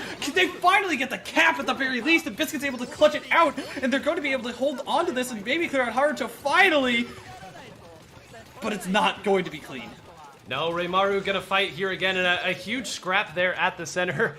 great job. If that had been any more than a trade there, if Reimaru had been able to get 2 there, this might have been a non-true lockout situation. And here, they were able to at least get some of their plat here, and they have a little bit of bridge here. Need to be careful not to expand. Look at the patience there from Biscuit saying, you're everywhere all at once. I'm throwing my wall out here. I'm not going to allow this to be an unfortunate pick on me here. Meanwhile, Himajin gonna go this way and try to make a little bit of room for the team to come in here. They have been able to get to the ground, and Ice needs to find a way to reposition here, firing at a lot of nothing right now. Meanwhile, the rest of the team is fighting on bridge. I think it was Bran who ended up finding a pick. Yes, he's come back there and was able to work with Ice to get another, and now suddenly this is a true lockout scenario.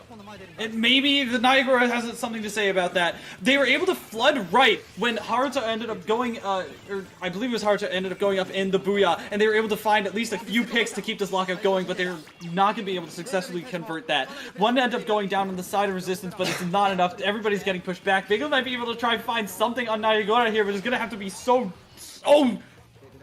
very disciplined, and I don't even know where I was going with that. No, it's fine. It's fine. Oh like, you start a sentence and sometimes the game goes and you just don't know how to end the sentence. I get it. And Biscuit actually, after a game of very judicious play, maybe overextended a little bit and didn't need to. Meanwhile, it's going to be a true shark there. I wondered why Bagel was able to make it through so cleanly. It's because there were 2 members sharking on that side. That works at this level too. And look at this. Ice needed to get that pick very quickly and did. Biscuit needs to stay alive. Ice would love to find a pick. Meanwhile, they're crashing in here. Just a few seconds left. They're diving the zone to give themselves one more opportunity. They do get the cap there without taking out that many members. Now Biscuit trying to chase down Niagara. Another member here comes in. That's going to be another one here. They're going to pay dearly for this recap, but they're going to give themselves another opportunity. And we saw with Rainmaker, sometimes one opportunity is all they need.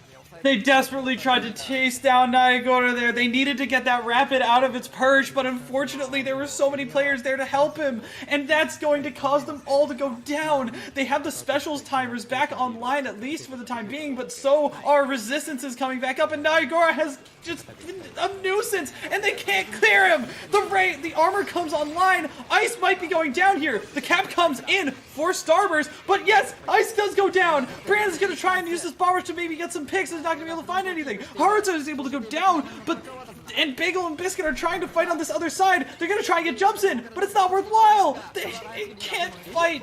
Every single time they just get cleared by Niagara. Yep, 15 KA and counting right now from Niagara with only 6 armors. You know a lot of this is dirty work, and look, he hasn't moved. The same plan every single time. We put one person up by car, we put one person there. Biscuit finally dives down and is able to get the pick, but at what cost here? They're able to take the zone, but that's not going to be enough here. They're going to need a full extended pick. Bran is going to dance for his life here, but it's not going to be enough. Too many members. Bagel tries at the start, and with all 4 of their members in the respawn circle, Starburst tournament run ends with an incredible performance by Resistance. Niagara with the counterpick weapon in this entire tournament. Nothing to be done against that Rapid Pro Deco. That was the counter pick ever, if I ever did see it. That was insane. And every single time that Niagara moved up, it was calculated to the point where they could not clear him. They couldn't. Every single time he moved up, he knew he was safe. He knew that he had the teammates behind him. He knew that he had the paint to just work around those ledges where he could jump up and peg shots towards Ice or whoever was there. It didn't matter if it was a frontliner. He could just back up and throw a wall. That's why wall is so good. That's why a double wall composition worked so well on this map mode, because of the tight corridors and because it's just so easy to navigate those with the wall. Oh my goodness, that was a insane play. And it's as a big fan of the Rapid Blaster in all of its variants, but certainly the Rapid Pro Deco. Like, that's a tall ask against players like this to be able to keep that pace on a map like that. But when you have the strength of an Niagara there, someone who has that listed as their top weapon here on their card, like, you know that it's going to be difficult to fight against. And the same strategy they were able to employ over and over and over again. There were so many scenarios where one just got chip damage down a little bit too much, another one maybe lost just a true engagement, a true fight, and then the other 2 members of Starburst just had to jump back. We saw that 2 or 3 times where there were 4 members, and then 2 got chipped down, and then the other 2 just said, well, okay, this isn't gonna work, we have to jump back and try again. A full set play scenario. And you know, they tried their very hardest, they worked in, but their last 2 or 3 caps were just pure desperation because they couldn't get in cleanly. And we're not necessarily in a chip damage era like we have been in the past. I know the chip damage era was one of the big things that started to slow down some of the dualies metas in the past, and it's just always been very difficult to deal with. But I mean, that's what it looks like when you have one of the best Rapid Blaster Pro players in the world. Like, that's how frustrating it can be. You feel like you aren't making that many mistakes, but you've already taken 70 damage, then a burst bomb comes in, you try to retreat, but that thing has lots of range, and you need full set play in order to take back against these teams. For real. It was a very nice try. It was a very, very nice try. And I think that everybody can appreciate what Starburst was able to do for the majority of that set, right? Like, there were so many opportunities. That Rainmaker Skipper game was so close.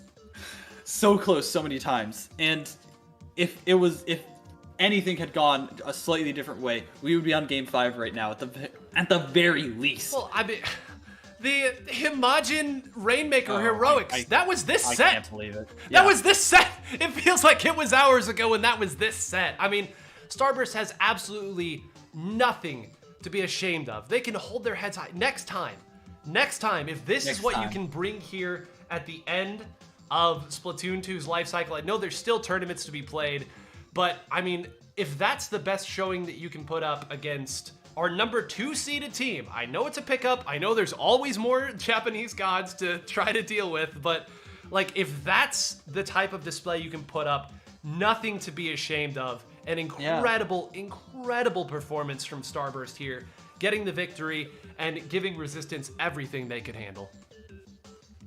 And it took everything. It really did. Resistance was pushed to their limit there. They just couldn't clutch it. It was just a couple of clutch situations, really. And that's the magic of these events, right? Is because the highest level gets pushed to their limit. You never see that. You never see Starburst get pushed to the point where they have to pull out every single stop and then fall short because another team is doing the same thing. Yeah, I mean, I do not know how many hours of Splatoon 2 I've commentated. It's a very high number. I don't know how many sets of Splatoon 2 I've watched. It's a higher number. I am not exaggerating in the slightest when I say I've never seen anybody do what Himajin had to do in order to win that Rainmaker game. Yeah. I've never seen it in my life. I have been doing this for so long. This is my passion. I've never seen it. And that's what it takes to beat Starburst. Like, that was what it took in this set, in that moment, on that game. And anything less would have been insufficient. Like, it's just unreal. And, like, I'm so giddy. I'm so excited here. This is why, like, to get on my soapbox here, when people say that the game is dead, the game is boring, like, come on, man. Watch this set. Watch what happens when the great ones battle. Yes, exactly. When the best of the best come together, when we see the passion of scenes like the folks at Area Cup have been putting on, like, that is when things really get hype. Oh my goodness. And I really hope that something like this happens again. I hope that every year, even if it's not run specifically by the same people, we can have these international competitions again, because it's something that has been so missed from the scene. It really has. And take a breath, Magic. We have one more set. Our final set, our top 2 seeds.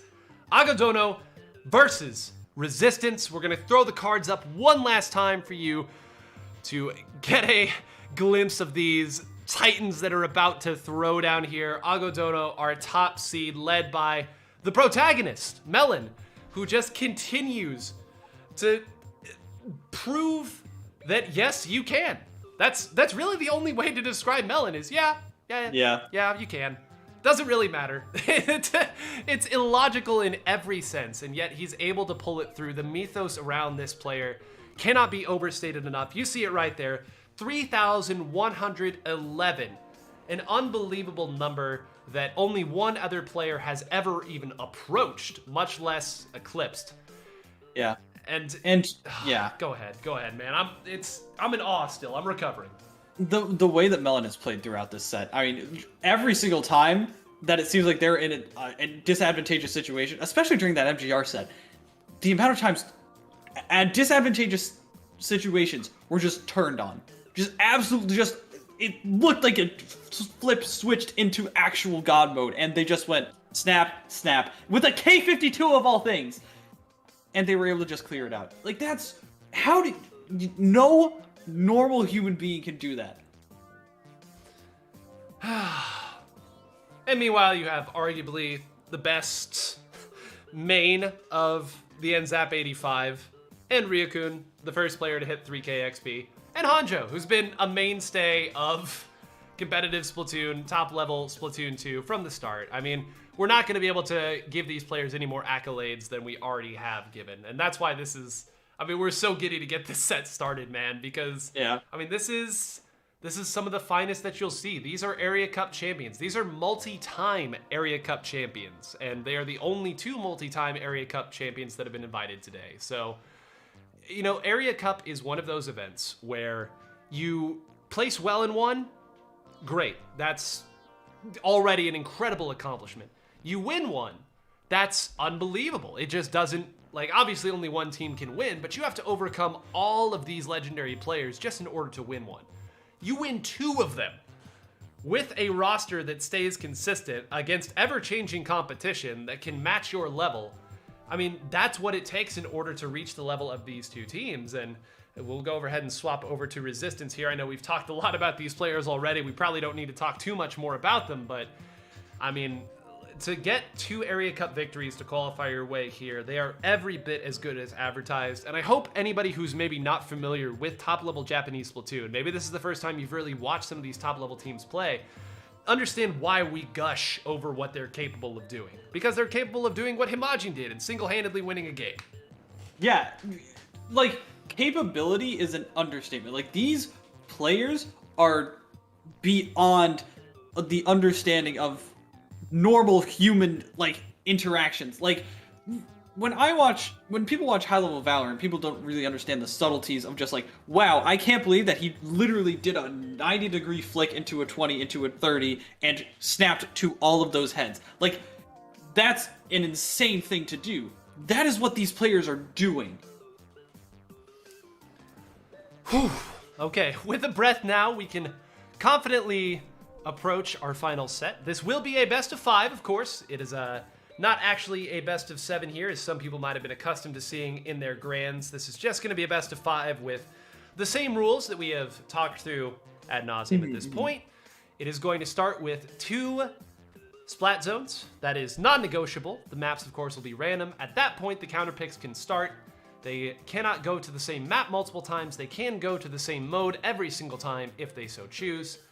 So we will wait and see what they are going to pick here, what they are capable of. And we have our teams already getting ready to be set here, Magic. And man, if your voice isn't dead already, you just got to dig deep, my friend. You got to find a little bit more here at the end for these final games. I made sure to pour not only my water bottle filled with water, I made also to pour like 2 extra cups, so I'm currently on the first cup. I might clear the second one, we'll see. Well, if this set goes the distance, it will indeed, and man, there is no rest here. We are going right back to the same place that we were just at, so, you know, this could be really interesting here. Is it going to be the exact same comp from Resistance? That's something, I guess, worth talking through and worth considering here. Was that something strictly there for Starburst, or is it really the guns that they're going to go with? Meanwhile, at the top, Melon and Ryukun have not quite chosen what they want to pick yet. But man, I mean, to see Starburst versus Resistance on this map, and now we're going to just get to see Agadodo versus Resistance on this map right back to back. You couldn't ask for anything better, man. This is going to showcase the difference in how these teams play. And if, like, I can just imagine the Agadodo VC right now, where they're trying to like hype themselves up, or like maybe just whatever pregame ritual they're doing right now, because you know Melon and Ryukun are going to pick like pretty standard weapons. I doubt they're going to be picking anything crazy, but they're going to be taking that breath because this is grand finals. This is grand finals of the World Championship, the first international tournament in who knows how long, and it is going to be these two teams. These 8 players are going to come out and give it their all. I hope everyone's ready. Ready, go, indeed. And it is going to be the same comps coming out. Nayagota going to be going with that same thing in the same opening here as the camera immediately snaps over to it. Thank you, cameraman. You knew what we wanted to see here. And look at that. Immediately, Nayagota and Melon run into each other. The Giant's already punishing, and it's going to be Nayagota who gets the first blow here. It's going to be some early points. You can see they're already diving back down. Hanjo going to have to back up. And how's that for an opening statement, Magic? Oh, that's everything that you need to see. And Melon ends up going down again, actually. Ryuku's just kind of standing over here trying to fire at 3 different people. A 2v2 situation at the very least because of a crazy play by Hanjo. But this is looking like Agodono is at least on the back foot for the time being. They finally got their footing, it seems like. But every time they go around, it seems like one more gets picked off. Melon, you can't stand there. Nayagora is going to be there pinking you every time. And this is already looking so bad for Ryukun. There's so many people. Finally, they hop on top of Nayagora, and they're going towards the zone. But Reimaru and Himajin have something to say. They do indeed, and that's something to say is, hey, can we please continue playing the game right now? This is going to be an awkward angle. Yeah, Melon's not even going to be able to throw that at the zone here, trying to go ahead and get another pick. Meanwhile, the bridge is being attacked by Himajin. Melon has to rotate back here, and now Melon is finally able to take that bridge and move through as the other members start to focus on Melon. It does look like they were able to go in and crash, and finally, just like that, they've turned it back, and throughout all of that, I would call relative control by resistance, they were not able to put up that many points. Yeah, it seemed like every time the Agodono was going towards the zone and at least keeping at least a little bit of it painted, putting missiles, putting booyahs on it, and making sure that they wasn't that much of an advantage they were getting hold of. Although, at this point, it seems like this is really an ink bath, to put it lightly. Every single time they come out of the gates, they are swinging, and every time it ends in a disastrous result. Look at how much blue there is on the map already, and this is exactly what happened when Agodono took hold. These are such clean holds from these teams.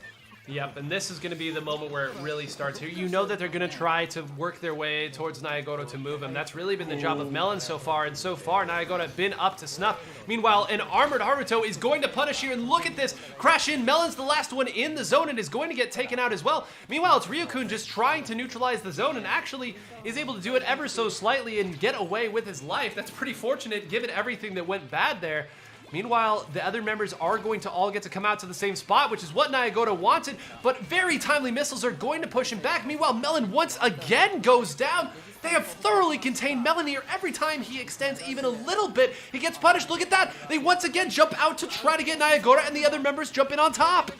The bait and switch playstyle. This is what people have been preaching for years. This is what FLC has been preaching for years. The bait and switch playstyle is so impressive, and Nayagora backs up consistently every single time and has somebody ready there to switch out and get the pick. This is so clean from Nayagora every single time. You think that he's in a precarious situation, backs up perfectly, has someone there, and even when missiles are on him, even when things are looking very dire, they know exactly when to move in and move out. And look at this, a mid-game shuffle here. Now, instead of having Melon be the one that tries to take bridge, they have Melon come from the other side, and it looked like it did buy them a little bit of space on the bottom here, but that means they're going to have less forces to go up on the bridge. You see a couple people booyahing up there. I have to imagine there was a bloodbath, and it does look like Melon has moved over here. Oh my goodness, everybody hiding in the walls. Melon's still up, and Reimaru finally going to punish him here. They are going to lose the zone there, but that's still 3 members up, with the 4th one coming back in assistance. Nayagota going to get another punishment here, and they have been willing to give up the zone ever so slightly here because they really haven't lost the speed of this game and the flow of the game.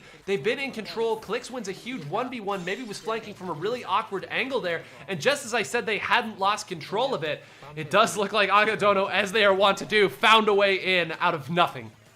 But look at, this is such a great point that for the Rapid Blaster Pro Deco because nobody is usually able to clear this spot on the side of when you're trying to push back in. But Naigora just decide, yeah, this is the spot that I want. No! I'm gonna dance around you. I'm gonna take it down, Ryukun. I've got this one on lock, and I know my teammates are gonna get the zone. This is going to be my spot. You can't sit there, even with armor, even when you have all the paint around you. I'm going to clear you. And Naigora comes up huge to be able to put this one away, it looks like. Rapid Pro Deco loses that matchup 99 times out of 100. The one time it's Naigora, of course it's Naigora. Melon trying to make an incredible miracle play here. It's not going to be enough. You can see there's still control from Resistance, and First Blood goes to Resistance here. Naigora, an immovable force, and when he needed to come up with a huge play, is able to. And an emphatic victory here at the start. Clicks with the huge flank to open up what looked like a really, really good lockout opportunity, and a situation that I started by saying, uh-oh, because I thought that Naigora overextended there into an armored Ryukun. Are you kidding me? And Ryukun has been so slippery all day. Every single time we see him in these crazy situations, ends up just slipping by whoever comes find him. We saw it with Pineapple. We saw it with Yorza. But this time it ends up not going in his favor because he couldn't slip away. He couldn't dodge around. And Naigora just trapped him. Game one. Game one. That was the first. And to be fair, the dice rolled in favor of Resistance, I feel like. They had just played on that map. They had the composition that they knew worked already because they had tested it on Starburst. Let's see what Algodona could do on something like Skipper. Snapper. My bad. It's okay. I've done the same thing. Too many stages in this game start with S. It's alright. Yeah, that's fair. Get mixed up eventually, but I really, it's crazy to think that, and I can't believe I'm actually saying this, I hope that they pick Splat zones every single game. And I am a proponent of multi-mode tournaments and multi-mode sets, but I mean, the way that they play this and the way that these teams are able to, mid-game, trying to come up with different strategies, different ways to attack. That big push there, we kind of called it out. Instead of having Melon be the one that attacked Bridge, they had other people attack Bridge while Melon worked off of the bottom side. And then where did Naigora come the next time that he attacked? Because it wasn't on the spot that he usually does. You were calling it out there. He's at the spot that the Rapid Pro is able to make it use. Now he goes on the left side the next time instead of coming from the right like he had done so often, or going over the bridge like he had done so often. And it's just these mid-game slight changes. And of course the execution that has to follow, but you know, if you do the same thing every time, the opponent's gonna wise up to it. The opponent adapts, well, it's your turn now. Resistance up to the task. It is literally the mix-up, right? And that's how you have to play at these high levels. You can't be predictable, or else people are gonna catch your habits. People are gonna be able to pounce on you for it. Let's see if Algodono can make an adjustment, can make a mix-up that Resistance isn't seeing coming. They're gonna stick with their weapons. Naigora on the mini that we saw dismantle Starburst. Can they do it again? It's gonna be really interesting, and it's gonna be the Ray coming out here from Ryukun again, so not gonna be missiles, as many missiles coming out here. No. So Naigora gonna do this again. Call him out, call him out. Somebody please call him out. They have to see the paint. Yeah, okay. Yeah, okay, there it is. I was like, don't let this happen. Yeah, put that one to bed really quickly. And the Ray was able to get one as well here. So they are going to lose the zone here, but you have to imagine there's a pretty decent chance they'll be able to get something good here. Meanwhile, Haruto got a very quick pick here. If Haruto's able to find another one, this could be huge. 3 people shooting, and finally Haruto goes down. There was an opportunity there for Haruto to really, really give his team a good opportunity. Meanwhile, they once again know that Naigora's here. They're going to jump down on top. A very brazen attack. And it does look like that's a very dangerous Ray to be in. Ryukun, can you find a pick there? Melon comes over at just the right time to assist. Naigura's still able to get away. Ryukun doesn't have his main weapon back yet. Is finally able to get it. The wall is up. The fight is happening. It's so rare to see this kind of fight happening away from the zone in top-level Splat zones. But Resistance cleanly taking out those two. And now Naigura's going to have a real chance to make this flank here, because there aren't going to be many people here to stop him. No, but they finally get the bait and switch out. The suction bomb and the combination of the shots is able to take him out. And this is what I've been seeing Resistance and both Resistance and Agodono do immaculately, is they get a couple of shots in, and then they switch back, and then they turn back around. A bomb! A stray bomb from Ray Maru, able to take down Ryukun, have the Ray on the ready. That's going to be a huge special timer going down. And look at the positioning. Naigora is able to take one down this time. The flank works out, and it's going to be Ryukun trying to fight their way back onto this. Not going to be able to do so. Is Naigora not going to be able to take him out? They're going to get caught. Going to get what? The burst bomb! With the burst bombs able to come in, and now this flank is going to put so much pressure on the members of Agodono. Resistance is looking like they're in the clear. Resistance is looking like they have everything that they need. They've got the Booyah Bomb, they've got the paint, they've got the flank. Everybody needs to go now, or else it's going to be done. Ryukun is going to end up getting taken down. There's not enough paint on the map yet. Naigora has the missile, and it's not going to be the end just yet. Oh my goodness. And I mean, just the desperation there. I don't know how the other members were able to stay alive and be a relevant enough presence on the zone there, but they were. And this is one of those situations where you're like, man, I would love a big multi-view of every single player at all times here, because I mean, so many things there. From what we were seeing, Resistance played everything right, but apparently the other members did just enough. And you have to imagine that Hanjo, on this very steady K-shot, had a big part of that too. Meanwhile, look at this. Now they're chasing people down. The members of Resistance getting caught out and getting separated a little bit. They're going to have to come back together here. 30 ticks left here. Naigora is going to be able to build these missiles. Are they going to be able to dive in time? They've called him out there. There's the armor. Himajin got a little pressure. That's an awkward angle for Melon to have to use this at. This should be enough to take the zone. They're not going to be able to take over it. One falls in the water, and this is a delayed full wipe here. And that's an ugly wipe too. Nobody went down. Actually nobody went down, and that's massive. Himajin gets caught out a little bit by Melon, and Naigora's back on this snipe flank. It was very interesting. It looked like they had the specials up and at the ready to stop Resistance's push, but they didn't end up coming through. I didn't get to see exactly what had happened, but even that Booyah Bomb was not placed well from Agodono. And because of that, Naigora's going to switch their play. They're going to go towards the street here. And because of that, Melon's going to be caught in a very sticky situation. He's not going to be able to find the wall. You can't sit there when there's missiles coming at you and a burst bomb coming from the other side. Ryukun getting caught out here too by Naigora, and is going to dive back, and Naigora lives, and somehow this mini Splatling has been an absolute savior for this game. It's just too quick. What do you do against it? The wall finally comes out there. Very well placed by Melon, and Naigora maybe a little too heavy-handed here. They get the pick on Himajin clear as well. Melon finally saying, all right, I need to break this game open here. Chase down here. Is he going to go deep with Haruto by himself? This is a real question here, because you see Naigora's going to jump back in. Is Naigora going to be able to get the dive on a Melon? No, actually got caught out because Clicks rotated back. And now Himajin has an opportunity here to really break the game open. They probably saw where that was going here. The call out has been made. Ryokun's gonna fire, nothing gonna be had with this Ray. The big fight, this could be the fight that determines this entire game. Himajin's gonna jump out, no, not able to. The missiles are gonna be away from the zone. Melon's gonna crash in here. Is there any presence on the zone? Just a few more ticks, Magic. Ryukun takes out Naigora there. Ryukun takes out Naigora, and Rimar has to try and drive forward with this armor, and it's not going to be able to manage it. This is going to be Resistance going down to Agodono, and when it looked like they were so dominant, and suddenly, they were able to clutch it out and get it back. Agodono does this all the time, to the point where it was stunning last game where they didn't. And I know Melon at the bottom there of the KA, but really got the quick 2 picks that allowed that situation to really even start to form. And then at that point, there were just so many little fights, and the members of Agodono being willing to take true 2v1s and trust that their other 2 members could at least stall out the zone against missiles. And because so many of those fights were going on away from the zone, not a lot of the missiles contributed to painting it. There were just so many fights on the side, and of course that happens when you have a flank that's just perpetual there with Naigora there. But I mean, what an incredible response and execution there at the end. And of course we're going into game 3 with a set tied 1-1. What would you expect? Oh, I would expect nothing less. Both of these teams are playing at their peak. I feel it's so apparent in their play.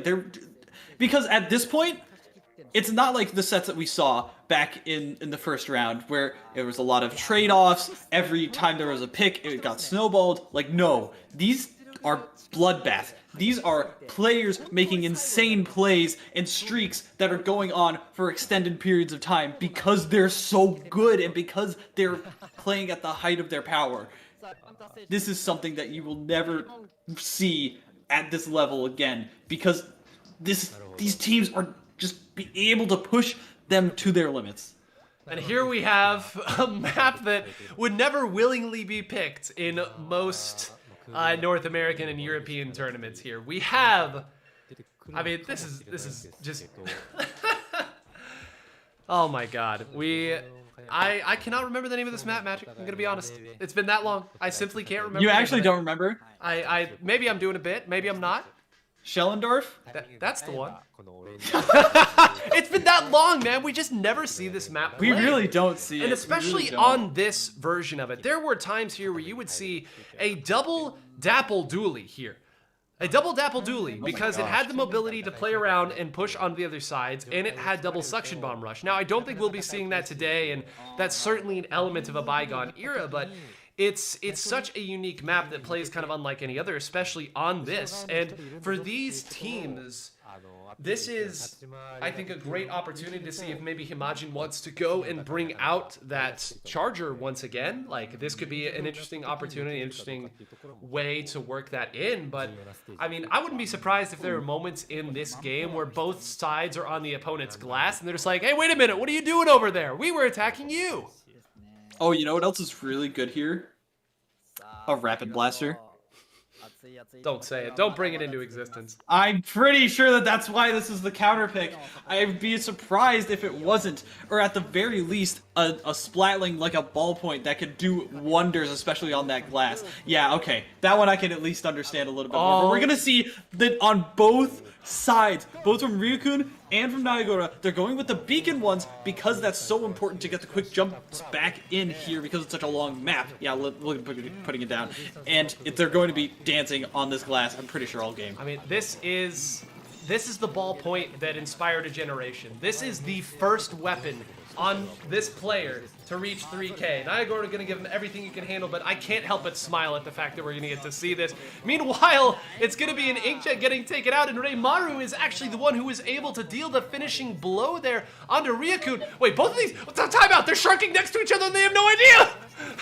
Wait, but Himajin knew that Clicks was there. Okay. That was so dangerous. But look at how Melon and Reimaru decided to switch to Inkjet weapons because both of them are good here. But I think that Reimaru picked this specifically because they knew the power of his Inkjet. Gonna be able to take down Nayagura here is Melon, and it's going to be the zone looking like it's gonna flip. Himajin goes down as well. This is such an interesting decision, right? Because it forces such a different style of play, especially with those Inkjets that are so powerful. And look at how quickly they're able to lock down that top left area 9. They are. They moved through there very quickly. I believe that was actually a wayward bomb that was able to get that pick. And, I mean, we're seeing Melon's T-Tech. We're seeing Ryukun go back to the ballpoint. Like, let it be. This is, of course, the stage that would be the one that would let all the fan favorites come out here. Anything goes. We got a little Star Fox 64 on the top there of the screen. Nayagura going to move back, and it's just enough to displace them to allow their own Inkjet to start to crash through here. They were actually able to pursue there for a delayed 3 down,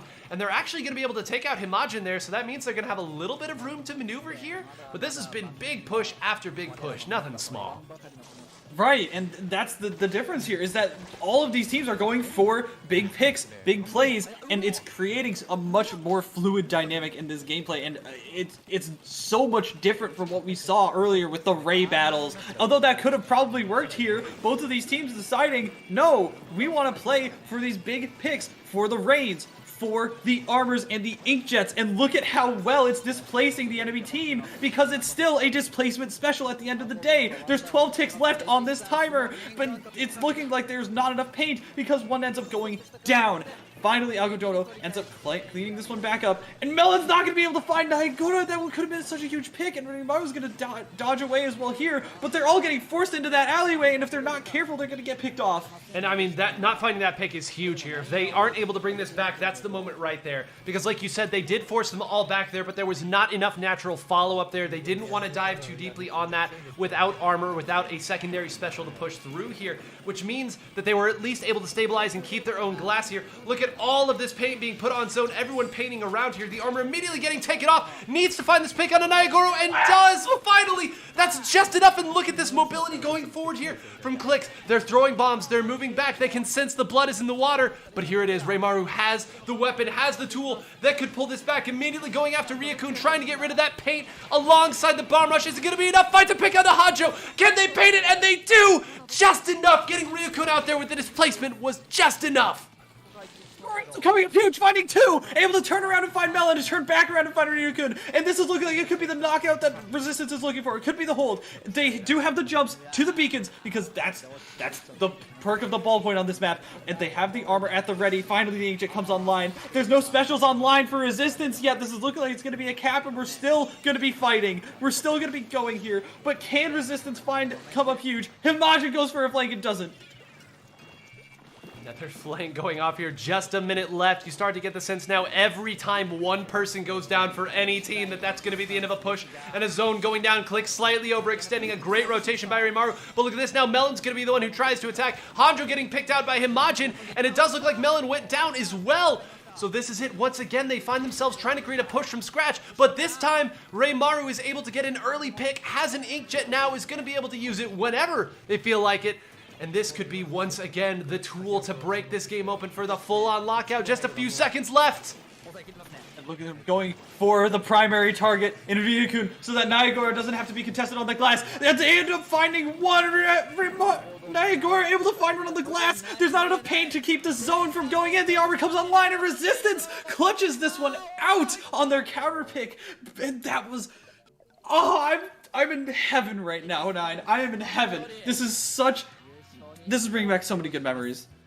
And Nayagoro's survivability was unreal that set. Every single time it felt like they put an attack on Nayagoro, whether it was their armored Ryukun or they would put Melon to attack him there, he was just able to survive just long enough. And I mean, that honestly felt like the difference. I mean, Ryukun wasn't necessarily going down a ton, but certainly that was the primary target, as you said, and they were able to make him almost ineffectual there on his weapon. That is his weapon. Yeah, that is his weapon. And yet, it was not enough over the course of this set. You saw both teams, their typical kind of frontliners that were moving in, could get one pick, and that was it. You would see one move in, they would get pounced upon, and if they tried to overextend to make it a deeper push or a fuller hold, there just wasn't enough room. And that's why these teams can be so tepid at times, not wanting to push in and really take the big holds, because that's all it takes. I'm not kidding when I said every single time one person went down on one side, I was like, okay, that's a zone flip. That's it.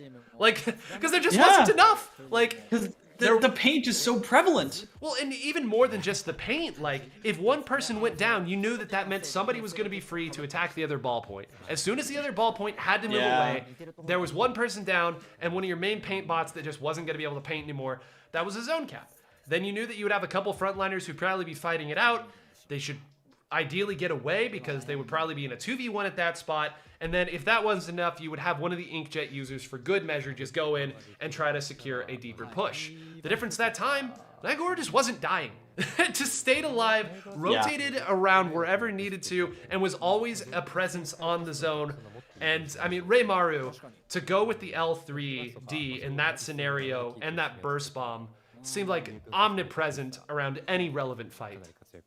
And I really think that, like, you know, people always talk about, oh, lethal bombs are so important, but burst bombs are almost more important, in my honest opinion. And from what we've been seeing throughout this entire tournament, the burst bombs from the C-Jets, from the splashes, from the L3s are so good at finding those last few chip damage points, finding those early openings, that it can paint a lot too.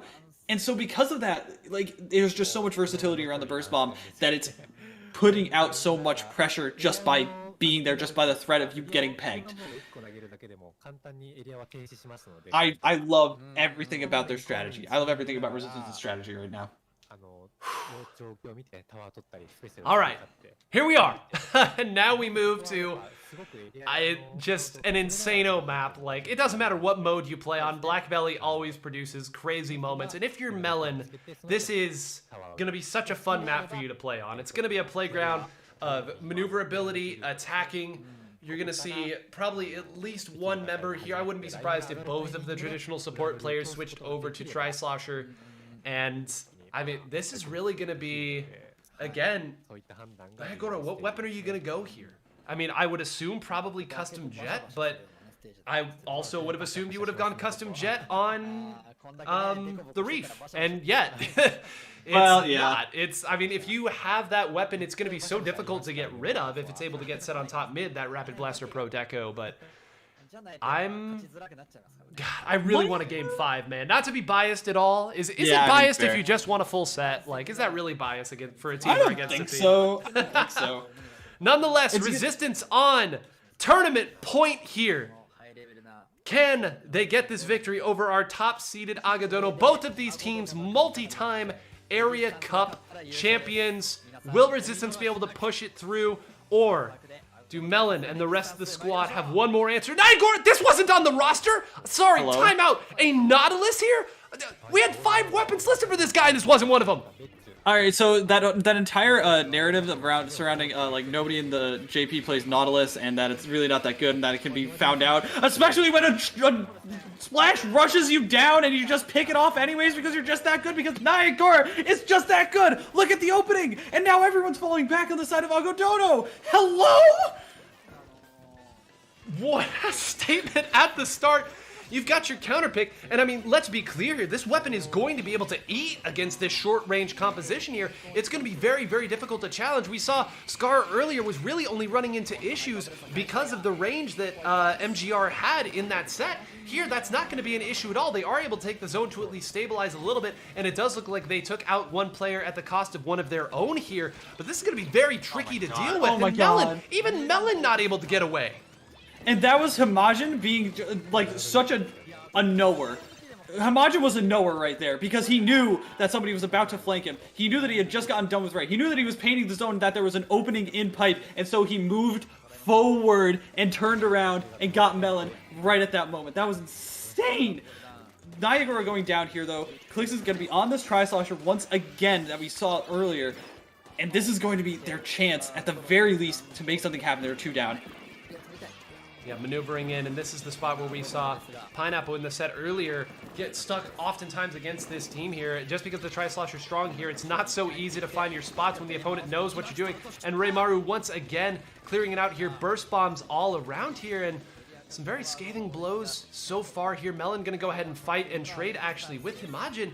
And what an incredible boon to have Himajin, your frontliner, who can switch back to a true backline and allow Nayagora to play what is truly meant to be a counterpick weapon on this. And now how are you supposed to deal with this weapon here over on this side? Yeah, turn back around. You come in out half-life. Sorry. Nah, not even you, Melon. Another person sitting down. Nah, get out of there. Come deal with it. Try it again, kids. Try it again. You can run around on this grating so that you can transfer over. Nayagora is so good at finding these crazy spots that are so hard to deal with. And because of that, is able to take over the game. And look at how these point sensors are going to make it really easy for when Himajin gets that ray to pick them off.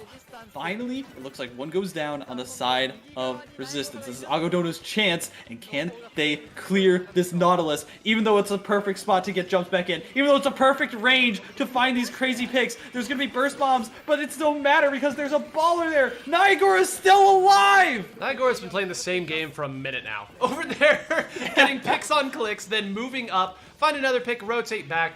The only saving grace for them is Blackbelly Skate Park, man. Ryukun has just been painting their zone right now, which is why even though they've technically been, I would say, losing this game for the better part of the entirety of it, they really haven't given up all that many points, and they certainly haven't lost it just yet. But Melon's having a really difficult time getting into the map here, and look at this, they finally managed to push them back, but the collapse isn't quite there yet here. This Ray's gonna have a really hard time finding anything, and Himajin immediately ready with the counter Ray. A huge Ray pick there from Ryukun is going to allow them to move forward, needs to find the pick onto Reimaru, and is able to through the armor. They're gonna be able to paint here, but they need to start the scoring now. Just 90 seconds left, and who else? Who else would flank? Nayagora once again.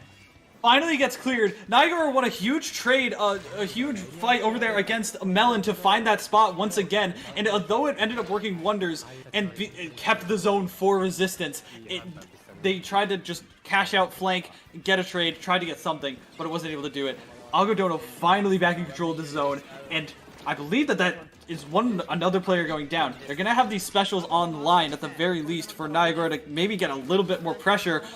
And of course, why else would you put Niagara there to just stay there, even when it's an isolated target, to just find picks every which way? I mean, now Haruto is going to be the one here flanking, and this is such a difficult weapon to deal with on the flank here. That's going to be one hit already, and Haruto is not going to be able to do it, and they're going to give up the zone, but you see nobody's gone down here on Resistance. As I said, Niagara finally going down. I don't even think he was able to fire at Melon. I think Melon just fired there knowing that it was finally going to happen. All the while, though, Haruto's going to be able to crash in, and they're not going to be able to create a sustained push. One of those burst bombs hit directly. He needs to be careful. He might be able to find a pick. Thank goodness the armor has come out, but the Ray is going to make it difficult, too. All the while, another 2 members have gone down here, and it's just because they've continued to rotate flanks with just 13 seconds left, Magic.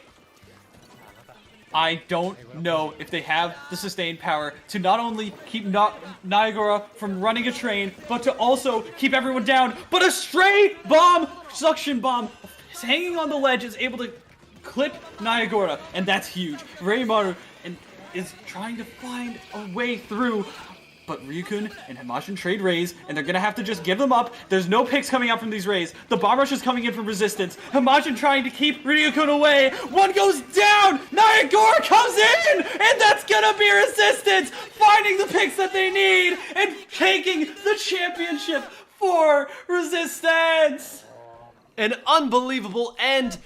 Agodono, as they've so often done, entering the overtime period with control, with a great opportunity, the timely raise, but above all else, Niagara with the very last game counterpick, a weapon that, admittedly, I haven't watched every game, but again, it wasn't on our list, and yet, I keep saying, and yet, they continue to find new ways to surprise us at the very end, and every single time something got started up for Agodono. Melon got a pick, Ryukun used that Ray to make an opening, somebody was taken out by Niagara, always on that side, and then finally when Niagara was not there, they were able to rotate over another attacker, and then finally when that attacker had been dealt with, who else but Niagara to jump in and secure the victory as Resistance is your Splat World Championship winner. I feel like we just watched the game evolve like 5 stages, right? Like the sets that we were seeing at the beginning of the day compared to the set that we just watched are just miles apart. And that's in probably the 8 best teams in the world right now playing against each other, and we just watched it evolved 5 times. We wanted a game 5, but to see that counterpick, and a full team counterpick, mind you, again, I want to reiterate, Himajin is a 3k XP frontliner. That's not to say that that's all that can be played, but with the tournament there for the taking, to be able to switch over to a custom jet, to allow your traditional backline main, a backline flex, to then go over to a Nautilus, and for that Nautilus to control the pace of the entire game. Again, it is execution, it's displacement, it's all of these things. But to have set play, to have comps for specific maps that you feel cannot be beaten, we saw it in their first set when they were able to do it on Camp Triggerfish. And here we are, the last game they played, no different from the first. They had a comp, they had a strategy, and they were able to thrust aside even the best that Agodono could throw at them. And this is a pickup. This is a pickup, and they were running set plays. They were running compositions that they could very clearly planned out, at the very least thought up in the 90 seconds beforehand, that they were able to come up with a strategy, a winning strategy against the best teams in the world every single time. V-Squeezer, V-Knots, V-Ballpoints, and everything in between. They were able to say, all right, I see the strengths and weaknesses here. This is why I'm going to play it. This is what I'm going to do. And we're going to clear them out. And almost every time it worked. I mean, if this isn't the send-off that you wanted for this game, I mean, if this doesn't burgeon your hopes for what Splatoon 3 can bring and how exciting this game, a game that many people feel has been solved, has reached the end of its life cycle. This is what it can still bring when you get these top teams together and push them to their limits. It's still so enjoyable. It's still so fun. This is what we love, man. We all fell in love with this game for one reason or another, but it always comes back to what teams and players are capable of when their best is required of them. And I mean, Magic, I could not have asked for a better partner here. You match the energy of this every single time. It's, you know, one of the big reasons I have so much respect for what you've been building as a commentator. And I mean, thank you so much for enjoying these sets with me. Thank you for having, like, I cannot express my gratitude in the time that we have here for bringing me on and for allowing me to scream at the top of my lungs during these sets. And thank you so much, Nine, for all you've done throughout this community, for as long as you've been a part of it, as long as you've been a pillar in it. And I'm sure everyone here can attribute at least starting to get into Splatoon and enjoying competitive sets because of you. So, thank you. So, just as I have been going crazy about this, the fun is not over yet, Magic, because Tic Tac has just DM'd me and informed me that we get 3 questions for the winning team, and he is going to translate it live here. Wow, okay. So goodness gracious.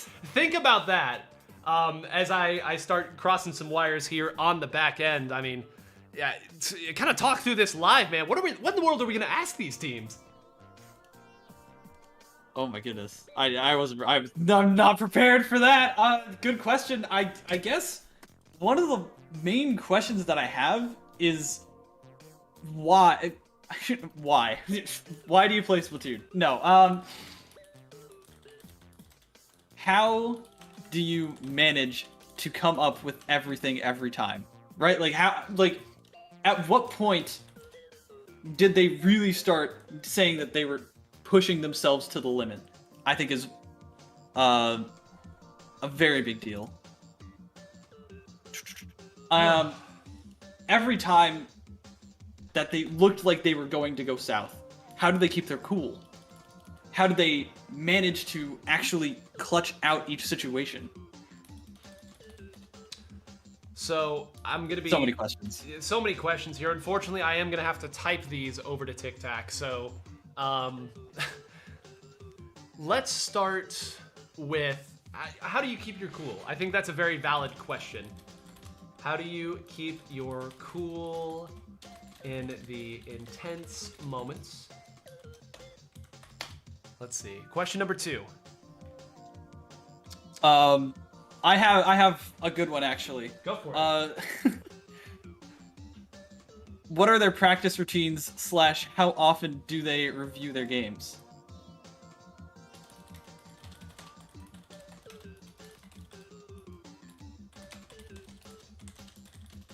Because that is fascinating to me because, like, you know, I feel like it's good to get that from the best team in the world. What do they actively do, right? Should we ask if they feel that... I would love to get a question in here about pickup culture, right? And pickup teams, but I'm not entirely sure how I want to phrase it. Should I just ask what do they feel the advantages of pickup teams are? Mm-hmm. So that's how I'm going to phrase it. So question 3, what do you feel the advantages of pickup teams are as opposed to static teams? Okay, there we go. All right, so Tic Tac is going to be translating that and sending it back to us? Yeah, Tic Tac will be translating that and sending it back to us. And as he's doing that here, just to buy a little time here for Tic Tac, who will be coming in and answering these questions, I want to, again, just run through all of the teams today and fully recognize them here. I'm going to be going in order of just their seeds here. This is not necessarily the way they finished. A lot of our teams technically tied. So, you know, that's just the way we're going to do it. So, team number 8, of course, is North America's own Starburst. So, congratulations again to Starburst for their incredible performance here today. Ice, Biscuit, Bagel, and Bran. I mean, to say that they were one or two mistakes away from potentially winning a set against the tournament victor is not an exaggeration. And, you know, I hate cliches as much as the next person, but I mean, really, that Rainmaker game that they played where Himajin clutched it twice. Like, games do not get closer than that in top-level Splatoon. But here they were. That's what it took. And, of course, they got their victory over Bougainvillea. In 7th, or I guess our 7th seed, we had Alliance Rogue, who put up a great fight against MGR here. Europe's Great Hope, of course, showed that they are still capable of battling it out against the very best. And I'm very much looking forward to what they're going to be able to bring here to Splatoon 3 and the rest of Splatoon 2's life cycle. And then, of course, the team that got here by way of Turf War here, Miracote, Magic, if you want to give some thanks to our players. I thank you so much to everyone that made this such an enjoyable tournament, because every single game was enjoyable. Every single game had its moments of intensity and hype and craziness, because a lot of these moments were just absolutely crazy. I am so hopeful for the state of this game because of the wonderful players that we have, always pushing each other and always pushing to compete at the highest level. Our number 5 seeded team, we had Bougainvillea here, who did go down to Starburst, which we, later identified is not bad at all here. Another very strong team. Riru living up to the billing there with huge plays that opened up both games. Of course, another incredibly strong team with some unique and interesting compositions on some very unique and polarizing maps here. They put up a great fight, and of course, all of these players are just going to be present here in Splatoon 3 and giving their best for the run back. Wonderful stuff from them as well. Again, living legends, literally, and for good reason. I'm at a loss for words. I wish that we could have seen more of them. Oh yeah. And it's really unfortunate that we didn't get to see much of them, although, I got to see more Starburst playing against Japanese teams. So, very selfishly, we were quite happy to see more Starburst, but I mean, that's that's how it goes, man. In all of the many cliches that are spouted, I think my favorite one is competition sucks, because, man, there's only one winner, and it's just such a cutthroat spot to be. We wanted to see all of these teams compete for more and more time, but unfortunately, that's how it goes. We follow rules around here, unlike this next team, Anarchy. Congratulations to Anarchy, our only team here from the Japanese side that is a true team that is stuck together here. Again, you talk about living legends here. Some of the very best champions of their weapons in the world, Rusu, Hidagi, Pineapple, and Dynamon here. You know that as soon as Splatoon 3 comes out, they're gonna all be looking for the next new weapon that they can pilot at a high level here. I'm sure the Range Blaster mains of the world are very hopeful that their weapon will be, as strong as it was in Splatoon 1 at a minimum. I don't know, I've seen some pretty ambitious wishes, but congratulations again to Anarchy for qualifying here. And we look forward to seeing what they'll bring here in the future, as we know they will. Oh, 100%. These players have not gone anywhere, and these players will not go anywhere. All of them are wonderful, and they ended up getting a crazy 2 games against Agodono, and that's all we saw. But Agodono ended up going the distance, right? So these players are still the stuff, but we just didn't get to see them today. Oh yeah, and that's the.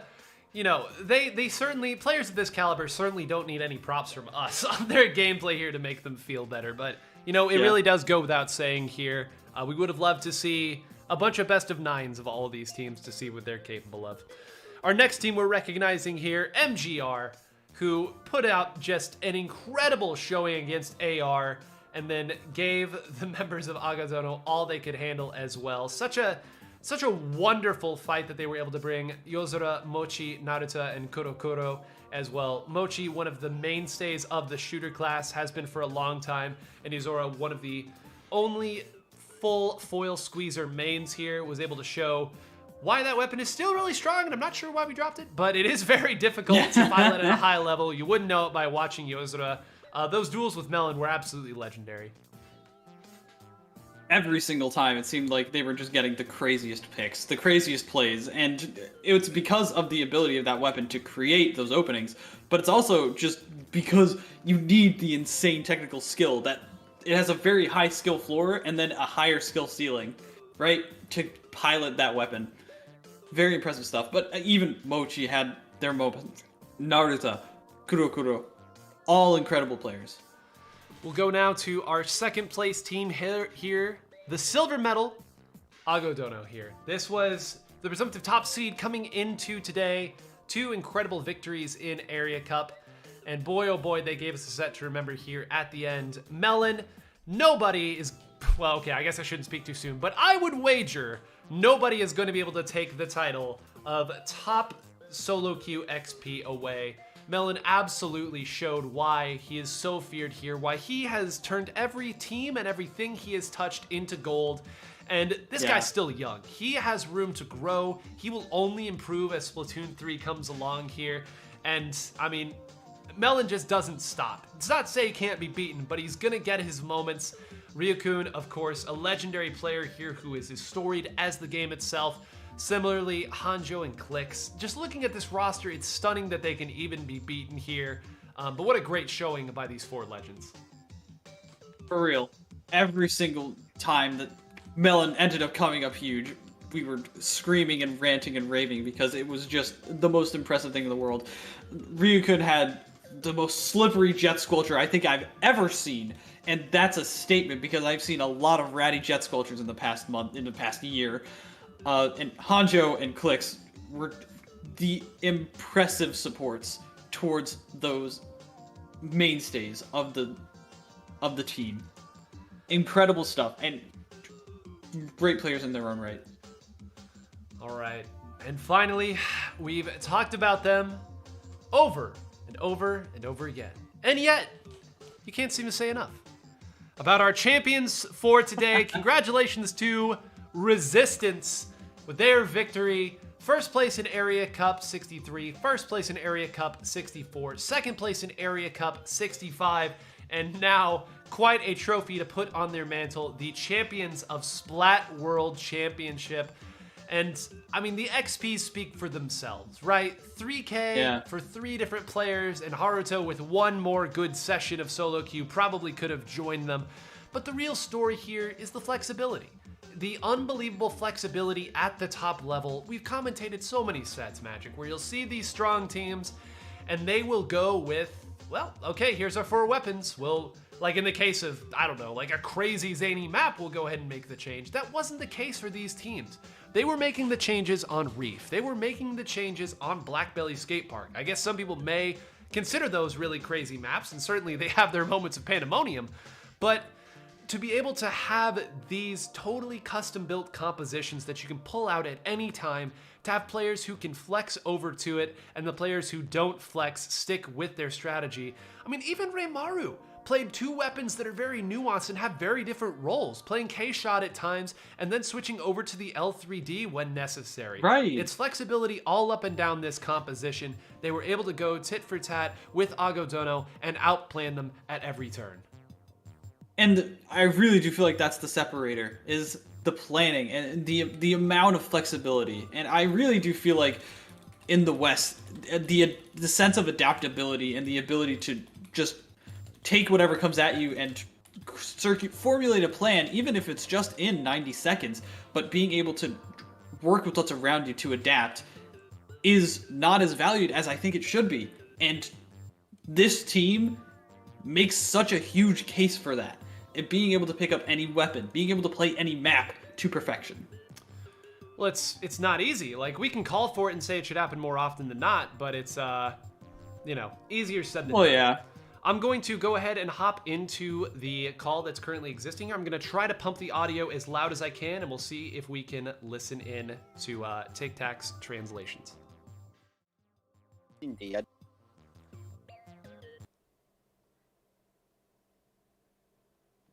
はしないかな。なるほど。あんまめちゃくちゃ考えてスプラトゥーンをやれてないから俺。そう結構感覚でやってるとこあるから、あれですね、結構見返したりはちょっとあんまりないかもね、自分は。人によってで違うのかな。ありがとうございます。はい。で、最後の質問なんだけど、海外は基本的に固定チームが多いねんけど、その日本はやっぱり固定は少ないので、なんか日本のまあ上位勢からしてそういう固定と固定じゃないところのどういうところが有利なのか、どういうところが不利なのか、まあ気になってました。ここら辺は誰かちょっと答えて、俺わからない。タルトとかヒマジンとか答えてください。不利のところいいですか？不利のところいいですかね。固定、はい、自分が思うにはやっぱ固定チームはまあメンバーが、まあ、ちゃんと4人固まってるんで、まあそれ一人一人の持ち武器がやっぱ回をですね、数を重ねるごとにやっぱバレるんですよね。はい。でそれでまあ、練習の相手の時が大会で相手になった時に、練習の時はその相手にめちゃくちゃ勝ってたけど、大会の時に逆にいつもの編成を対策されて、まあ、負けちゃうっていうことも、まあ、自分も結構あったんで、固定チームはもっと多いと思うんですよ。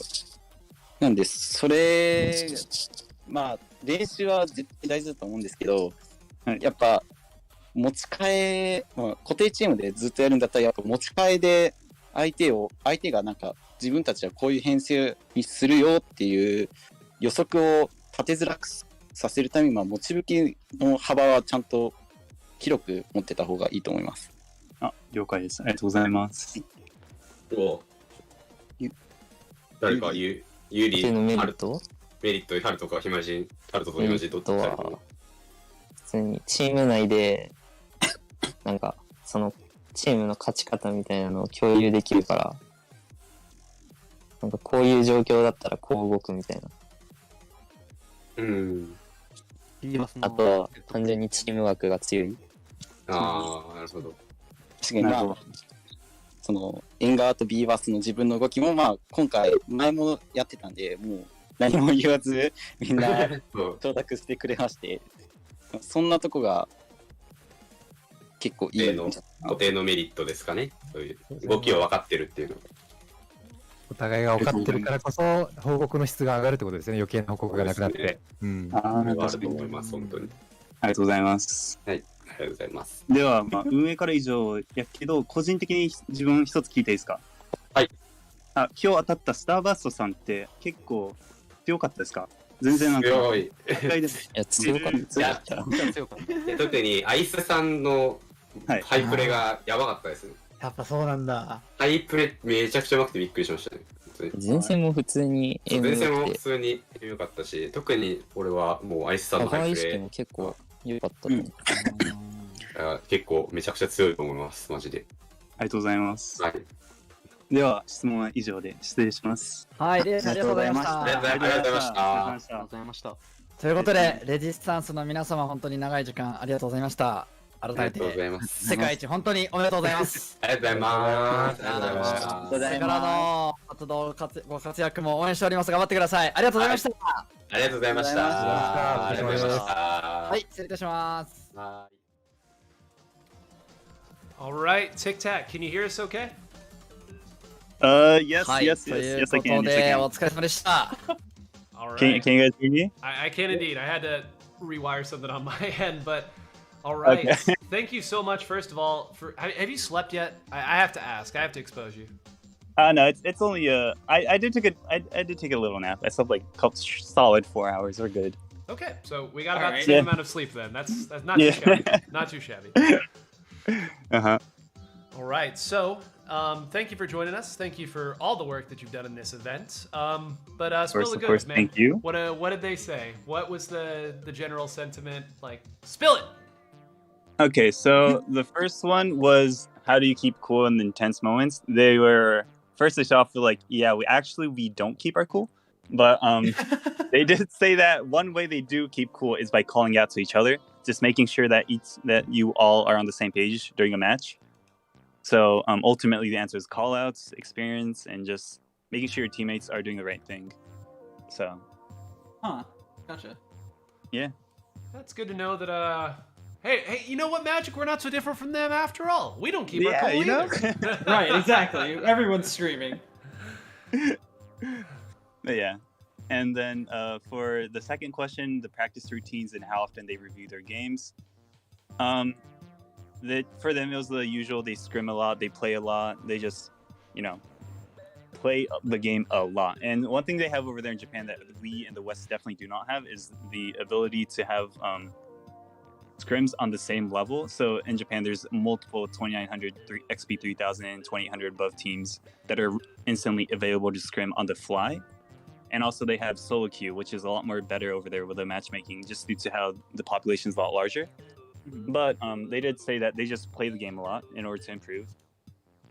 And one thing about whether they review their game is that a lot of them say that they actually do go back and review all of their losses, except for one player. I'm sorry, I forget who off the top of my head, but they did say that they definitely do VOD review. They try to find out the reason why they lost, and they always look back on their mistakes. Huh. Well, there you go, everybody. If the best Japanese players are not immune from VOD reviewing, then neither are you. Hit the books, everybody. You heard it here.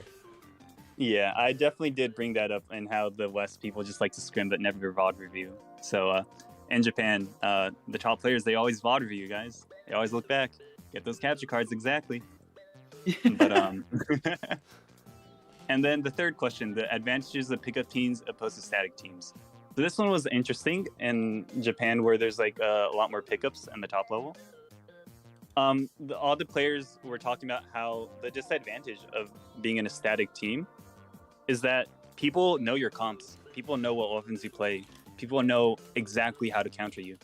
So players said that even though they were winning in scrims, the moment it became a tournament, their comp got countered, and then they ended up losing in the tournament.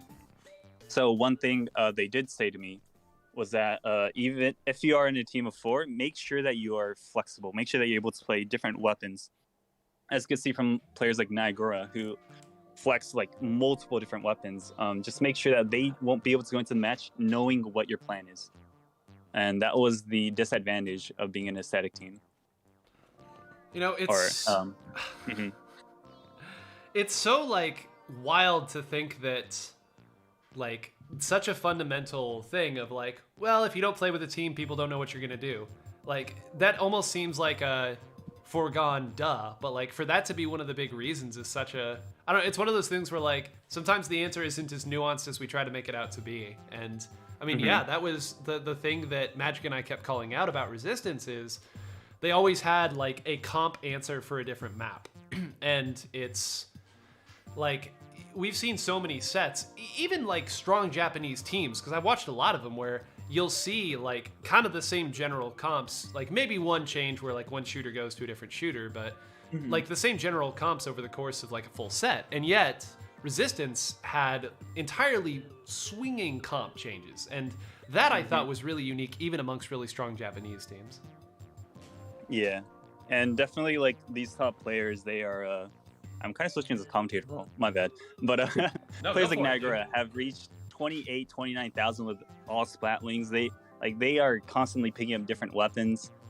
I was honestly surprised at how good Naigura's rapid was today. I was shocked when he just ran forward and just directed. Yeah. But yeah. I was just gonna say go ahead. Oh, that was definitely what they did try to say about being on a static team. It's very easy to get countered because everybody knows your plays. Everybody knows what comp you run. So just try not to fall into the trap of only having the same weapons every game. Man, that's an entire generation of rapid pros are like now going to start using the weapon again and picking it back up because of what Naigura was able to do against the best competition that can be found. So yeah. Were there any other kind of like jewels of wisdom? I know we weren't the only group that got to ask questions, so like anything else that you have, I'd love to hear. They actually did give a benefit of being on a static team. So they did say that you will become a lot more efficient, which of course you learn your teammates, you know what mistakes they do, you know what you don't need to call out to each other. So I did say that is the strength of being on a static team. So I think the ultimate team would be to have a static team of 4 people that can play every weapon. But you know, not everybody can do that. That's quite an ask. A static team of 4 that can play every weapon. Also at a 2900 level, if you must, 3K preferred. Exactly. But what else they were talking about, I'll be very honest, I may not have the best memory, but I will say they were talking about how like people like Naruga was focusing on like just in Japan they have a concept called heitogai, so you just buy attention basically. You have them focus on you, you bait them to you, and then you instantly punish the moment they overextend. And that is one thing that they were all focusing on. And that is a concept that we all should learn. Oh yeah, I also did add a personal question myself. I did ask how they thought of Starburst strength personally. And they all did compliment Starburst. They all said that they were definitely strong enough to like compete in Japanese tournaments. They all had huge compliments for Ice too. So yeah, I'm a lot more confident in the West's ability to compete against Japan. Wow, that's such a 180. That like right like 4-ish years ago, maybe even 3 years ago, like that wasn't the case. But that's really cool to hear now. I forget that 4 weeks ago. Tic Tac, I can't believe you've dropped your. This is your thing, man. This was your last mantle that you clung to here. Is I know you've always thought highly of the way that like FT1 and Starburst in particular were able to battle against these teams, but.